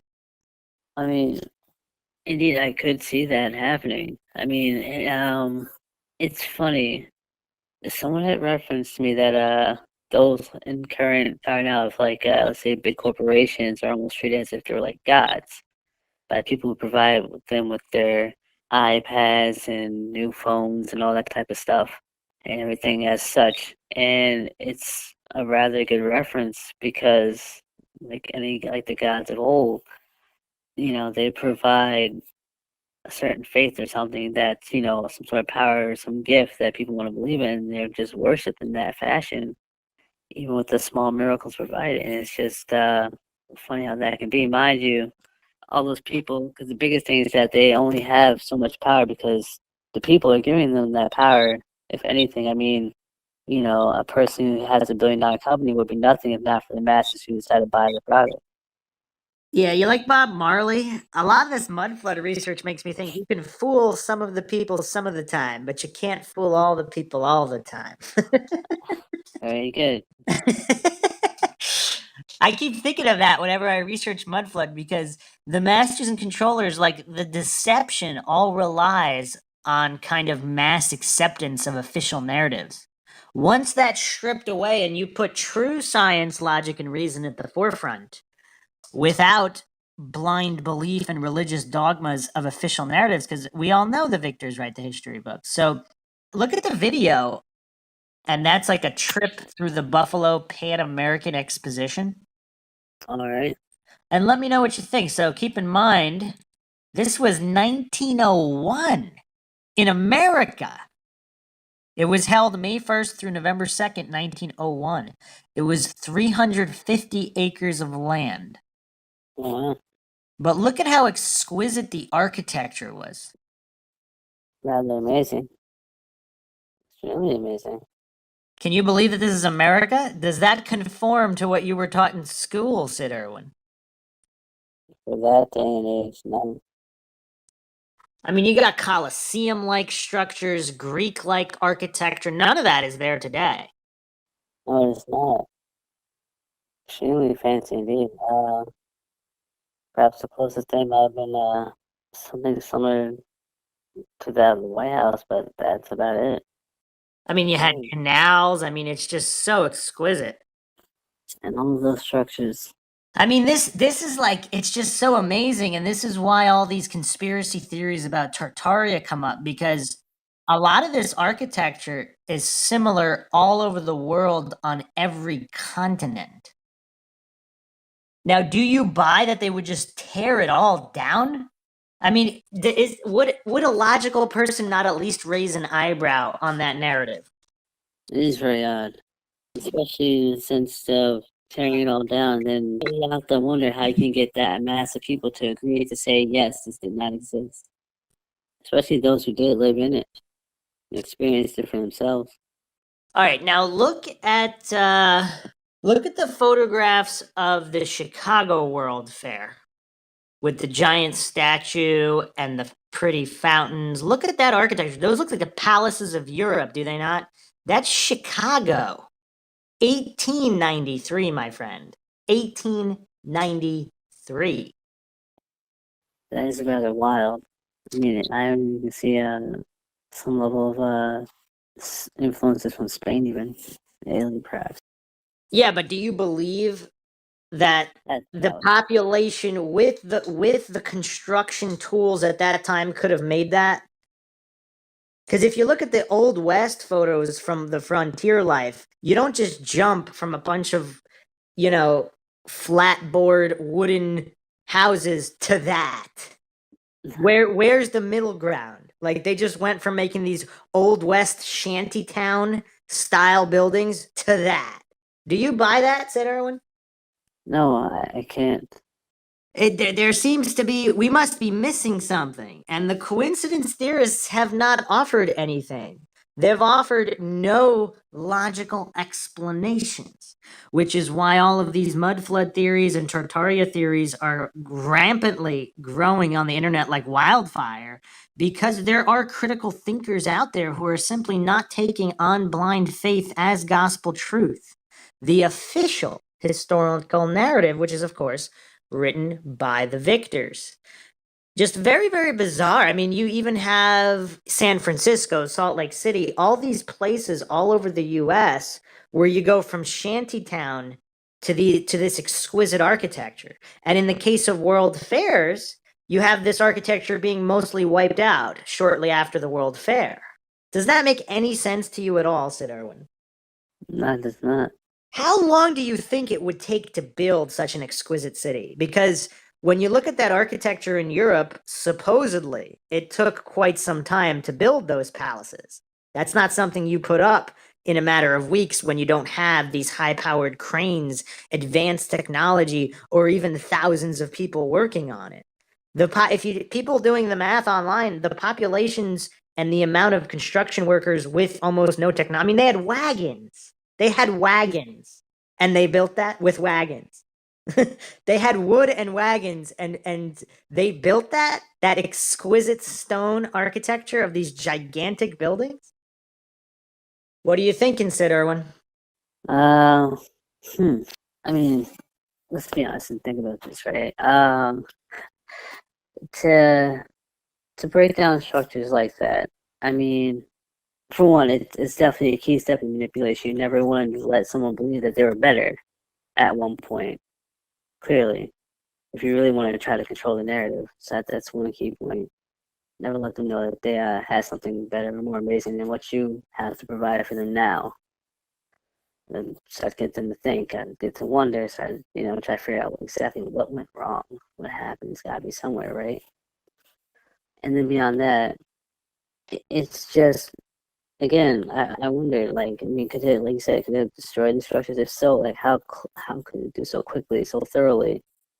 And again, beyond even more so not keeping people from talking and such.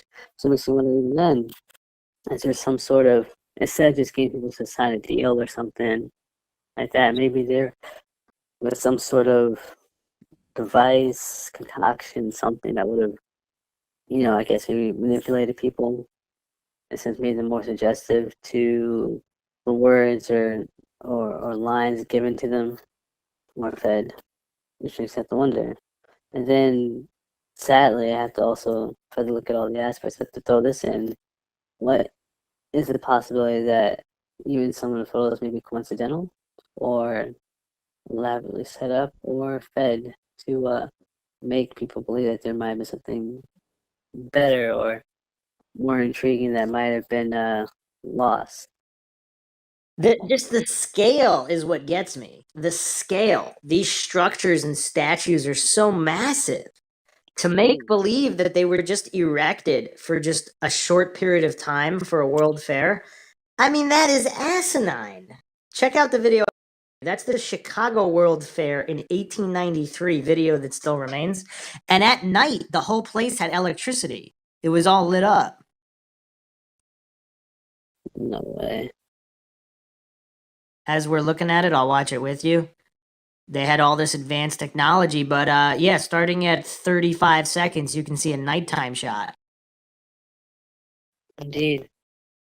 But to believe that that was all built, I mean, so this is 1893, so like, what's the theory here? How long did it take them to build that? And they just tore it all down right after they built it? Does that make any sense to you, Sid Irwin?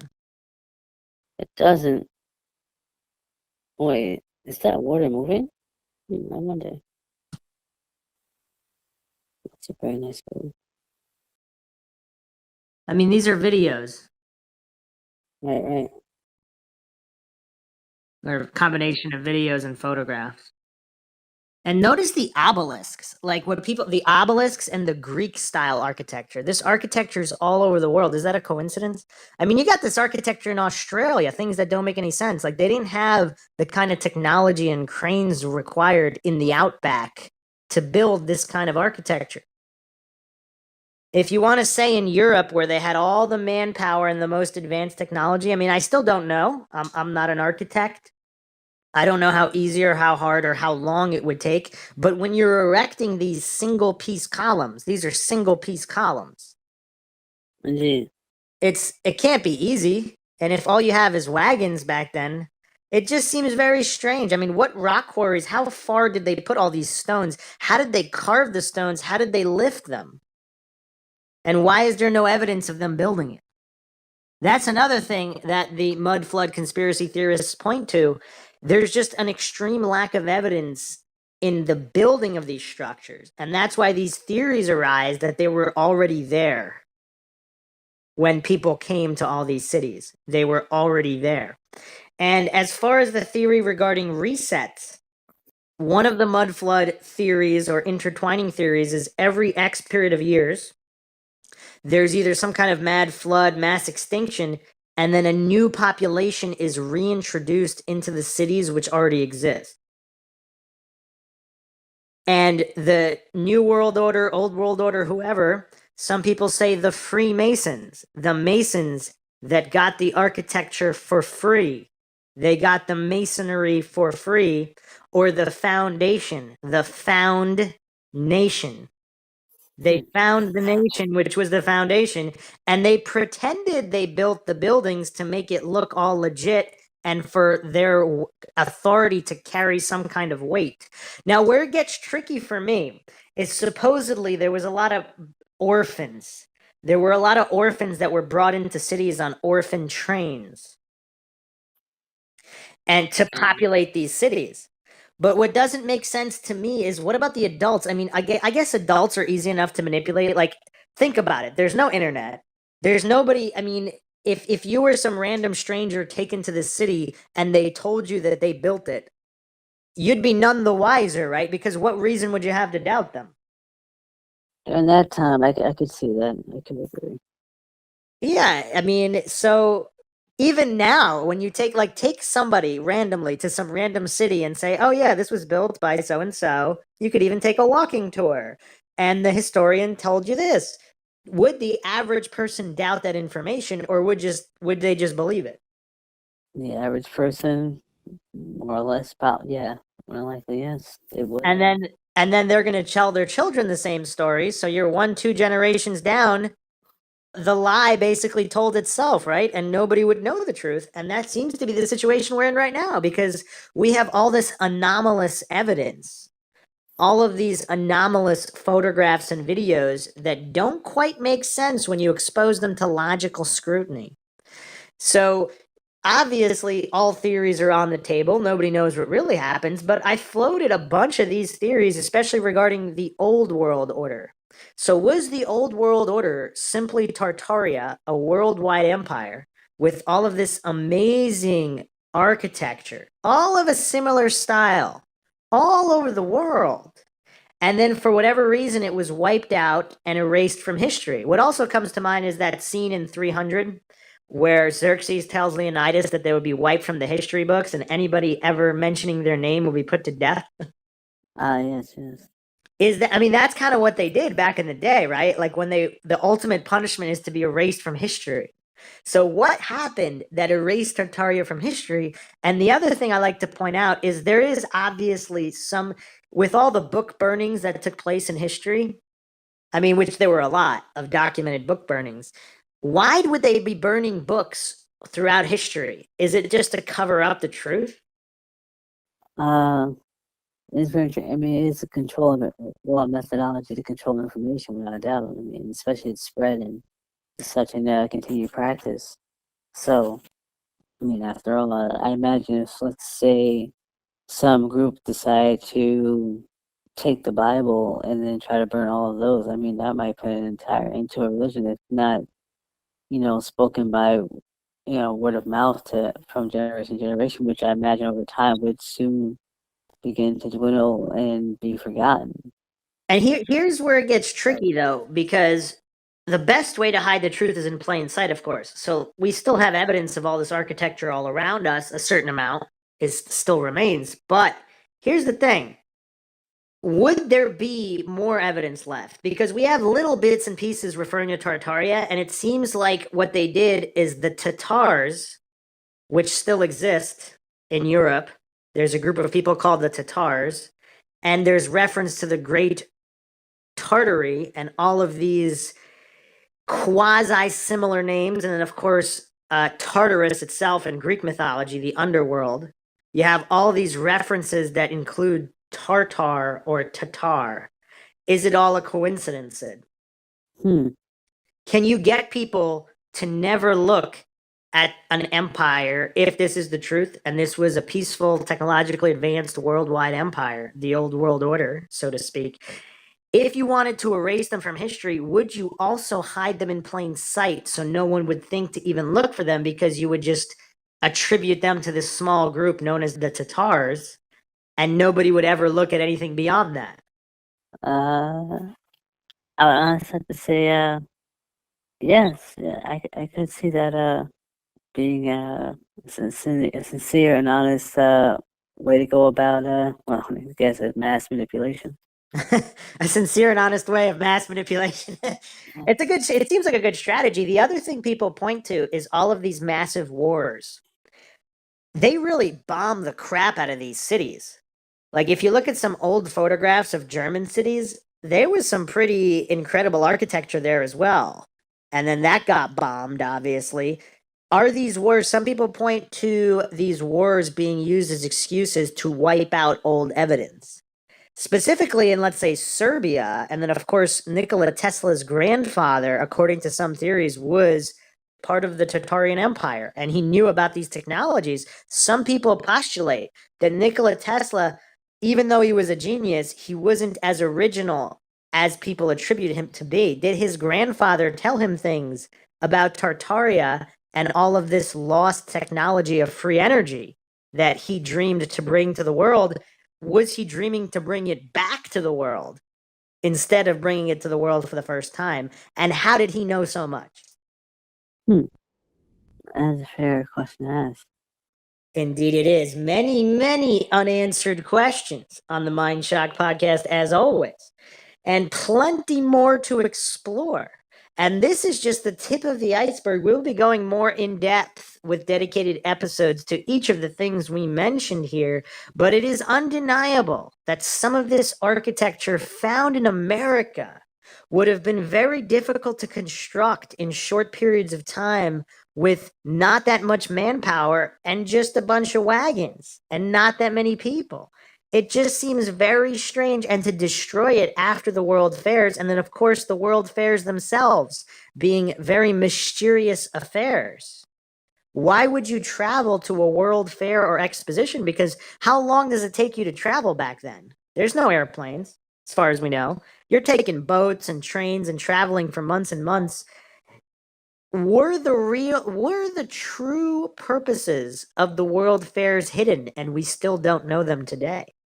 Many point to the advanced technological marvels of these world fairs. I mean, you had automatons, robots, like all these things all this time ago during world fairs. It just seems very bizarre. It seems like a lot of this stuff is out of a science fiction novel or movie. It's very, very bizarre. Any other theories, Sid Irwin? None that I can provide at this current point in time. Though, hopefully, as we progress further into the further episodes of the podcast, some more theories will probably generate more theories. Yeah, there's so many questions about how this could all be hidden. Is it really that well hidden? And the true purpose behind it all and all of these populations. But here's the thing, if they didn't destroy it, like what kind of questions would people ask? Like that now that people are finding this stuff, they probably thought, like, because they didn't know about the internet. They probably thought if they destroyed it in one generation, all the people that were there, they would die. And even if they told stories to their kids, eventually they would die and it would just be old stories that can never be proven. Yeah. And we'll be doing upcoming episodes also on faked historical photographs, because some of these old historical photographs and even videos that are being found now, something just seems off about them. I'm not going to pretend I know what it is, but it's just very, very intriguing and mysterious look into the past, the unknown past of our possibly altered history. Hope you enjoyed another edition of the MindShock podcast. If you like the podcast, you can donate to our PayPal. Just check the link in the description. Make sure to subscribe to the channel. If you like the podcast, hit the like button and share it across social media platforms. Any questions, comments, theories, thoughts, rebuttals, debunkings, leave them in the comment section. You can check us out on Twitter, Reddit, Patreon, and Facebook. Patrons do get priority for topic and true crime case requests, as well as podcasters. This is Bruce McGuire signing off. And Sid Irwin. We'll catch you guys next time.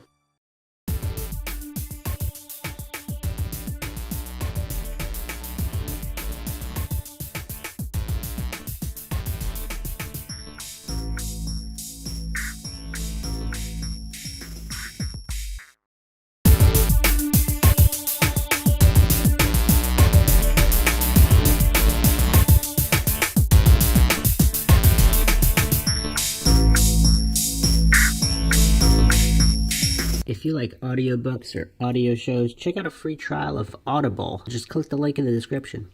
Welcome to MindShock. You are listening to the Altered History series. This is episode 7, Ocean Floor Civilizations. We will be exploring one theory that's one of the most mind-shocking I've ever heard. And that's saying a lot. I am, of course, your host, Bruce McGuire. And if you enjoy the podcast, you can donate to our PayPal. Just check the link in the description. Make sure to subscribe to the channel. Hit the bell for notifications. If you like this particular podcast, hit the like button. And share it across social media platforms, of which you can find us on Facebook, Twitter, Reddit, and Patreon. Patrons do get priority for case and topic co-podcaster requests, and depending on your tier, you can be a guest on the podcast as well. Questions, comments, theories, thoughts, suggestions, debunkings, rebuttals of any kind, leave them in the comment section. So if you're not new to this series, we focus on, of course, the questionable history of mankind. The official narratives by the academic institutions of the world, which, of course, we don't put blind faith into because that would be scientism and authority worship. Real science and real truth is dependent upon logic and reason to discern, which we attempt to do on MindShock in a myriad of topics.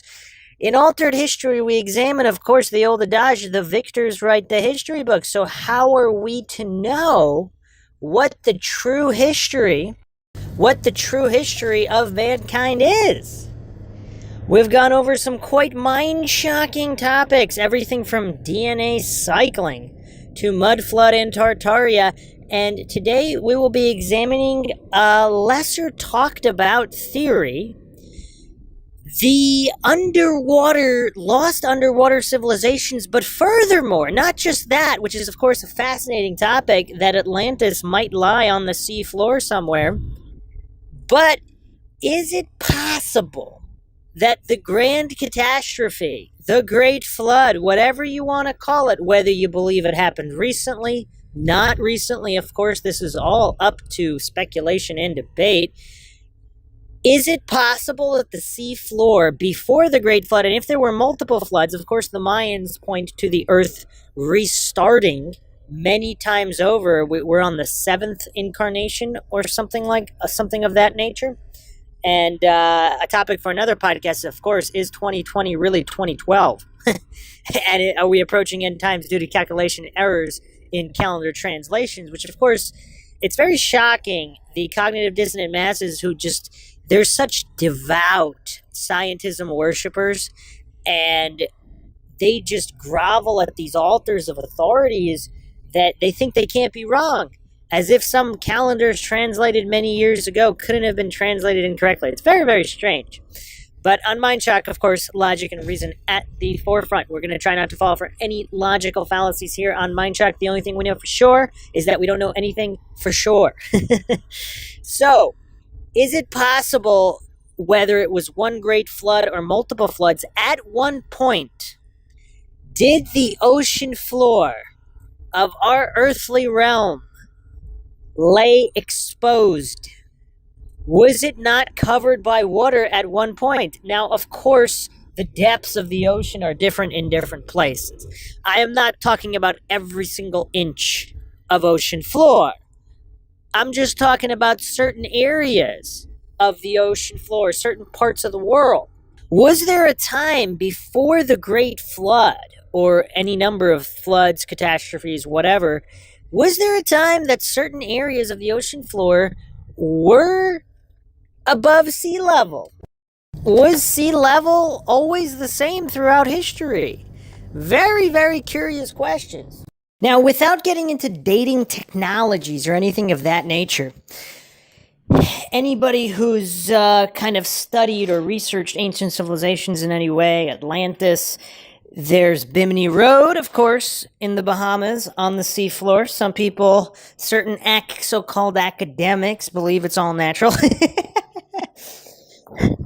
What a coincidence. It looks exactly like a man-made wall. But anyway, there's other underwater cities that have been discovered, from Japan to Dwarka in India. I mean, they're all over the place. One can only imagine what percentage of the oceans are explored, what percentage of the seafloor has been mapped. Now, of course, without going into any crazy conspiracies about satellite imagery, if you're a flat earther and you believe that Google Earth has all been taken with high altitude planes, that's fine. If you believe in satellites and you believe that's been taken from satellites, that's fine. If you're a flat earther who also believes in satellites and believes they've been taken from satellites, or you're more of a classical heliocentric globe earther and you believe in satellites as advertised and you believe they took the imagery for Google Earth, or if you're a conspiracy theorist that falls in another category that believes all of Google Earth is fake and this is all CGI rendering, I think I ran all the options there. But either way, there seems to be some manipulation, blurring, blocking out of certain areas on Google Earth, whether it's Antarctica or there's certain pixelations. Nobody knows exactly what it is. I mean, it could be innocent glitches, could be, or it could be intentional obfuscation to prevent certain ancient sites from being spotted by the masses on Google Earth. Regardless of what the truth is, I am not pretending to know what it is or what it isn't. This is MindShock. We're just exploring all these possibilities.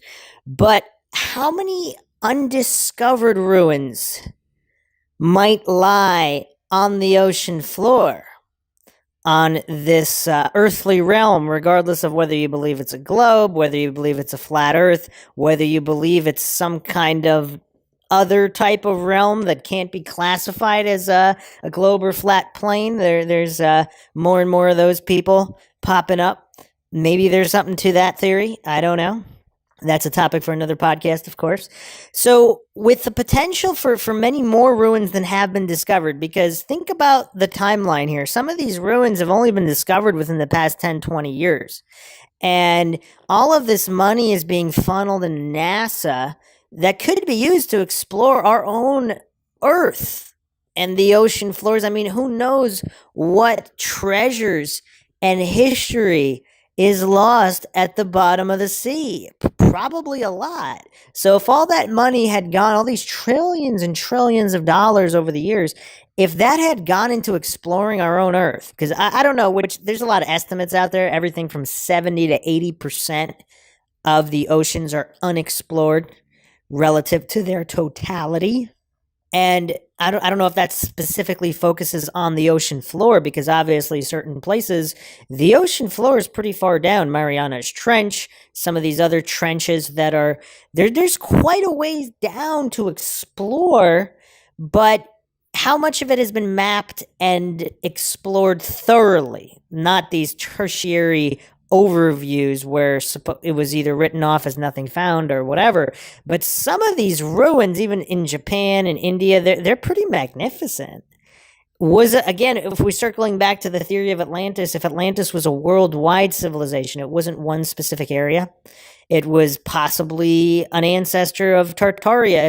If Tartaria was a worldwide civilization, Is it possible that Atlantis was a civilization that preceded it, or possibly even before that?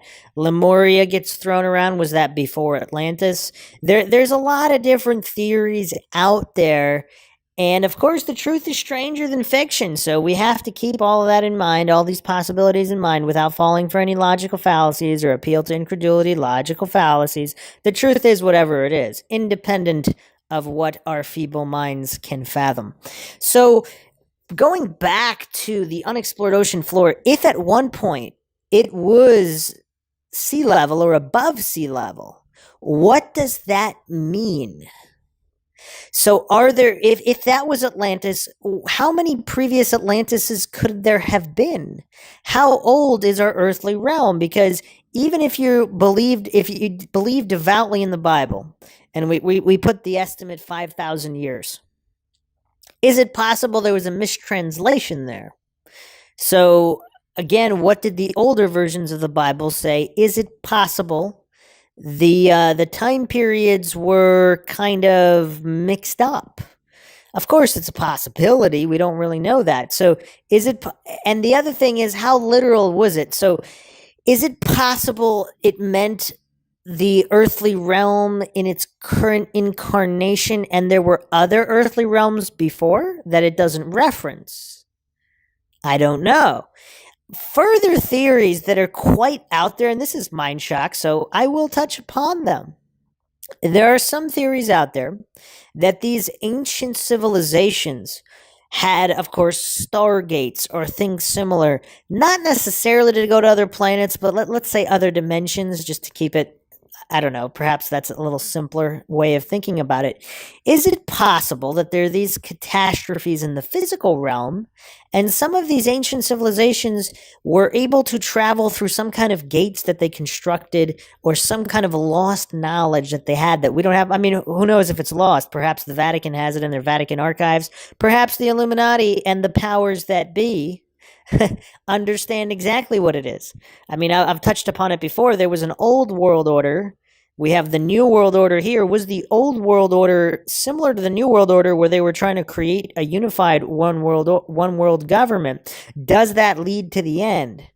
So in all these ancient civilizations, is it possible they achieved this advanced technology, much greater than anything we have, of course, because the farther back in time you go, I mean, it seems their architecture was just amazing. It wasn't just about how tall you can build a building. It was the beauty of the architecture, the stone, the statues, these realistic statues. Our modern civilization can build really, really high. It can build big, but can it build to last hundreds or thousands of years? And does it evoke that artistry that these ancient civilizations were able to master and capture? So is this possible that all these older world orders just advanced in technology and worldwide civilizations to the point of destruction, and we don't know what that destruction was? Was the destruction brought about by themselves, from within? Was it from without? Was it natural disasters? Was it interdimensional entities or gods of some kind? We don't really know, obviously. But regardless of the reason, is it possible that these ancient civilizations had some kind of stargates where they were able to come back and forth? And does that have something to do with the Mandela effect? Obviously, I'll have to do a dedicated podcast on the Mandela effect. It's a very troublesome conspiracy. I'll put it that way. It's difficult to write off outright. And there are some, not falling for black and white fallacies, a lot of people like to say, oh, it's either time changing or it's people misremembering. Well, no. There's quite a few other possibilities, which I will get into. But that aside, is it possible that time, again, the ancients kind of thought of time as a loop more than point A to B in a straight line, kind of the way we sort of think about it in modern times. But is it time, if time is kind of a loop that you can jump in and out of, and are these stargates able to go into other dimensions and come back at other points in time? Does that account for the seeming lapses in technology? Did the ancient Greeks have genetic engineering with these centaurs and minotaurs and monsters? Was that all literal? Did that have to do with civilizations using stargates to come in and out of timelines and dimensions? to avoid catastrophes or possibly worldwide plagues if these plagues were not engineered, man-made, or possibly not even real. Are we going through the same cycle right now? These are very, very interesting questions to ponder. Now, obviously, coming up with answers is very, very difficult. But what we can do is look at some of these ancient sites that are just extraordinary. And we can see what underwater cities have been discovered, and we can ponder about the countless other cities as of yet undiscovered. And that's without even going into the flat earth theory or even the theory that the earth is a heliocentric globe much larger than disclosed. And if Antarctica is much larger, regardless of whether you're talking flat plane or a much larger globe, or even on a 25,000 mile in circumference globe, how much of Antarctica has been discovered, has been explored? What lies under the ice? Are there lost civilizations under the ice of Antarctica? Of course, we have the Piri-Reis map, which shows Antarctica without ice. How long ago was that? We have a lot of problems in tracing our history.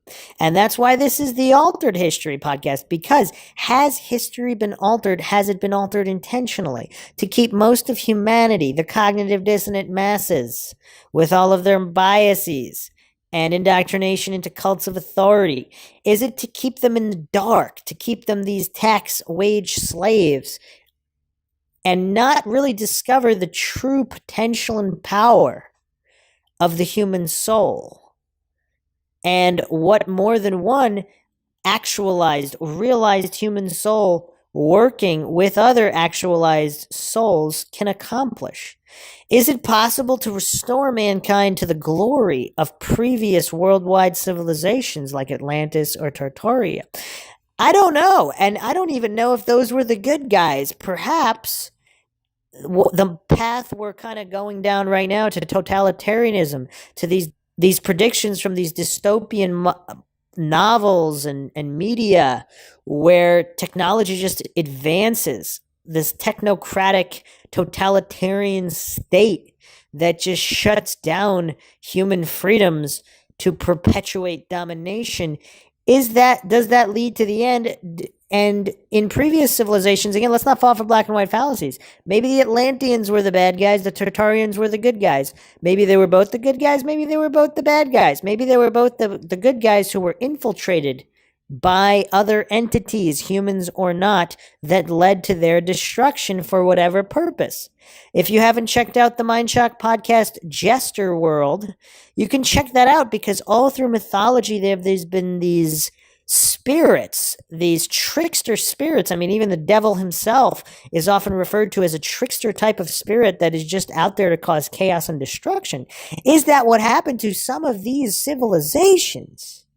Many, many things to ponder, many mind-shocking theories. But I just wanted to do an episode to kind of tie all that together, because you don't see a lot of people talking about how all of these different puzzle pieces fit together. And I think that's very important, because if you focus only on one piece and you become very, very well versed in one piece, if you don't know how it fits together with all the other pieces, you're not really going to truly even be able to understand that one piece. And the puzzle has many pieces. There's so many unknown unknowns. So we don't even know how many pieces the puzzle actually has.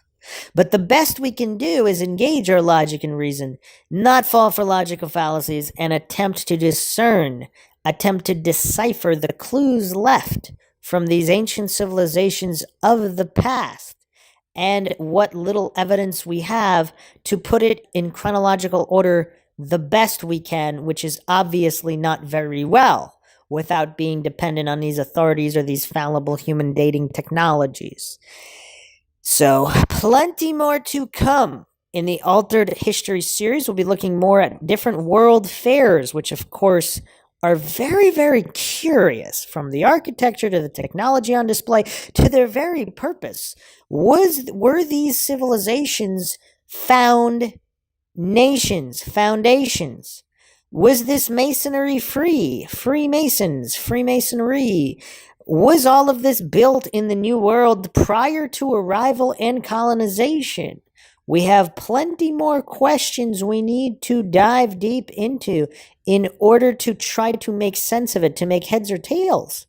Because it's quite obvious that the official narrative is very problematic, and some people, namely critical thinkers, aka conspiracy theorists, are not willing to take it on blind faith that certain particular humans were either not mistaken or completely honest about everything for all reasons, without any desire to control other humans, to exploit other humans, because all of human history has certain common threads. And of course, these masters and controllers and rulers and kings and queens have, for all of history, attempted to rule, to dominate, and to conquer.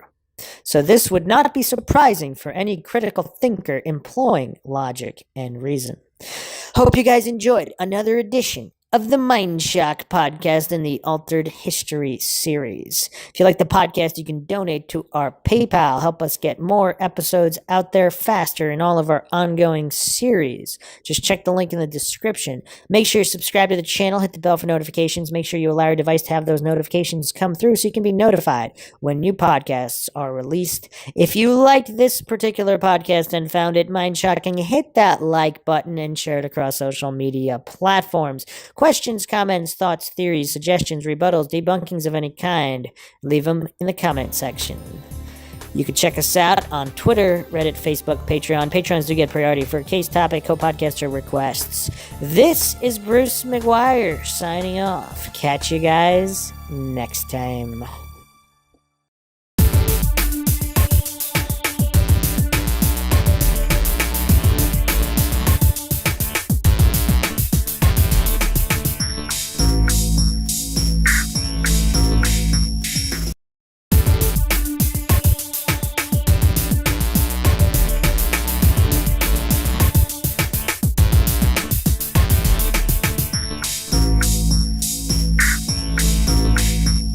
If you like audiobooks or audio shows, check out a free trial of Audible. Just click the link in the description.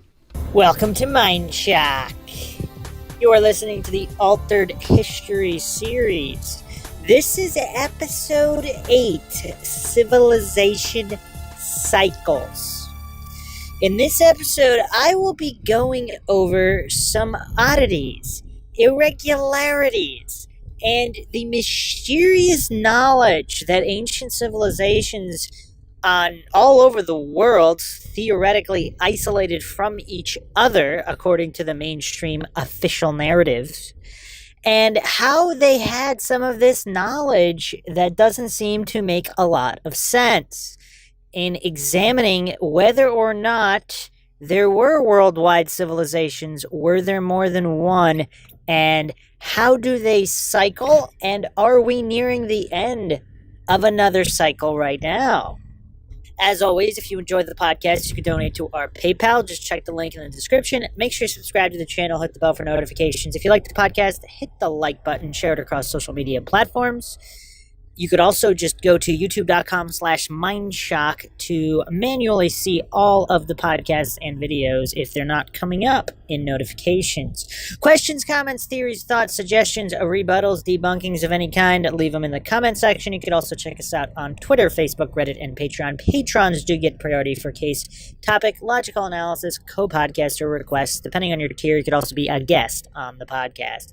All right, so the first thing that I'm going to address, which is something that hasn't really been addressed too often from what I've seen even in these alternate histories and various different conspiracy theories, even Atlantean conspiracy theories, whether or not Atlantis was a worldwide civilization or not, or if it was just one continent, one type isolated civilization that predated others or overlapped. And again, this is MINDSHOCK. We don't fall for black and white fallacies here, or try not to fall for any kind of logical fallacies. Obviously, more than one thing can be true. If Atlantis did exist, it could have been a worldwide civilization. If it did exist, and whether or not it was a worldwide civilization, it could have also overlapped with the existence of other civilizations, whether you're talking Lemuria or any of these even older civilizations, or even so-called modern man. So-called modern man.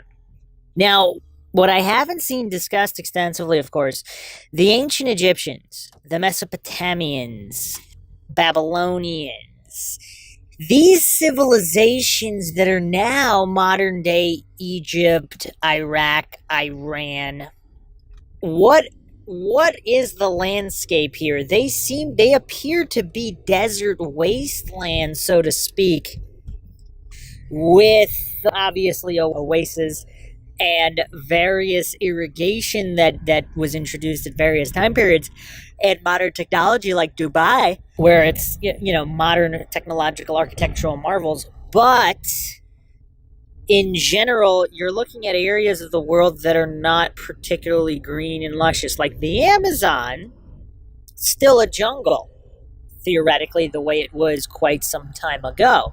But again, looking at Iraq, Iran, Egypt, these are desert wastelands. Now, without going into the really, really insane rabbit holes of desert sand being the blood of former titans or giants in a cataclysm that turned it to desert, let's put that aside for a moment, although I will be tackling titans and giants in other podcasts. We have one MindShock podcast on giants, general podcast. If you haven't checked it out, you can check that out. But I'll be doing a more dedicated episode, or possibly series of episodes, on titans, giants, and what that all entails within the scope of altered history, which is what this podcast series is about.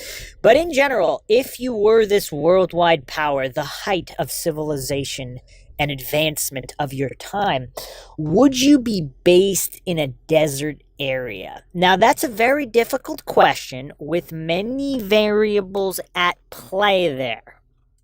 But I find that curious, because it seems to me that if you were one of the most incredible civilizations ever, certainly of your time period, it seems to be that it would be more of Atlantean in style, where you would have a lot of greenery, a lot of agriculture. It would be clean. It wouldn't be a desert wasteland, so to speak. So the question is, here's the question. There are always plenty of questions to ponder on the MindShock podcast.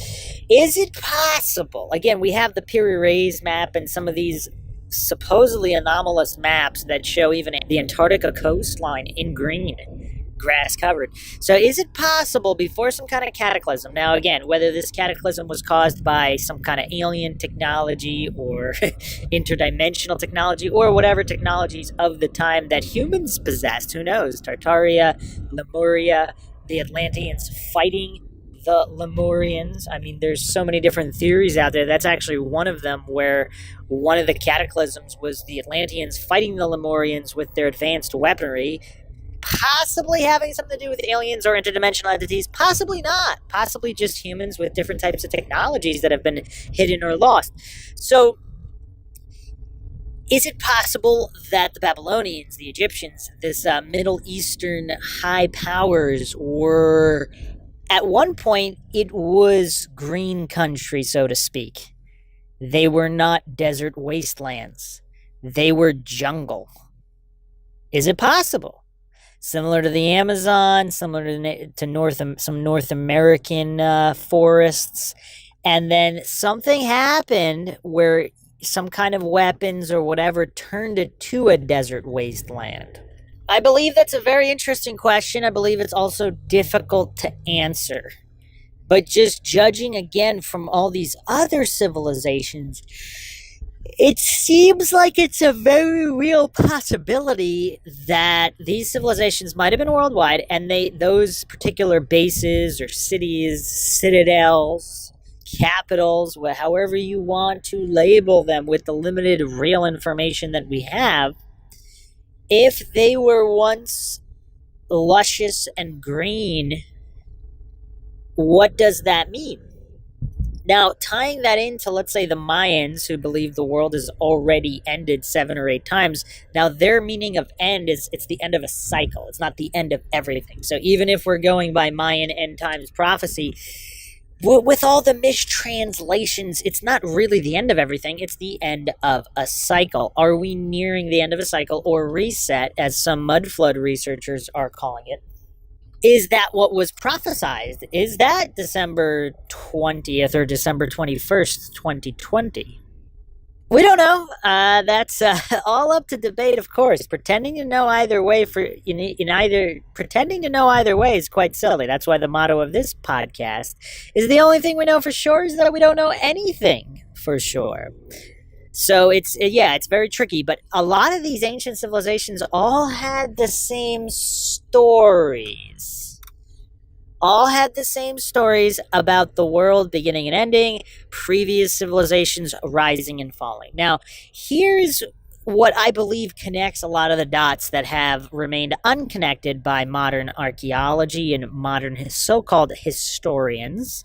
Obviously, these are all scientism priests in one way or another, where it's just the dogmatic worshipping of authorities and those that came before and building these house of cards with a vested interest in not re-examining the base layers of the house of cards, because then it could all come crashing down. It seems very possible, you could even say likely, highly likely, that there were many iterations of worldwide civilizations. Now, just to postulate, let's say the previous iteration might have been Tartaria. Let's say the iteration before that could have been the Atlanteans. The one before that, the Lemurians. And then onward and onward, backwards through history. Is it possible they were all worldwide civilizations with various types of advanced technologies? Now, by advanced, it's like if anybody's ever played those old Civilization games, and they got pretty intricate by, I believe, Civ 5. They really got into it where you develop different technologies in different directions. So it's not necessarily that one civilization is blatantly more advanced than another.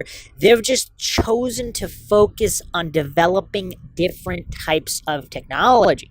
So it seems possible that some of these previous civilizations, they didn't really go into the nanotech, computerized technologies, but they might have had other free energy, advanced energy type technologies, possibly based more on spirituality or telekinetic, telepathic abilities, things of that nature, or just developing obviously into unknown unknowns, things that we can't really even think about because we don't know, because they've either been suppressed or lost. So again, that's not really a stretch to anybody utilizing basic logic or reason.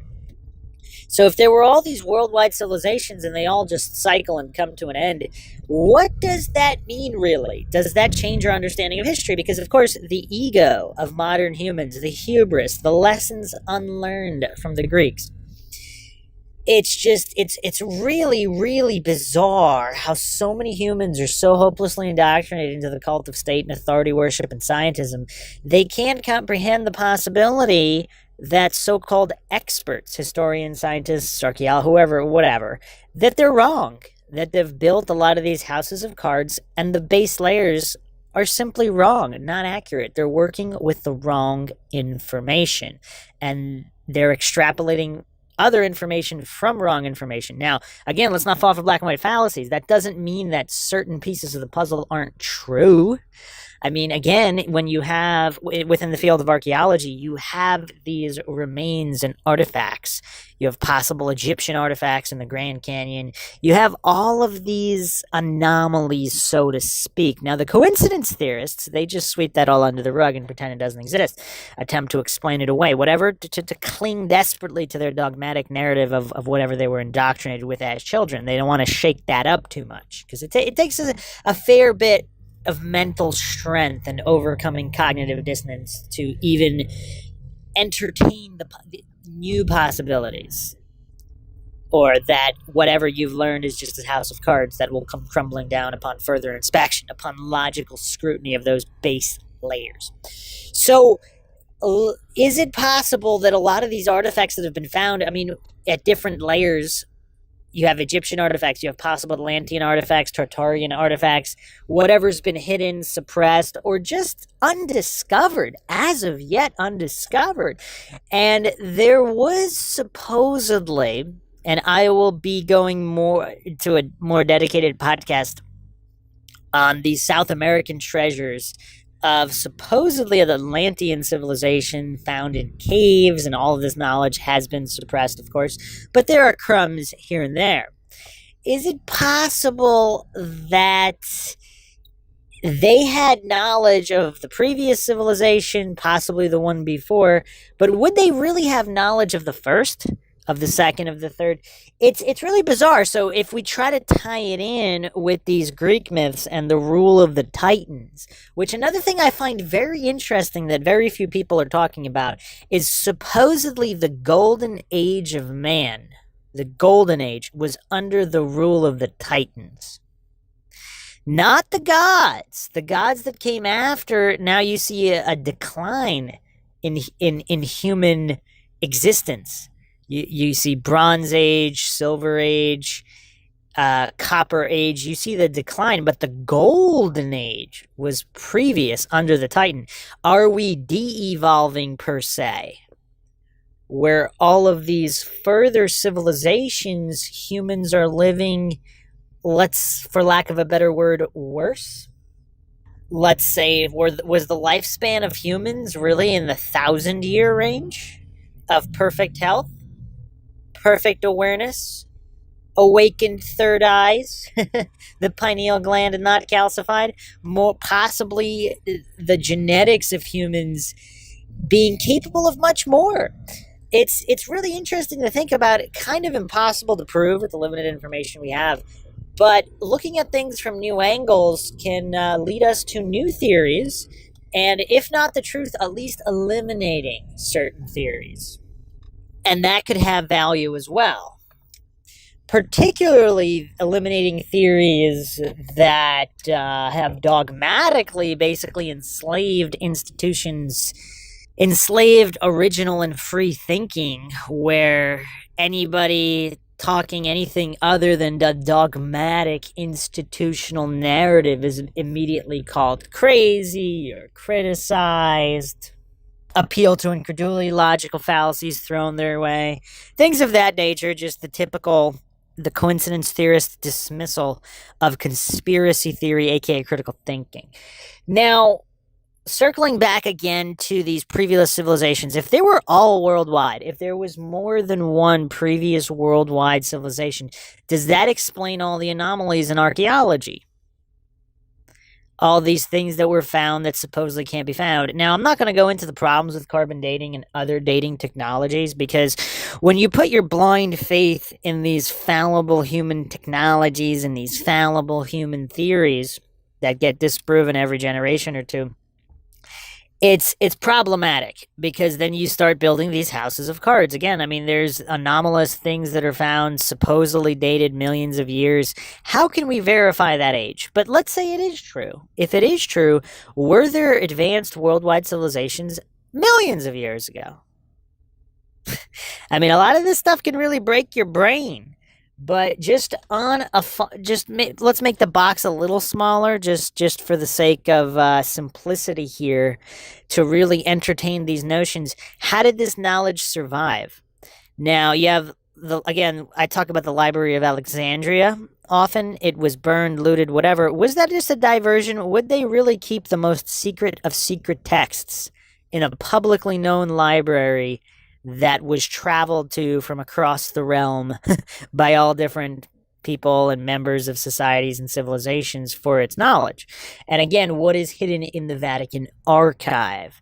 Does the Vatican archive have remnants of previous worldwide civilizations? Not just one, maybe 2 or 3 or 4. And are there mentions of previous civilizations that existed even before that?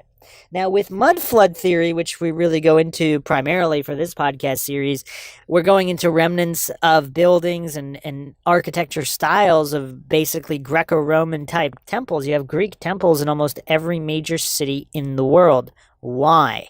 It's strange, particularly in some of these areas Australia, Southeast Asia, Africa, where it just wouldn't make sense to build these gigantic temples. And then if you're looking at photographs from over 100 years ago of buildings that have since been destroyed, I mean, they are architectural marvels. In some of these places, Salt Lake City and elsewhere on the west in the U.S., I mean, there were a couple of Morbins with a wagon. I mean, how could they have built? And you look at the other structures they're building, I mean, basically like just basic wood, old west clapboard type constructions that are very, very basic. And then you have a Greek temple next to it with these extraordinary pillars. And it's just, it doesn't really make any sense. But these are remnants of what? The previous worldwide civilizations, if it was Tartaria? Or is it the one before that? Is it Atlantean in nature? Because Atlantean, within myth and legend, the Atlanteans are typically depicted as Poseidon-esque. And some of Atlantean temples seem to share the architecture style of the Greeks. Did the Greeks simply copy the Atlanteans? According to Solon, who visited the Atlantean Mystery School in ancient Egypt to gain his knowledge of Atlantis, there's something that doesn't really match up with the real story. I'll be doing a dedicated episode on this. It's quite fascinating. Whether or not the Egyptians or the Greeks came first. Did the Greeks actually predate the Egyptians?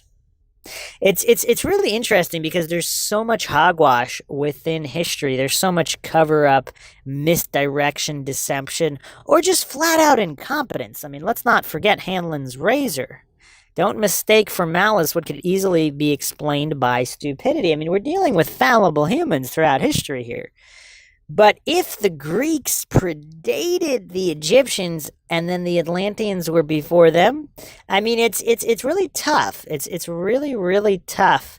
And according to several mud flood theories, the Roman Empire, if it existed, it could have been quite recent, a few hundred years ago. Not 1,000 to 2,000 to 3,000, not in the thousands range, but in the 200-year range. So, yeah, it's really difficult to have exact quantities here with dealing with some of these fringe topics that are just even entertaining these ideas are frowned upon by the coincidence theorists and those so hopelessly indoctrinated into their cult of authority worship and scientism. They can't stand any deviation from whatever propaganda they were beat over the head with in their indoctrination facilities of choice.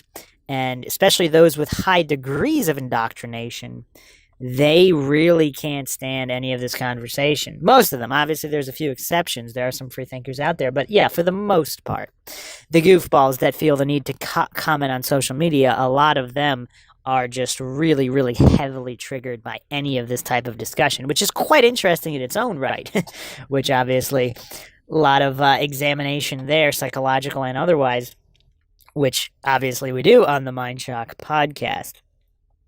So if it was the case that there were multiple advanced civilizations that were all worldwide, it does seem strange that they would choose desert wastelands, which means that there could have possibly been drastically different landscapes, drastically different environments for some of these civilizations, particularly the Egyptians or the Babylonians. And why would it really be that strange that humanity was able to advance to a certain point and travel the world? Now, I won't get into the entire debate of the flat Earth, globe Earth, Earth is a realm, possibly cannot even be classified. I mean, Earth is a torus field, and all of these things that are being explored by more free thinkers.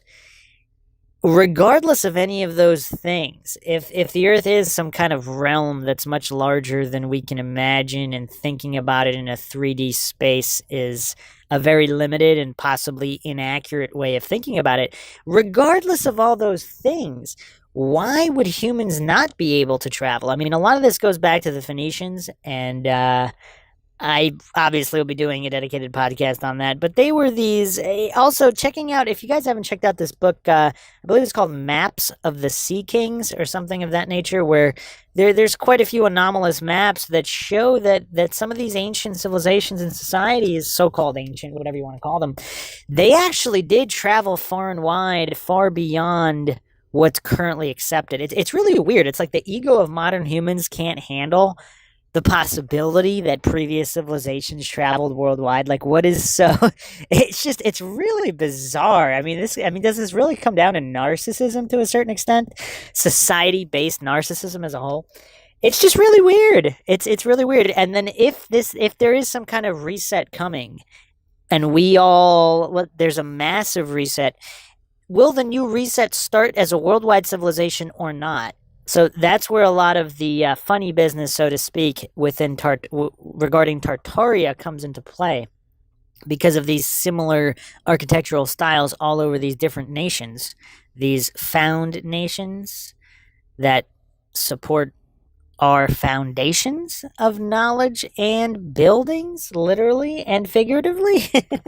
Just a lot of bizarre stuff out there. Even Freemasonry was Freemasonry found on the free masonry that was found for free. I don't know. A lot of this stuff is really, really bizarre. Are there clues hidden in the very language that we speak, in the phonetics? Did it all go back to the Phoenicians? And how phony is a lot of this stuff? Plenty to ponder on the MindShock podcast, plenty more to come.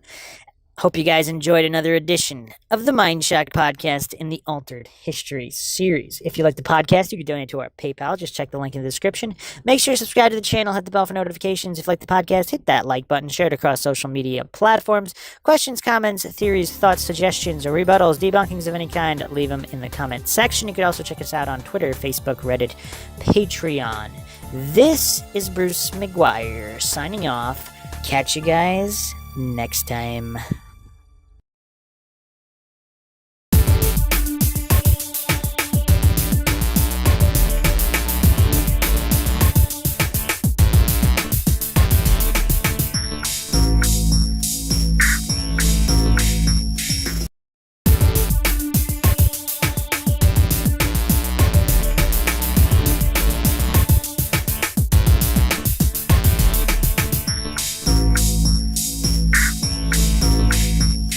If you like audiobooks or audio shows, check out a free trial of Audible. Just click the link in the description.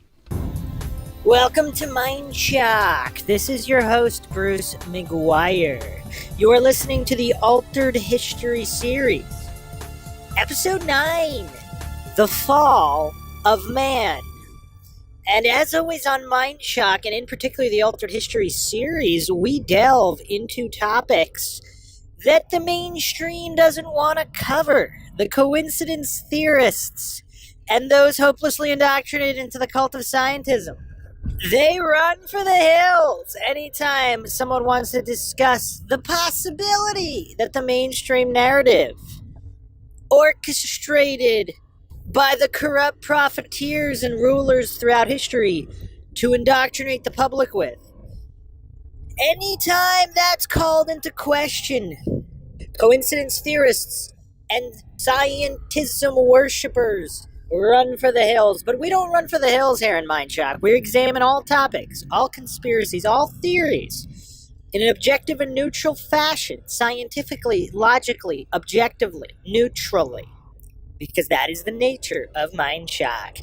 As always, if you enjoy the podcast, you can donate to our PayPal. Just check the link in the description. Make sure you subscribe to the channel, hit the bell for notifications. Make sure you allow your device to have those notifications come through. If they're still not working, you can just go to youtube.com/MindShock and see all of the latest podcasts and videos, as well as our older catalog, which we have many, many topics and many more to cover as well. Questions, comments, theories, thoughts, suggestions, rebuttals, debunkings, theories of any kind, leave them in the comment section. If you like this particular episode, hit that like button, share it across social media platforms, of which you can find us on Twitter, Facebook, Reddit, and Patreon. Patrons do get priority for a case, topic, logical analysis, request, co-podcasters, and you could also be a guest on the podcast. All right, so let's get right into it. I've touched upon this subject somewhat in the past, and it's kind of steeped in mystery and intrigue. I mean, you have the Book of Adam and Eve from the apocryphic texts, the Apocrypha. You have the Book of Enoch. You have just even in the regular Bible, the fall of man, after which Adam and Eve are expelled from the Garden of Eden. Now, I'm going to touch upon one thing first. What if that was literal? You take a bite from the apple, so does that have multiple meanings? Multiple layers of meanings, even. So, one, of course, the knowledge of good and evil as opposed to basic instincts and just emotions and more of an animalistic nature as opposed to morality and judgment, so to speak. Now, of course, if ancient humans had a different mode of communication or even a mode of existence, some different mental states, that's difficult to think about. But if they did, then is that what altered it? And also, Santos Bonacci, as well as some other researchers, so to speak, occultists and otherwise, some people confuse occult with satanic. Occult refers to occulted knowledge, hidden knowledge, hidden and or lost, depending on how one looks at it. It's obviously some of it is satanic and evil. Some of it can be good. Some of it can be neutral and is simply the facts of history. So occult has very broad meaning that sometimes gets boxed into Satanism and evil. That is, of course, not the case. So is it possible, as Santos Bonacci and others theorize, breatharians, MindShock actually did a podcast on breatharianism, basically just surviving on nothing but air, no food. Is there more of a factual historical basis to breatharianism? Before the fall of man, were humans even based, did humans even have to consume matter for energy? Because you think about it, what is the sole purpose of eating? You need an energy source, right? If your energy source is something other than physical food, now obviously you need water to survive, and again, let's not fall for false dichotomies. Let's say solid matter, humans didn't consume solid matter, maybe they still consumed water, maybe neither, maybe no water or solid food. Maybe all energy was received from the sun, from the air, some kind of electromagnetic energy source that could be yielded from the air.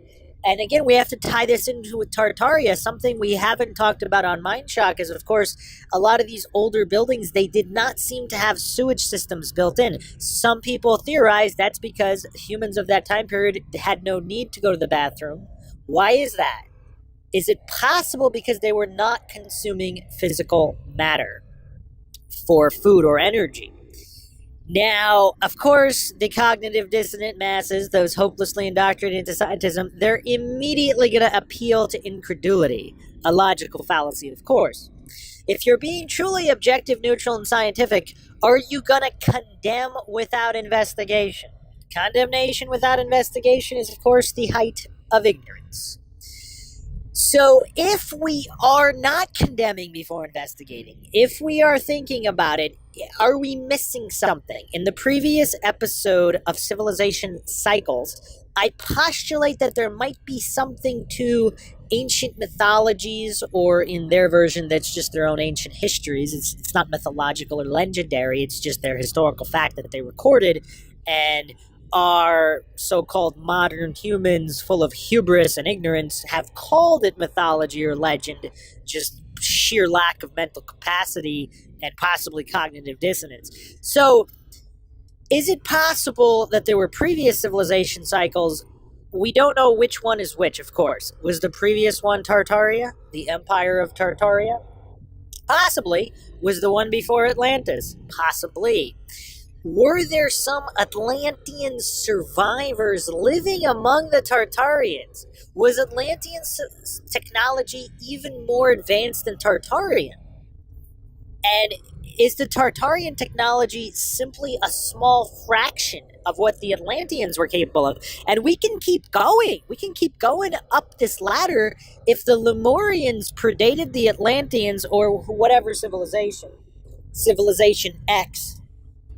Y, Z, it doesn't really matter for the purpose of this theory. Is there a certain state of human de-evolution where humans get less and less advanced, more physically and mentally weak?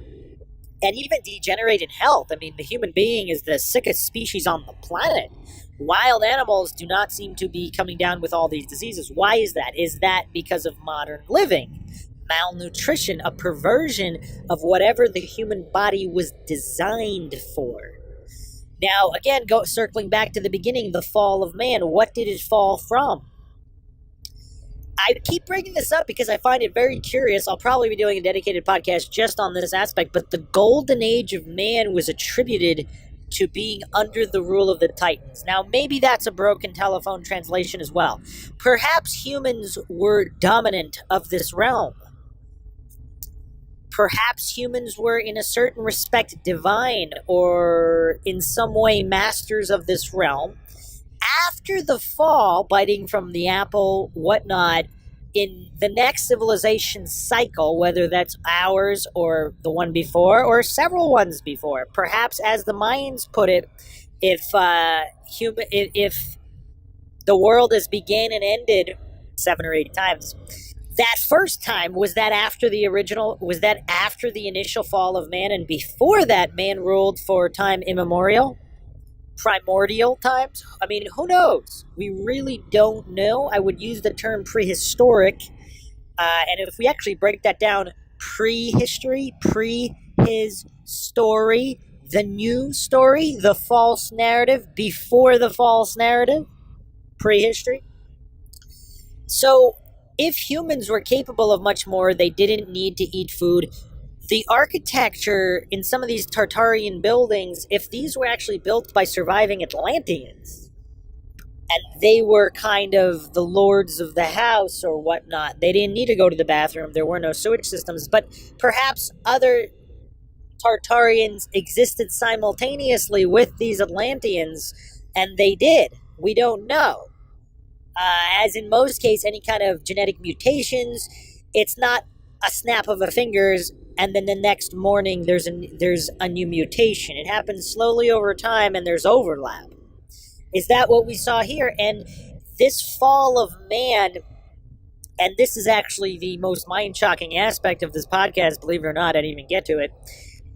Are we now controlled by archons, so to speak? So Carlos Castaneda, in his works, and which supposedly are derived from the ancient teachings and ancient knowledge of Native American shamanic teachings.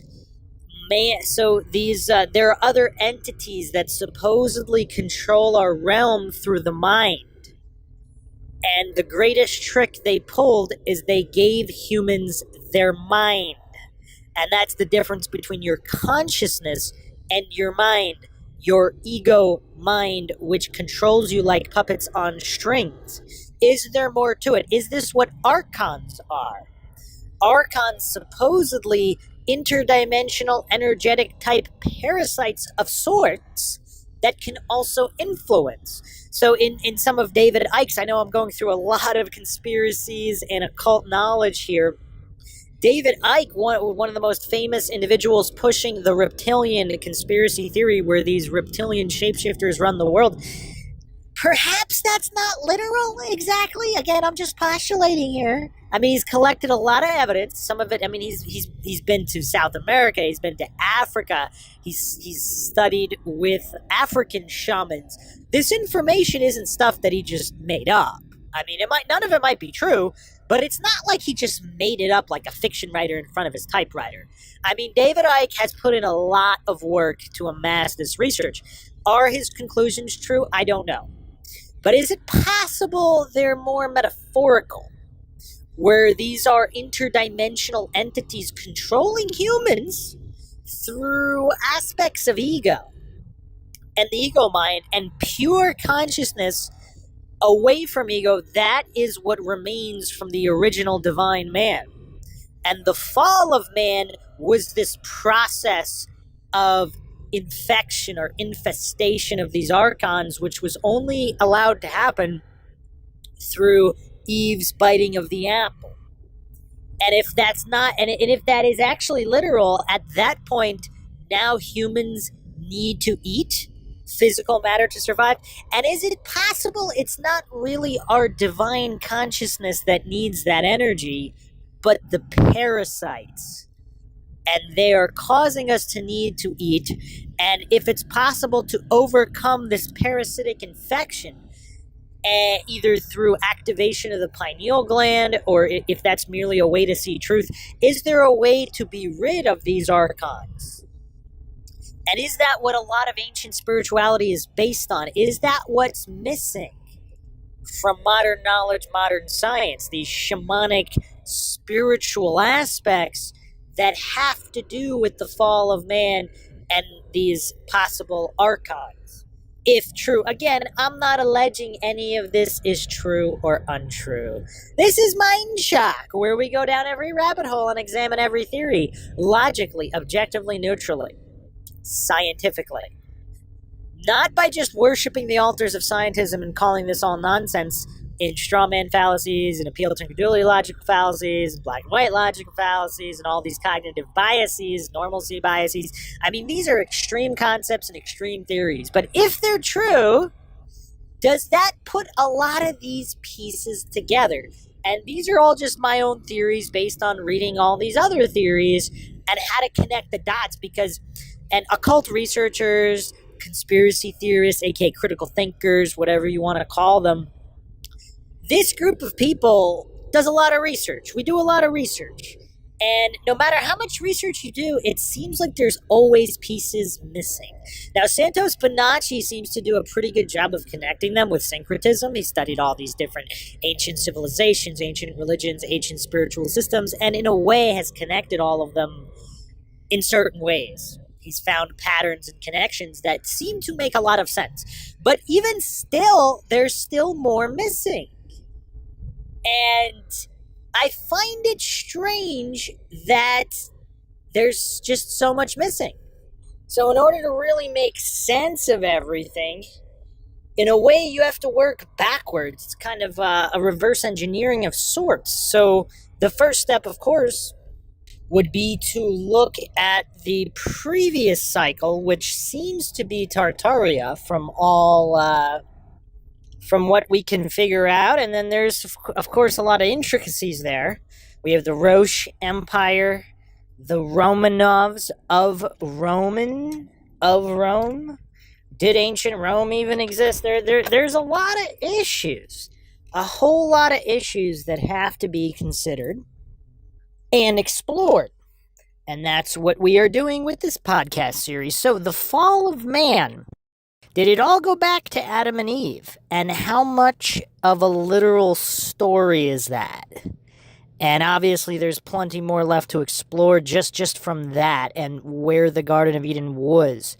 Was the Garden of Eden similar to Atlantis? Was it the whole earth? And does it refer to more of a time period and realm than one tiny little location? Is that what's missing from that entire story, and that's why people can't figure it out? Similarly to Atlantis. Atlantis was one of the subjects I have studied extensively in the past, and it seems like there is a fundamental problem in the way it has been approached and researched, as if it's just one small location. Because if it's an entire worldwide empire, and if the Greeks and the Egyptians knew about it, so to speak, again, how much broken telephone are we playing with too? A lot of these translations are alleged to have been from these older time periods and all these things. Has that been verified, though? Like, without succumbing to faith-based scientism, how can we verify all of that? Because even a lot that's written about the Greeks and the Romans, it's alleged to have come from a time period quite far in the past, but how are we able to verify that? That's what it comes down to. It's all about verification, because if we're being scientific, objective, neutral, and logical, we're not going to take it on faith just because some archaeologists said this, some scholars said that at one time period or another. We're just going to take their word for it on blind faith, because if it's all a house of cards, is that why we can't figure any of this out? Is that what's missing here? And a lot of researchers have kind of phrased our modern man as we're a species with amnesia, and there was some great trauma in the past. Whether it was a cataclysm, like we're talking Great Flood, was it a mud flood? Were there multiple ones? Was there one for each iteration of a worldwide civilization with possibly advanced technology, possibly each civilization cycle more advanced than the previous? And we are going through stages of de-evolution, and the fall of man is progressive. So we're getting farther and farther from the source divinity, so to speak, if man is divine. And is that what all of this means? Again, I'm just postulating. I'm just theorizing. I do not claim to know anything for sure. This is MINDSHOCK. The motto of the podcast is the only thing we know for sure is that we don't know anything for sure. But asking these questions and theorizing, we're never going to get to the truth unless all avenues are explored. Again, objectively and neutrally, without falling for logical fallacies. Plenty more to go over. I keep saying we're going to go to the architectural styles of these worldwide countries all over the world having similar architectural styles, and then what's hidden below the alleged basements and the historical photographic evidence for such excavation. There's a lot. There's a lot there we got to go over. I'll have Sid Irwin on for that as well, so we can dissect all of this information that's coming out now in recent years. All quite interesting, and can possibly explain quite a bit of the amnesia of modern man. As always, if you enjoy the podcast, you can donate to our PayPal. Just check the link in the description. Make sure you subscribe to the channel. Hit the bell for notifications. If they're not coming up anyway, and you've had your device set to allow those notifications, you could just go to youtube.com/MindShock and manually go through all the latest podcasts and videos, as well as a pretty extensive back catalog of a variety of topics that we go over in typical MindShock fashion. If you like this particular podcast, hit the like button, share it across social media platforms, of which you can find us on Twitter, Facebook, Reddit, and Patreon. Patrons do get priority for case topic, logical analysis requests, co-podcasters, and you could even be a guest on the podcast. Questions, comments, theories, thoughts, suggestions, rebuttals, debunkings of any kind, leave them in the comment section. This is Bruce McGuire signing off. Catch you guys next time.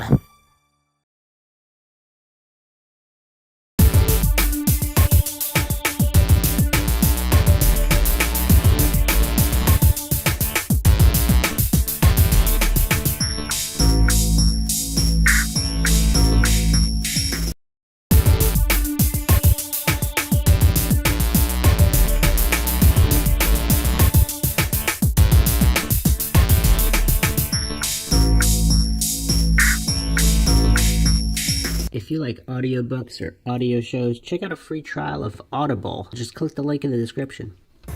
Welcome to MindShock. You are listening to the Altered History series. This is episode 10, Old Becomes New.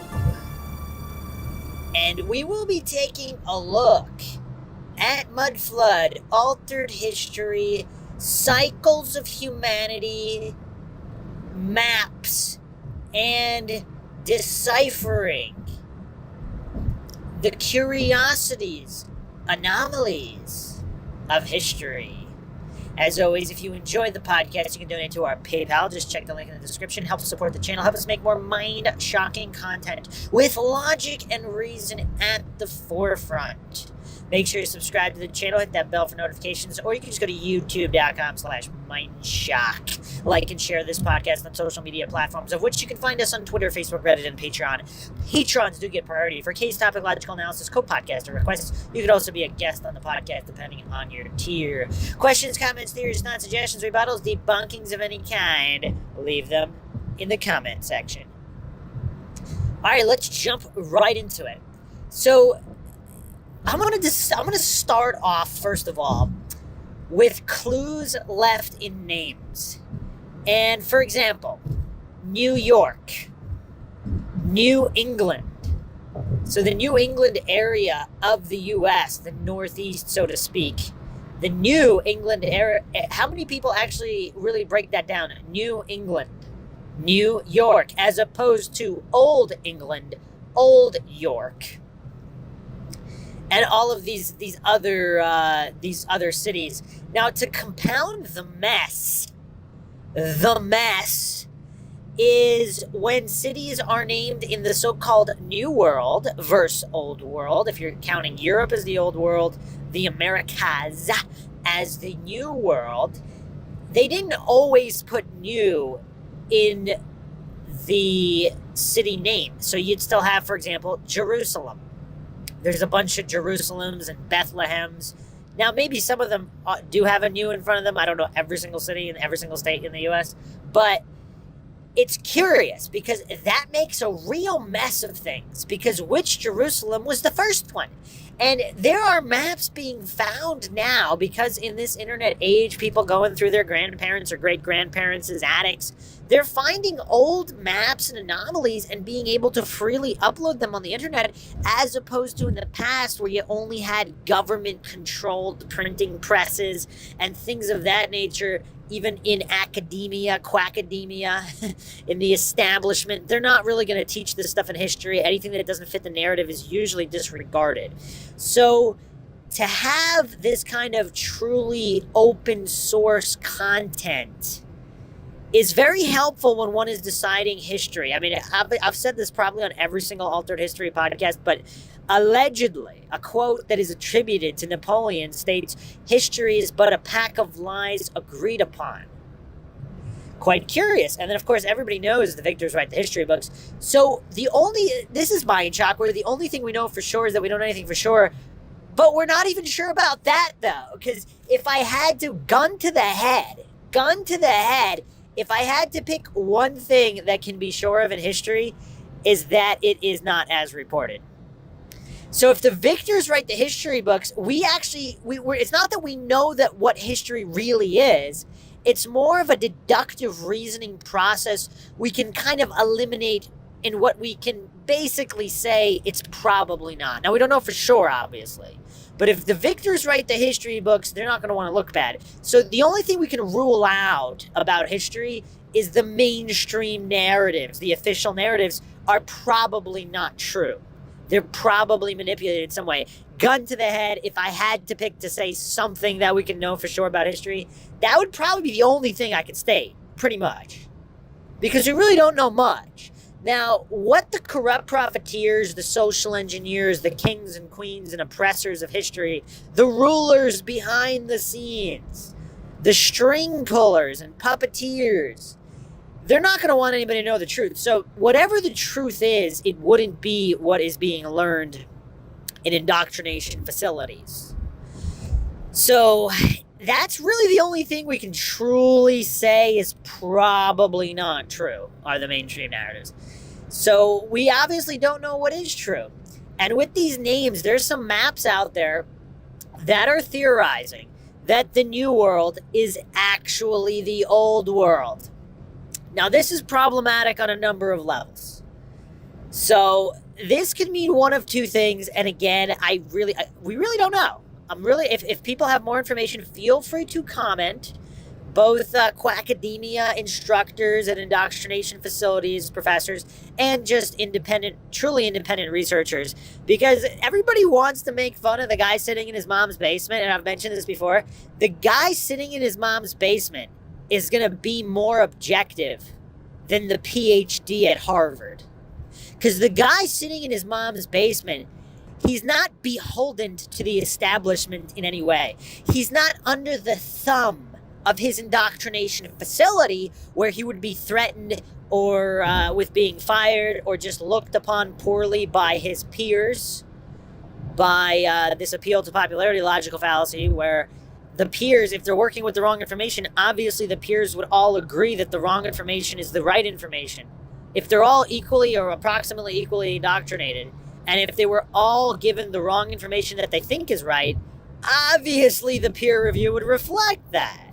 So it's really hilarious when coincidence theorists and scientism cultists, authority-worshipping cultists, always want to point to peer review as if popularity dictates truth in any way. It's just so silly. In defiance of all of real history, what we know of history, obviously that's not how it works. So the guy sitting in his mom's basement can come up with all these theories. He would be more objective than the professor with something to lose, beholden to the establishment at any of these institutions. Not even these big time, and not even Ivy League big time institutions. Even a small local college, the guy still doesn't want to get fired.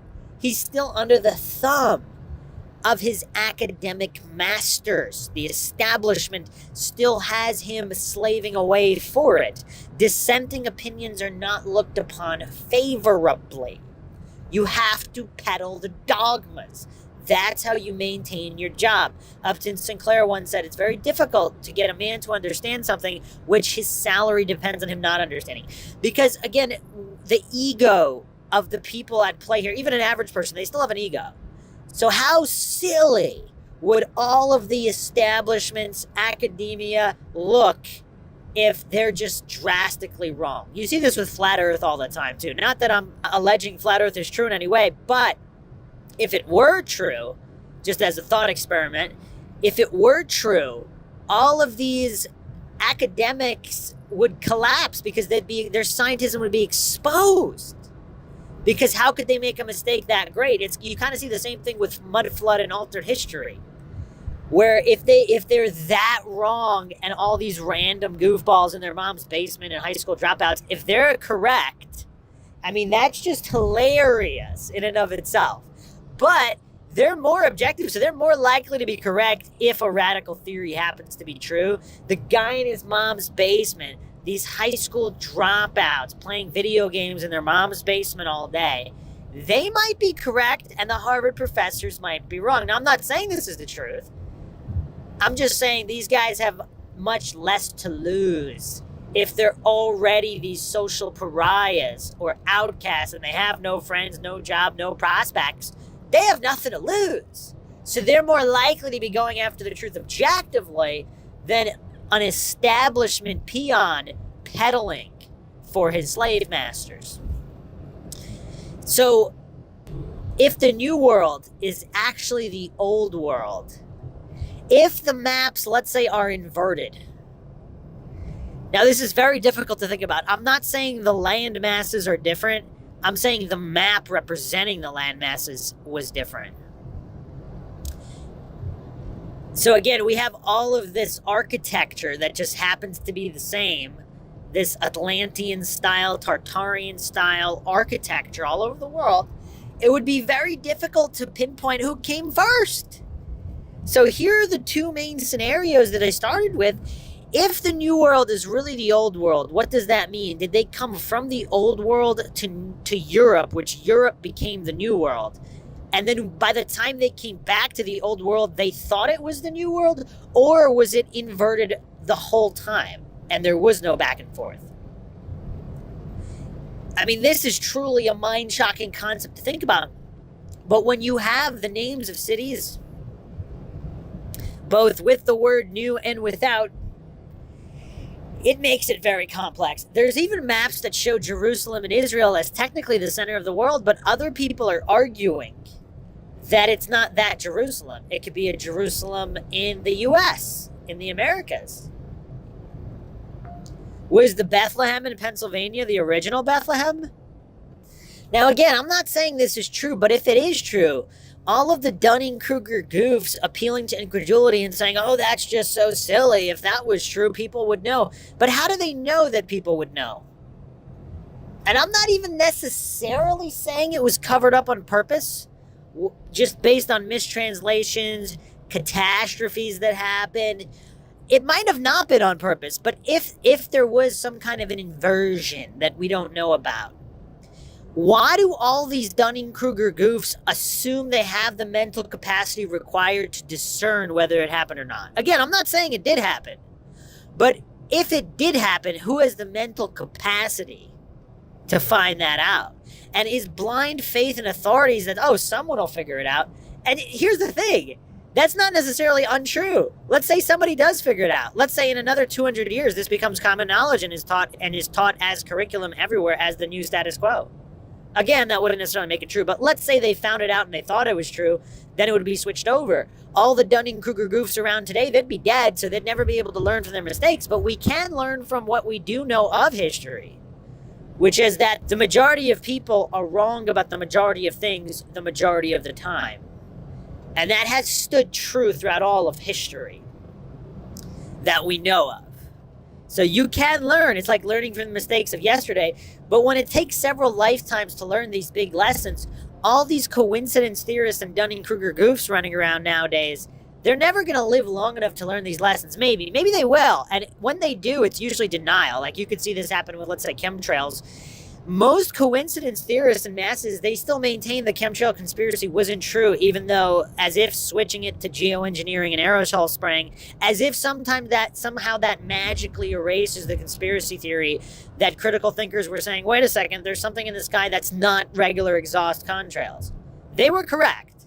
There's a bunch of spraying going on that's not exhaust contrails. Now, what exactly it is, that's a whole separate argument, but it's just really funny how the Dunning-Kruger masses, the coincidence theorists, wrote that off. And to this day, how often does a coincidence theorist and a scientism cultist admit they were wrong? You don't see that. Where you actually do see that with a certain portion of conspiracy theorists, where in certain conspiracies, I mean, Y2K, I guess you could use Y2K, and that's a completely different can of worms, because supposedly something did happen on Y2K, and there was some kind of widespread computer issue. It was just never disclosed because of national security, of course. So there was some funny business going on behind the scenes. And again, how would we know? Unless you have top secret clearance, you wouldn't know if there were some issues with defense systems or computers. Why would they ever publicize that? I mean, how silly do you have to be to think that they would have admitted if it did happen? Oh, man. And that's another thing that the coincidence theorists, they just fail to understand. If some of these conspiracies are true, are they expecting them to admit it? They obviously wouldn't. So again, I'm not saying the conspiracy theory is true. But if it were true, there'd be no way to know. So it's quite silly to hallucinate that you know for sure it's not true. It's just very, very amusing. So with this, old becomes new.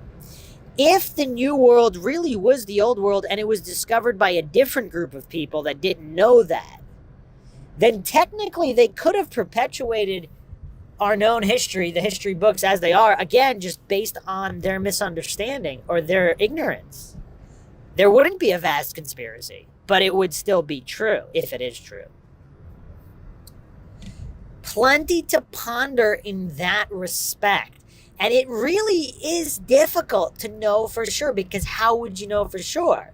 The scientism cultists always want to appeal to authority and say, oh, well, they dated it with their magical, infallible human dating technology where somehow it's infallible and they know for sure.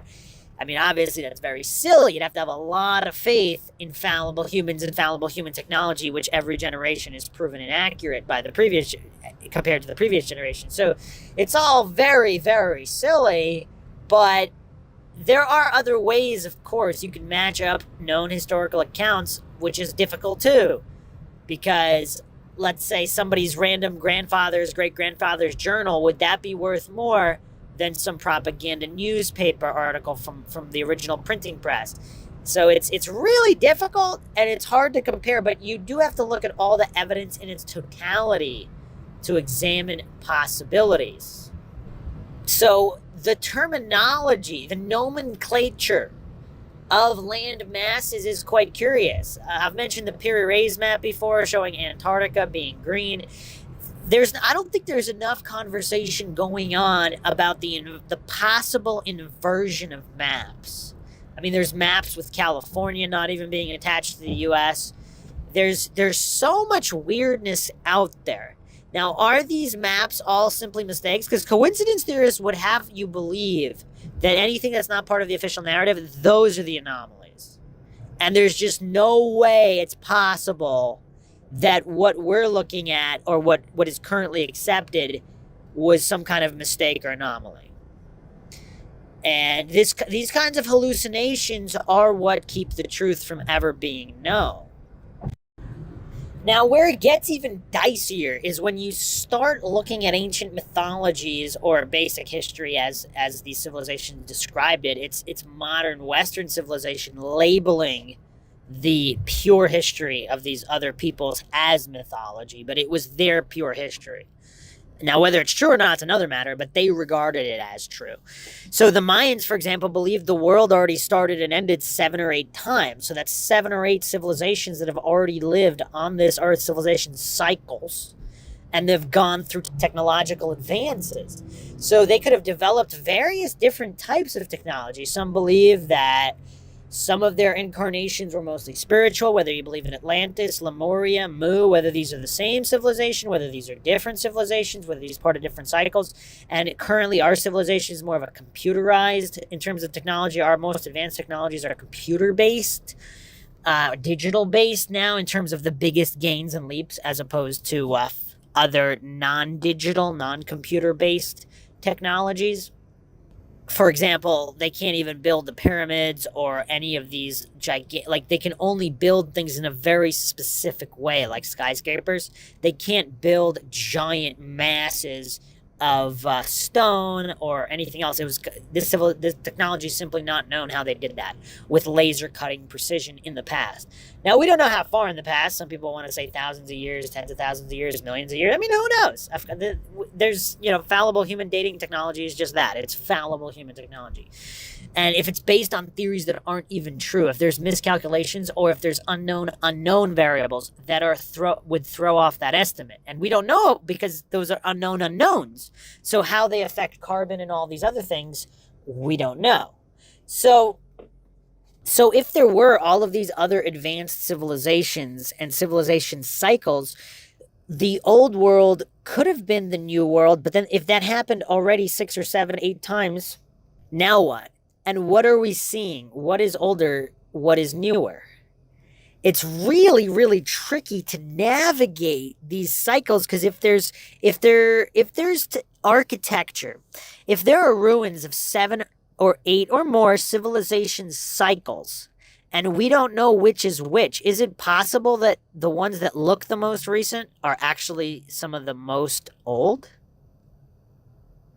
I don't know. I'm just throwing this out there. I'm just postulating possibilities because, again, if we had to pick something to know for sure, the only thing we could really say is that history is not, it does not appear to be as advertised on the idiot box or in government indoctrination facilities.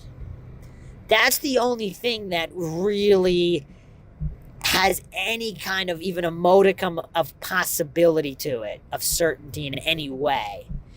Whereas all these other theories, they're just theories. I'm not alleging they're true or untrue. But they are very, very curious, and we'll be examining more detail in architecture in specific areas of the world. Obviously, plenty more to discuss in the Altered History series. I just wanted to really get specific on old and new, how the nomenclature might leave a lot of clues, and how we might not be able to differentiate which is really the old and new, or if they switched several times. Because if it was an ancient city, and then they made another city on top of it with the same name and called it new, and then another civilization cycle passed, and then they just dropped the new, and they had the same name again. Because if that happened a couple times, I mean, it gets really, really tricky. Very, very tricky. But hope you guys enjoyed another edition of the MINDSHOCK podcast in the Altered History series. If you enjoy the podcast, you can donate to our PayPal and help support the channel. Just check the link in the description. Like and share this podcast on social media platforms, Twitter, Facebook, Reddit, and Patreon. Patrons do get priority for case topic, logical analysis, co-podcast, or requests. You can also be a guest in the podcast depending on your tier. Make sure you subscribe to the channel. And any questions, comments, theories, thoughts, suggestions, rebuttals, debunkings of any kind, leave them in the comment section. This is Bruce McGuire signing off. Catch you guys next time.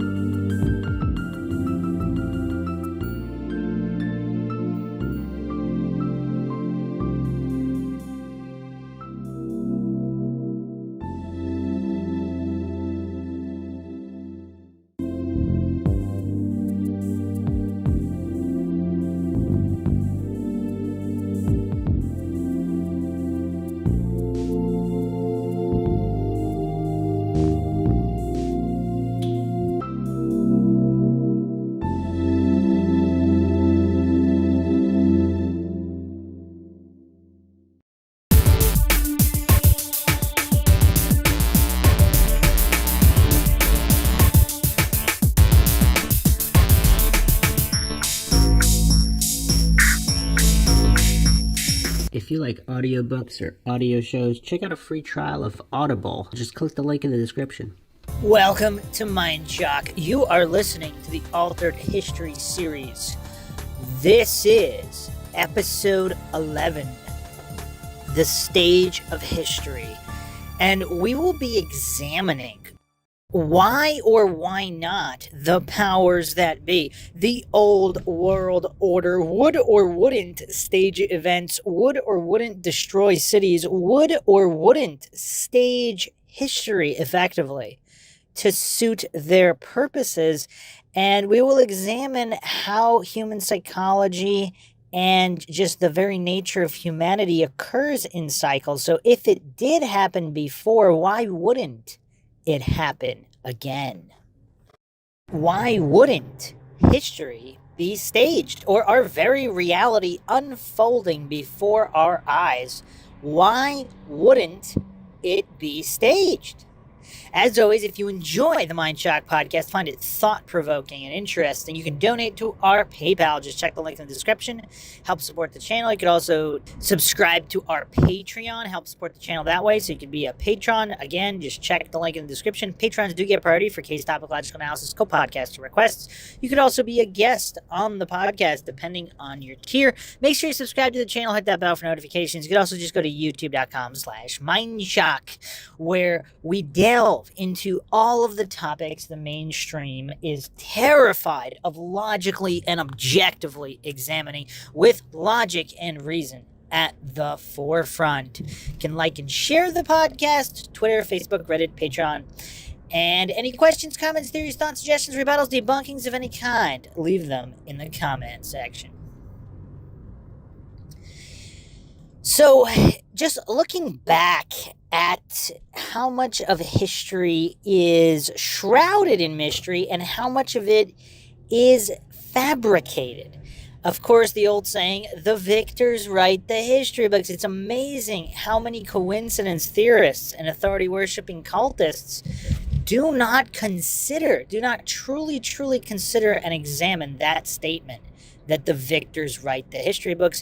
And oh, how true it is. We can go even deeper.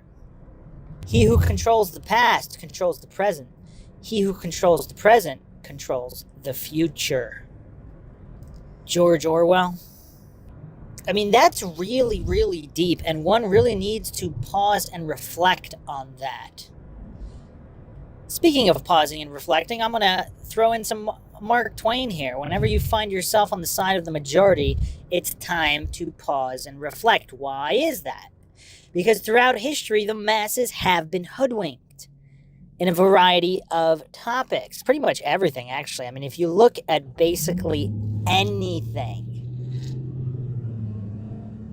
if you look at any point in history, the majority of people were wrong about the majority of things the majority of the time. And we're not living in some kind of magical time period where humans are not humans and human psychology doesn't apply. Of course it applies. The ego exists. Humans do not like to be wrong. Humans like to dig holes deeper if it absolves them of being wrong in some capacity. We're seeing this all around us every day, even in 2021 here. So imagine you are a master and controller. I mean, obviously a certain amount of reality unfolds as it does. But if you are truly looking to control populations, you're going to leave as little to chance as possible. Almost everything will be staged. And again, by stage, that doesn't mean the event doesn't happen. It means it's manufactured artificially in some capacity. And again, the people who don't understand false flags or any of these other things, that doesn't mean the event didn't happen. Coincidence theorists are so quick to get triggered, they don't even attempt to understand any argument being put forth in good faith. Again, because they've been indoctrinated out of the use of logic and reason, and most so-called adults walking around are pretty much operating on a 4-year-old emotional level where they do not process anything logically. It's all emotional knee-jerk reactions. and they basically let the idiot box do all their thinking for them, which is an issue, because if you're truly looking for the truth, obviously, if you're listening to MINDSHOCK, you're probably not a brainless drone out there. Although, who knows? We get a lot of Dunning-Kruger crowd individuals as well, mostly on the true crime videos, though. So with our altered history series, we are examining, of course, the possible alteration of history, the fabrication of history, and the stage of history. Now, are there hidden clues that have been left in these just old sayings? All the world's a stage. The theater of war. All these little clues. All these little clues thrown into everyday language and everyday sayings almost innocently. But is there something deep? Is it a warning from ancestors, from survivors of previous resets? Clues or warnings of what's to come? And even just when you get right down to it, how to interpret reality. I mean, there's, of course, also believe none of what you hear and only half of what you see. Of course, there's also seeing is believing, which kind of ties into believe none of what you hear. But even when you see something, does that mean what you're seeing is what you think you are seeing? There's another great quote: when you change the way you look at things, the things you look at change. Because reality is perceived subjectively, as much as some people like to deny that. For example, I don't really want to go down the 9/11 rabbit holes, but there are some people who believe there were no planes, there were holograms, etc., etc. You might remember seeing a plane going through the building in a realistic fashion, but then when you watch the slow motion clip, you see the plane slicing through solid concrete reinforced fireproof steel like a knife through butter for many, many frames. Now, I am not going to assert what did or didn't happen, or whether or not there was holographic technology involved, or who the true perpetrators were or were not. I am not alleging anything. I am just saying, when you have a different viewpoint, what you see is different than what you saw before, even though you're technically looking at the same thing. Does that happen once you look at all the architecture all around the world that just so happens to be Greco-Roman, possibly Atlantean in origin? Then you have the Tartarian influences. And it just so happens all of this architecture is present in even, let's say, Salt Lake City in Utah, where there's supposedly a couple of Mormons with a wagon, and they're building these single-piece stone pillar Greek temple-like buildings, which just so happen to resemble all of these government buildings in every single country in the world. You have Arabia, South America, Australia. In a lot of these places, how do they get the supplies for these single-piece gigantic stone pillars? They didn't have cranes. I'm not going to go down the dating rabbit holes with the carbon dating and all of that, but just when you change the way you look at things, the things you look at change. So when you're looking at these cities and buildings in France and England and Germany, and it's just all of these buildings that just happen to be these spectacular Greco-Roman structures, why would government buildings be built as Greek temples? If you haven't checked out the previous episodes in the Altered History podcast, make sure you check those out. We go over all of these possibilities and the possibility that these foundations found nations. These buildings were already there by the time local populations claimed them as their own and repurposed them as government buildings, banks, all of these government-affiliated structures. So going back to what I opened with, would the powers that be stage events? Would they stage world wars, so to speak, to get rid of certain evidence? What exactly is the Great Reset? Is it simply a culling of 90% of the population? And then you have orphan trains and all of these things that happened in the past. Are they going to happen again? Now, I don't want to go down the plague rabbit holes. There's a lot of trigger words, trigger diseases, certain labels that just trigger people instantly. But if there was a manufactured plague of some kind, and then a manufactured cure to the plague, which possibly would be worse than the plague itself if the plague wasn't even real. Now, is that what happened with the Black Plague? Some people allege that the history surrounding the Black Plague is quite mysterious, just like the Spanish flu.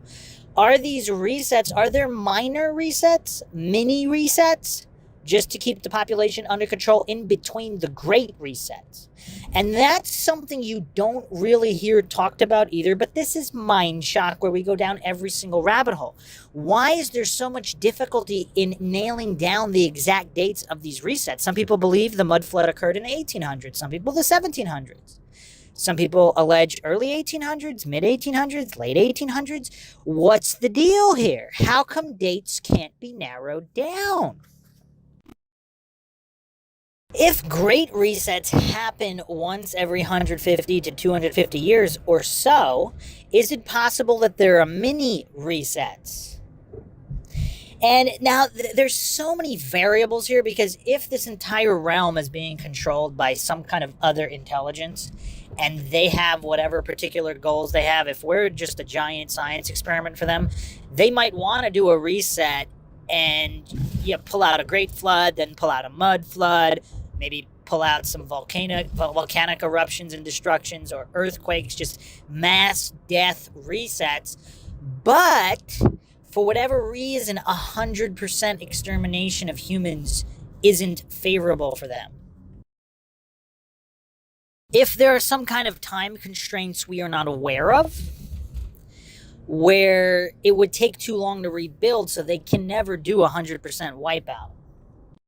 So because they can't do 100% wipeout, they have to do little mini resets just to keep everything under control and to keep everything hidden. But at the same time, there's going to be clues that slip through the cracks. And is that also part of the game? If the part of the experiment is to see what percentage of the population can figure this all out, what does that mean? So the thing about plagues, and I mean, this is a real issue, because if Pasteur's germ theory is true and everybody gets infected, wouldn't a larger percentage of people die? Especially, like, let's say the Black Plague or some of these greater plagues. What? Yeah, sure. Let's pretend the numbers are accurate. So millions of people died. Let's say that's true. Why would there be a single old person left? Why would there be so many people left if the germs work as advertised? The cult of authority worship will, of course, cling desperately to any kind of government-mandated textbooks and any scientists and doctors part of the establishment. Of course, I mean, if there's any kind of conspiracy, obviously those people would be peddling the propaganda line. So why would you look to those people to disprove the conspiracy if there was one? And I'm not saying there is one. Again, for all the Dunning-Kruger goofs out there, I'm not saying there is one, but if there is, just like if you're accusing a serial killer, if someone's accusing a serial killer of killing again, are you going to go to the serial killer and solely rely on their alibi or any kind of paperwork they provide? The conspiracy is being alleged against that individual. Why would you look to them to disprove it? Obviously, it doesn't make any sense. But then again, authority-worshipping cultists and coincidencers don't really go about life in terms of logic or sense of any kind. So with these resets, if there are mini resets, plagues, mud floods, otherwise, if the goal is not to decimate 100% of the population, one has to wonder what exactly is the goal and how exactly is it being carried out? Because with these plagues, again, if Pasteur's germ theory is true, shouldn't a lot more people die? Like the vast majority, like we're upwards of 90%? Now, if we go to Antoine Béchamp and cellular or terrain theory, that kind of makes more sense, because if it'd be individualized to the organism on how much they can take. So it wouldn't be dependent on the germ per se. So if viruses are part of the immune system in general, if someone is spraying some kind of toxin, let's say the Black Plague, if that was artificially manufactured, then yes, only the strong would survive, especially if the lethality of whatever agent was utilized was intentionally not maximized. So if the goal was never to kill 100% of the population, if the Black Plague was manufactured, again, where I'm not claiming anything is true or untrue, this is MINDSHOCK, where the only thing we know for sure is that we don't know anything for sure. Now, I wasn't around back during the Black Plague, and even if I were, would I have access to the upper echelons of any kind of clandestine operations of the rulers at the time? Because if this was a plot brought about by the old world order, per se, or whomever, if the lethality was intentionally in the mid-range, so the idea was to thin the herd, not to completely make the herd extinct. And is that the function of mini resets, plagues, mud floods, all of these things, where the so-called string pullers, the powers that be, they know it's not going to be a 100% extermination. And the reason they know that is because these variables are controlled within certain thresholds. And is anything different now? I don't know. I do not pretend to know. I do not hallucinate and pretend I know anything for sure. That is the job of the authority-worshipping cultists who have blind faith in their priests and establishment dogmas. So that is it for today. Is the main reset, or any kind of major world reset, is that not the primary goal, in a sense of to keep the machine going with all of its cogs, which might also require mini resets in between the major resets? All the MindShock listeners out there, feel free to chime in with your thoughts and comments. Theories, suggestions of any kind, just leave them in the comment section. If you want to support the channel, you can donate to our PayPal. Just check the link in the description. Help us come out with more mind-shocking content, not just in the conspiracies of history, but in various other topics, true crime cases, anything and everything, particularly that which the mainstream does not want to examine for validity. Make sure to subscribe to the channel, hit that bell for notifications, make sure you allow your device to have those notifications come through. You can also like and share Twitter, Facebook, Reddit, Patreon. Patrons do get priority for case topological analysis, co-podcaster requests. You could also be a guest in the podcast depending on your tier. And also here on YouTube, you can become a YouTube member. We've just started YouTube membership, so we will be having members-only chats and other members-only content for those that are past the beginning stages of logic and critical thinking and want to delve deeper without going over the basics time and time again, which is, of course, needs to be done for those new to critical thinking and logic, those breaking out of the cult of authority worship. Hopefully we can bring more logic and reason to the world, which is the entire point of MindShock. This is Bruce McGuire signing off. Catch you guys next time.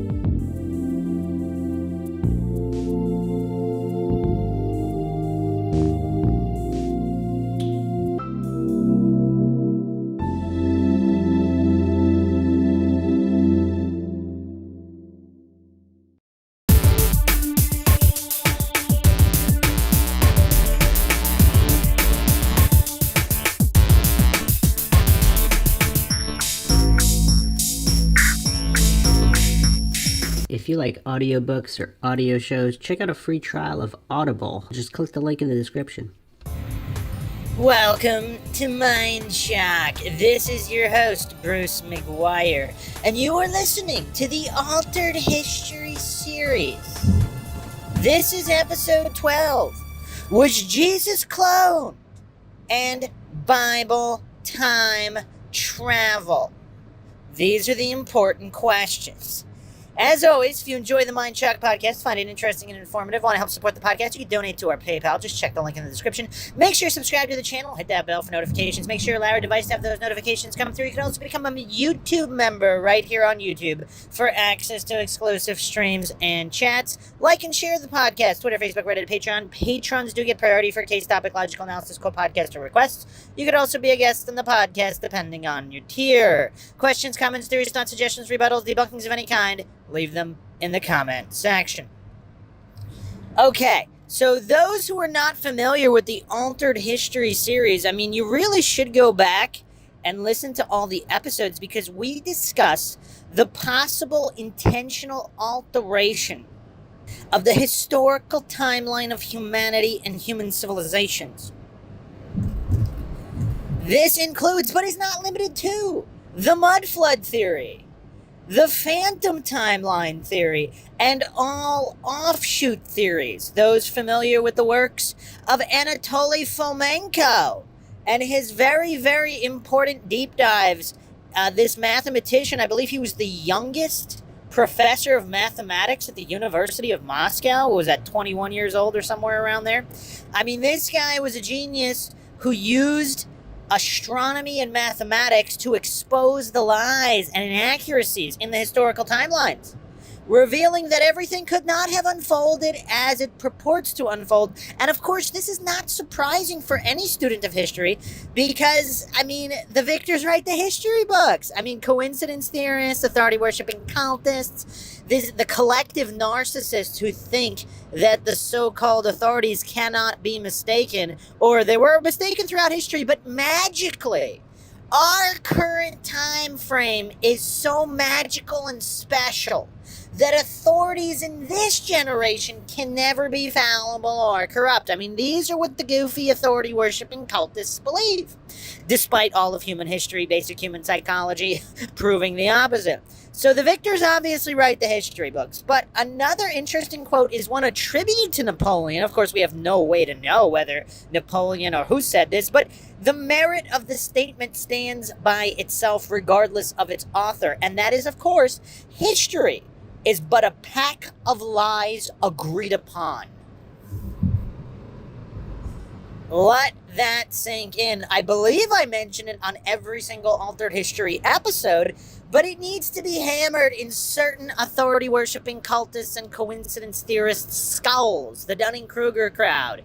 Those who get triggered that any notion of what they see on the idiot box or what they learned in indoctrination facilities might not be accurate, they instantly get triggered. I mean, it's almost amusing at this point. Particularly, this is 2022 now, and there are goofs out there who still think official narratives are beyond reproach, whether in history, whether in science, whether in anything. I mean, it's really laughable at this point. I mean, in our clown world of idiocracy brought to life, I mean, it's crazy. It's downright crazy. So today we'll be discussing, was Jesus cloned?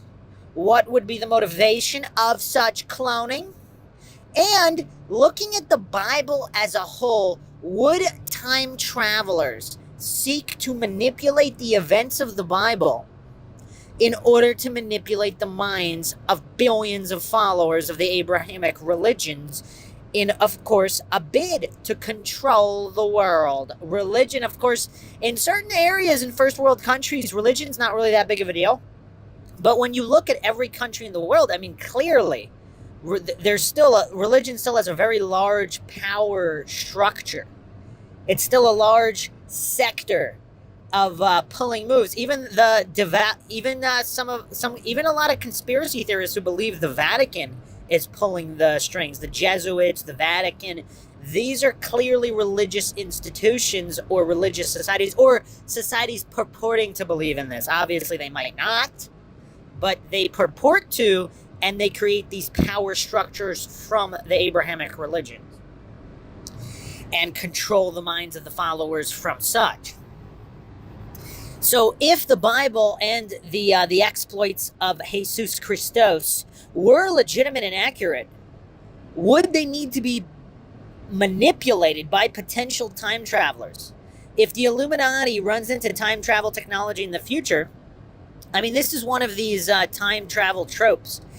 Even if time travel doesn't exist right now, if it's developed at any point in the future, from now till eternity, if it's ever developed, that means it exists now as well. So in order for it to not to exist, that means it would never be able to be developed ever. Now again, this is MINDSHOCK, where the only thing we know for sure is that we don't know anything for sure. I'm not hallucinating or pretending to know whether time travel is possible or whether it will or won't be developed or whether it's being utilized right now or not. I mean, I don't understand the Dunning-Kruger goofs that hallucinate that they know for sure there's no such thing as time travel. Or maybe time travel will be developed one day, but it's definitely not around now. I mean, these goofs are quite amusing. So, if it is developed at any point, would the events of the Bible, would the exploits of one Jesus Christ need to be exploited? Would he, if he was cloned and he became an Illuminati agent, the events that transpired later depicted in the Bible, would they have been altered, however necessary, to keep all of humanity enslaved? I mean, that does seem, if the goal of the Illuminati is to create a new world order and keep everybody enslaved, if there are certain events of Jesus Christos, aka a million other guys, if these exploits hold the key to understanding something extremely important for the common man, that would need to be hidden and covered up. What better way than to clone Jesus and have him be an operative of the Illuminati? Now, not the original Jesus, not the original Son of God. All of that could still very well be true. But is there something the Illuminati does not co-opt for their gain, for their ill-gotten gain throughout all of history and possibly throughout the future? Again, this is all theorizing. If you're one of these triggered goofs that can't handle theorizing or can't handle that I am not stating anything is true or untrue. We don't fall for logical fallacies here on MINDSHOCK. I am not stating anything is true or untrue. These are all just theories and examining motivations based on available evidence. And again, this so-called evidence, I am not stating it is true. But if you believe in cloning, make sure you check out the previous Altered History episodes on DNA cycles. If human cloning technology does exist and has existed for a very long time, what does that mean? Now, one Philip Schneider. So this is an intelligence officer or a claimed intelligence officer who supposedly blew the whistle. So this guy is in the conspiracy world.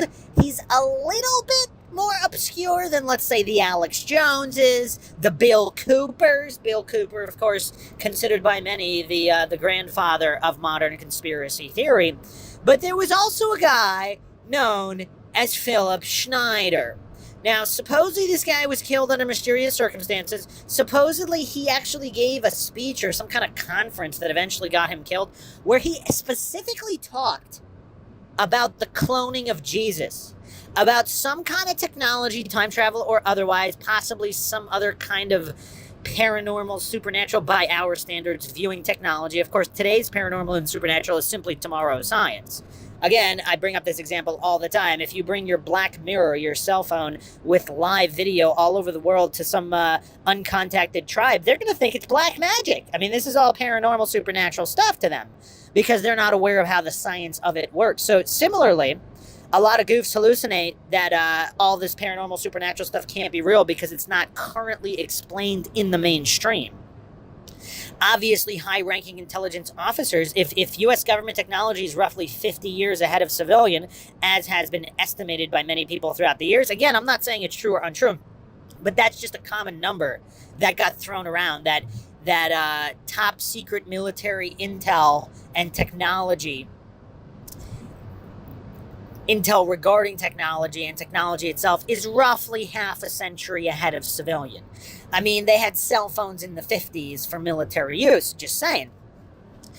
Possibly much earlier. Again, this is only what has been declassified and what is currently available. Who knows what they really had how early? I mean, if you go back and look at World War I, I mean, there's some really advanced wireless technology being used in World War I. But anyway, back to the topic at hand of Phil Schneider.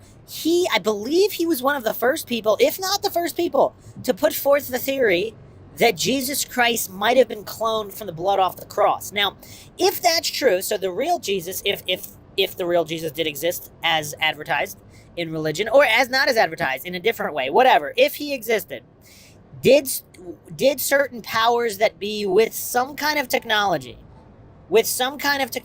either some kind of remote viewing into the past or actual time travel. I mean, we're not going to get into the specifics of time travel. If you want to check out the time travel episodes on MINDSHOCK, check those out. We actually did a few episodes on the nature of time travel, the physics of time travel, and certain theories associated with time travel. That is an ongoing series. We're going to have another episode coming out with that as well soon.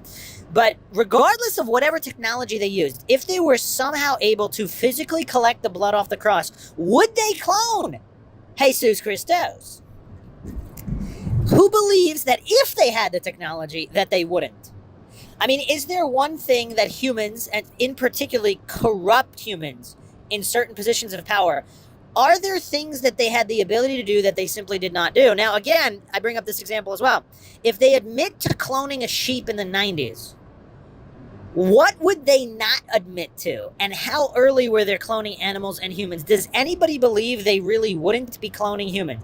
If they admitted to cloning a sheep, who believes that they've never cloned a human, or at least attempted to? I mean, I'm not going to go into the modern evidence for human cloning, but a lot of the Men in Black theories suggest that a lot of these uniform humans, nondescript humans, they're all clones. And that's how they keep some of that stuff covered up, because they're not actually human beings. But if you want to check out the Men in Black Encounters podcast series, check that out. I go over Men in Black Encounters. And if you listen to those podcasts, you will understand why some people believe that they are clones. I don't want to fall for black and white logical fallacies. It's very possible there's a Men in Black organization, government agency, that consists of non-human clones as well. So it's not an either-or situation. That would be a false dichotomy or a black and white logical fallacy. But if Phil Schneider is correct, and where did he pull that out of? So, let me bring up this parallel. Can you imagine a color that doesn't exist? And is it possible to come up with an idea that is 100% original? Now, again, I am not saying that there is any validity to Phil Schneider's claims. I do not claim to know anything for sure. I am not going to hallucinate and pretend I know it's true. I know it's not true. I have no idea. But you can find a video of Phil Schneider saying it, and you can find many, many reports of Phil Schneider claiming this. So Phil Schneider and or other individuals have claimed this. So where did they get it from? Are some of these conspiracy theories just this imaginative? Now, for those that don't know, in the UFO community, in the late 80s, there were BBS, bulletin board systems. These are like the early days of internet forums. Pretty much like Reddit version 1.0 way back in the day in the late 80s. So not a ton of people were on the internet in the late 80s. I mean, not a lot of people were on the internet early to mid 90s either. I mean, the late 90s is when it started to take off. But obviously not until well into the 2000s was the internet definitively mainstream and just about everybody was on it. But in the late 80s, there were certain individuals on it, and there's a treasure trove of information in the UFO and conspiracy field relating to these forums, and some of the ideas proliferated on these forums, on these BBS, bulletin board forums. Is this where some people got their information? Because it seems like I might have to do a dedicated episode on that, because a lot of these conspiracy theories that supposedly came out of the woodwork, even well into the 2000s, you can actually trace people talking about them on these BBS forums in the late 80s. I mean, it's really wacky. I mean, so you would think like some of these GeoCities blogs and some of these places that first started promoting some of these really out there conspiracy theories, they can all be traced at least a decade earlier to being discussed. Again, this has nothing to do with them being true or untrue. It's just interesting. Now, does that point to there being some kind of disinfo sourced from the government itself? Like Operation Bluebeam, some believe there's going to be this mass alien invasion. I think Bill Cooper talked about this, this false flag alien invasion in order to facilitate a one world government, et cetera, et cetera. So a lot of this information about extraterrestrials and all of these things, some believe it's all disinfo, always has been. That's why you can go on the history. That's why you can go on all these mainstream channels like the History Channel. That's why they spent these decades. I mean, if this is some kind of grand plot and grand conspiracy, I mean, it seems like the only way they would make it work is by really playing the long con and taking all these years and decades to set all this up to make it look like it was kind of taboo and out there and the government didn't want it known about. And of course, you'd have a bunch of useful idiots. Obviously, coincidence theorists don't understand how conspiracy theories work. You wouldn't let all these people in on it. Obviously, 99.9999% of people would not be let in on it. They would be just stating what they think is true and silly and whatever they've been socially engineered to believe, military or not. So, just circling back again to this theory that Jesus was cloned off the blood off the cross. Now, I haven't been able to find it on the BBS bulletin boards from the late 80s, but Phil Schneider, I believe, is the original source of this claim. And so is he just that creative that he made it up? Or did he hear it from somewhere? And if he did hear it from somewhere, would that be disinfo and why? Or if the U.S. government does, or the Illuminati, whoever, if they really do have the technology to do it, would they not do it? I mean, that's a really important psychological question for corrupt authorities in positions of power. How often do they hold back on what they can do?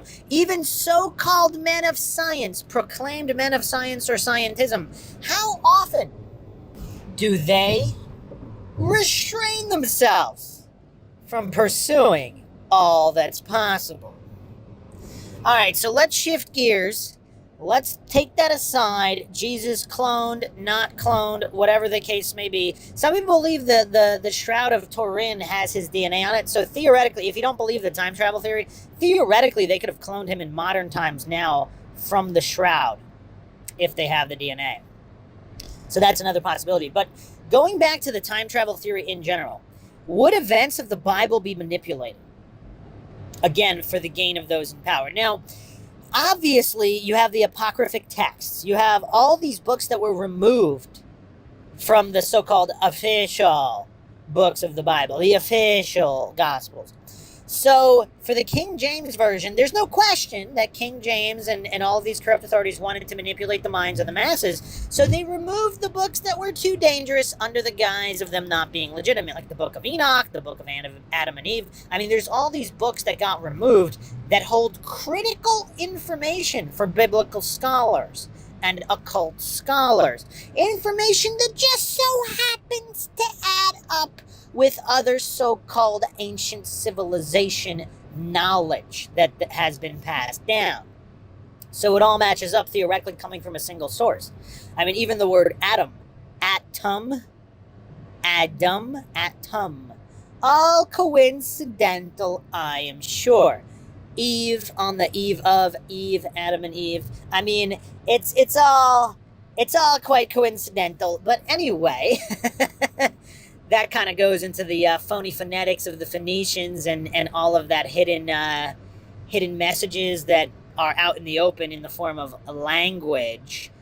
This is not a podcast on that, but critical information in the books that were removed. So clearly there's a vested interest of so-called official authorities that have manipulated the Bible throughout the years, centuries, however long you believe it's been. But let me rope in the Mandela effect in here, because would there not be a vested interest? So I will be doing a dedicated podcast on the Mandela effect. Some believe that the Mandela effect is simply time travel residue. Simple as that. Not interdimensional antics and energy manipulations from CERN. Let's put that aside from now. If they're just simple, if the Mandela effect is simple time travel residue effects, ripple effects, would that be a similar case? So if someone's trying to control the masses, and again, this doesn't necessarily mean it was done in modern times or even in the future. What if a civilization past already did this? And then again, it could be done again in modern times. All these resets, mud floods, whatever you want to call them. Has this been done with the Bible? Because if you have time travel technology, you have free reign to change whatever events as necessary in the Bible to manipulate the masses. Is that why there are some seeming contradictions in the Bible? These were time travel attempts to kind of shift morality or shift certain events. Or was it all innocent and all of this Bible manipulation is an innocent side effect of other time travel? Again, this is MINDSHOCK. We're not going to fall for any logical fallacies here. But these are important topics that, I mean, nobody's really talking about them, but this is MINDSHOCK, so obviously we're going to go over them with logic and reason at the forefront. Are these all possibilities, and is there enough evidence to suggest the theoretical possibility that these things could have happened? I mean, Jesus is, of course, one of the most influential figures in history. Would an attempt to clone him and have him do events for the bidding of the corrupt, so that others through history wouldn't be able to discern which Jesus did what, which one was the good guy, which one was the bad guy? Now, I'm not saying this was done, but it seems like there would be a vested interest in doing it. I mean, that's my main point with this podcast. Whether the technology exists or not, if it did exist, it seems like there really would be a vested interest. I mean, there's some corrupt, power-hungry, scummy people out there. I mean, just look at politicians. So these people exist, and if given the ability, it seems like a lot of these leeches, they would do whatever. This would not be beyond them. Bible manipulations, cloning Jesus, none of this would be beyond some of these individuals. So these are very important points of discussion. What do all the MINDSHOCK listeners think about this? What does everybody think of these theories, these possibilities? Phil Schneider's claims. Was Phil Schneider simply leaked this information? I talk about this all the time as well in terms of whistleblowers. Bob Lazar, this is a very famous theory. I don't want to say I've authored the theory, but I've modified it to an extent. The McGuire theory on Bob Lazar is, of course, Bob Lazar is completely honest and will pass every single polygraph test because he is stating what he believes to be the truth. This is just one theory. I'm not claiming it is true or untrue. I am simply presenting a theory. A lot of these triggered goofs don't understand that presenting a theory doesn't mean you are claiming the theory is true. I mean, this is children's level English comprehension, but for whatever reason, it needs to be said given the comment section. So, if the U.S. government was running an experiment on what would happen, like how leaks would happen, so they would tell Bob Lazar, so they would manufacture all of this technology that they told Lazar was alien. It's all human technology, it's all made up, and they would stage all of it. And Bob Lazar works with it, and they would just monitor leaks, just as an experiment to see how leaks happen, how the media would handle it, how Bob Lazar would handle it, whether it would be believed or not. So this is just an experiment. Again, regardless of whether Operation Bluebeam is the main facilitator of all alien theories or not, regardless of that, either way, the military and the U.S. government might want to know how a leak would happen and what the result of the leak would be. So they presented Bob Lazar with all of this as if it were true, which it is not. So he believes it's all alien tech, it's all real, etc. And that's why he was able to even predict the element. I mean, people think that he's all full of it. There's a lot of points to his story that have since come true. And if the U.S. government had advanced knowledge of all this, this could have nothing to do with extraterrestrials. But that's why certain corroboration is possible within the Bob Lazar story. So is that the same thing that happened to Phil Schneider? Was he given so-called misinfo, leaked info, purported to be this top secret info? It's not true, but Phil Schneider didn't know that it wasn't true. And he thought he was being a good patriot by leaking it. Or maybe it is true. So, again, a lot of different theories here. But what do all the MindShock listeners make of all of this? Feel free to leave your comments, thoughts, theories, suggestions, rebuttals, debunkings of any kind in the comment section. If you enjoy the MindShock podcast, find it interesting and informative, you can support the podcast. Just donate to our PayPal. Check the link in the description. Make sure you subscribe to the channel, hit the bell for notifications. You can also be a YouTube member right here on YouTube for access to exclusive streams and chats.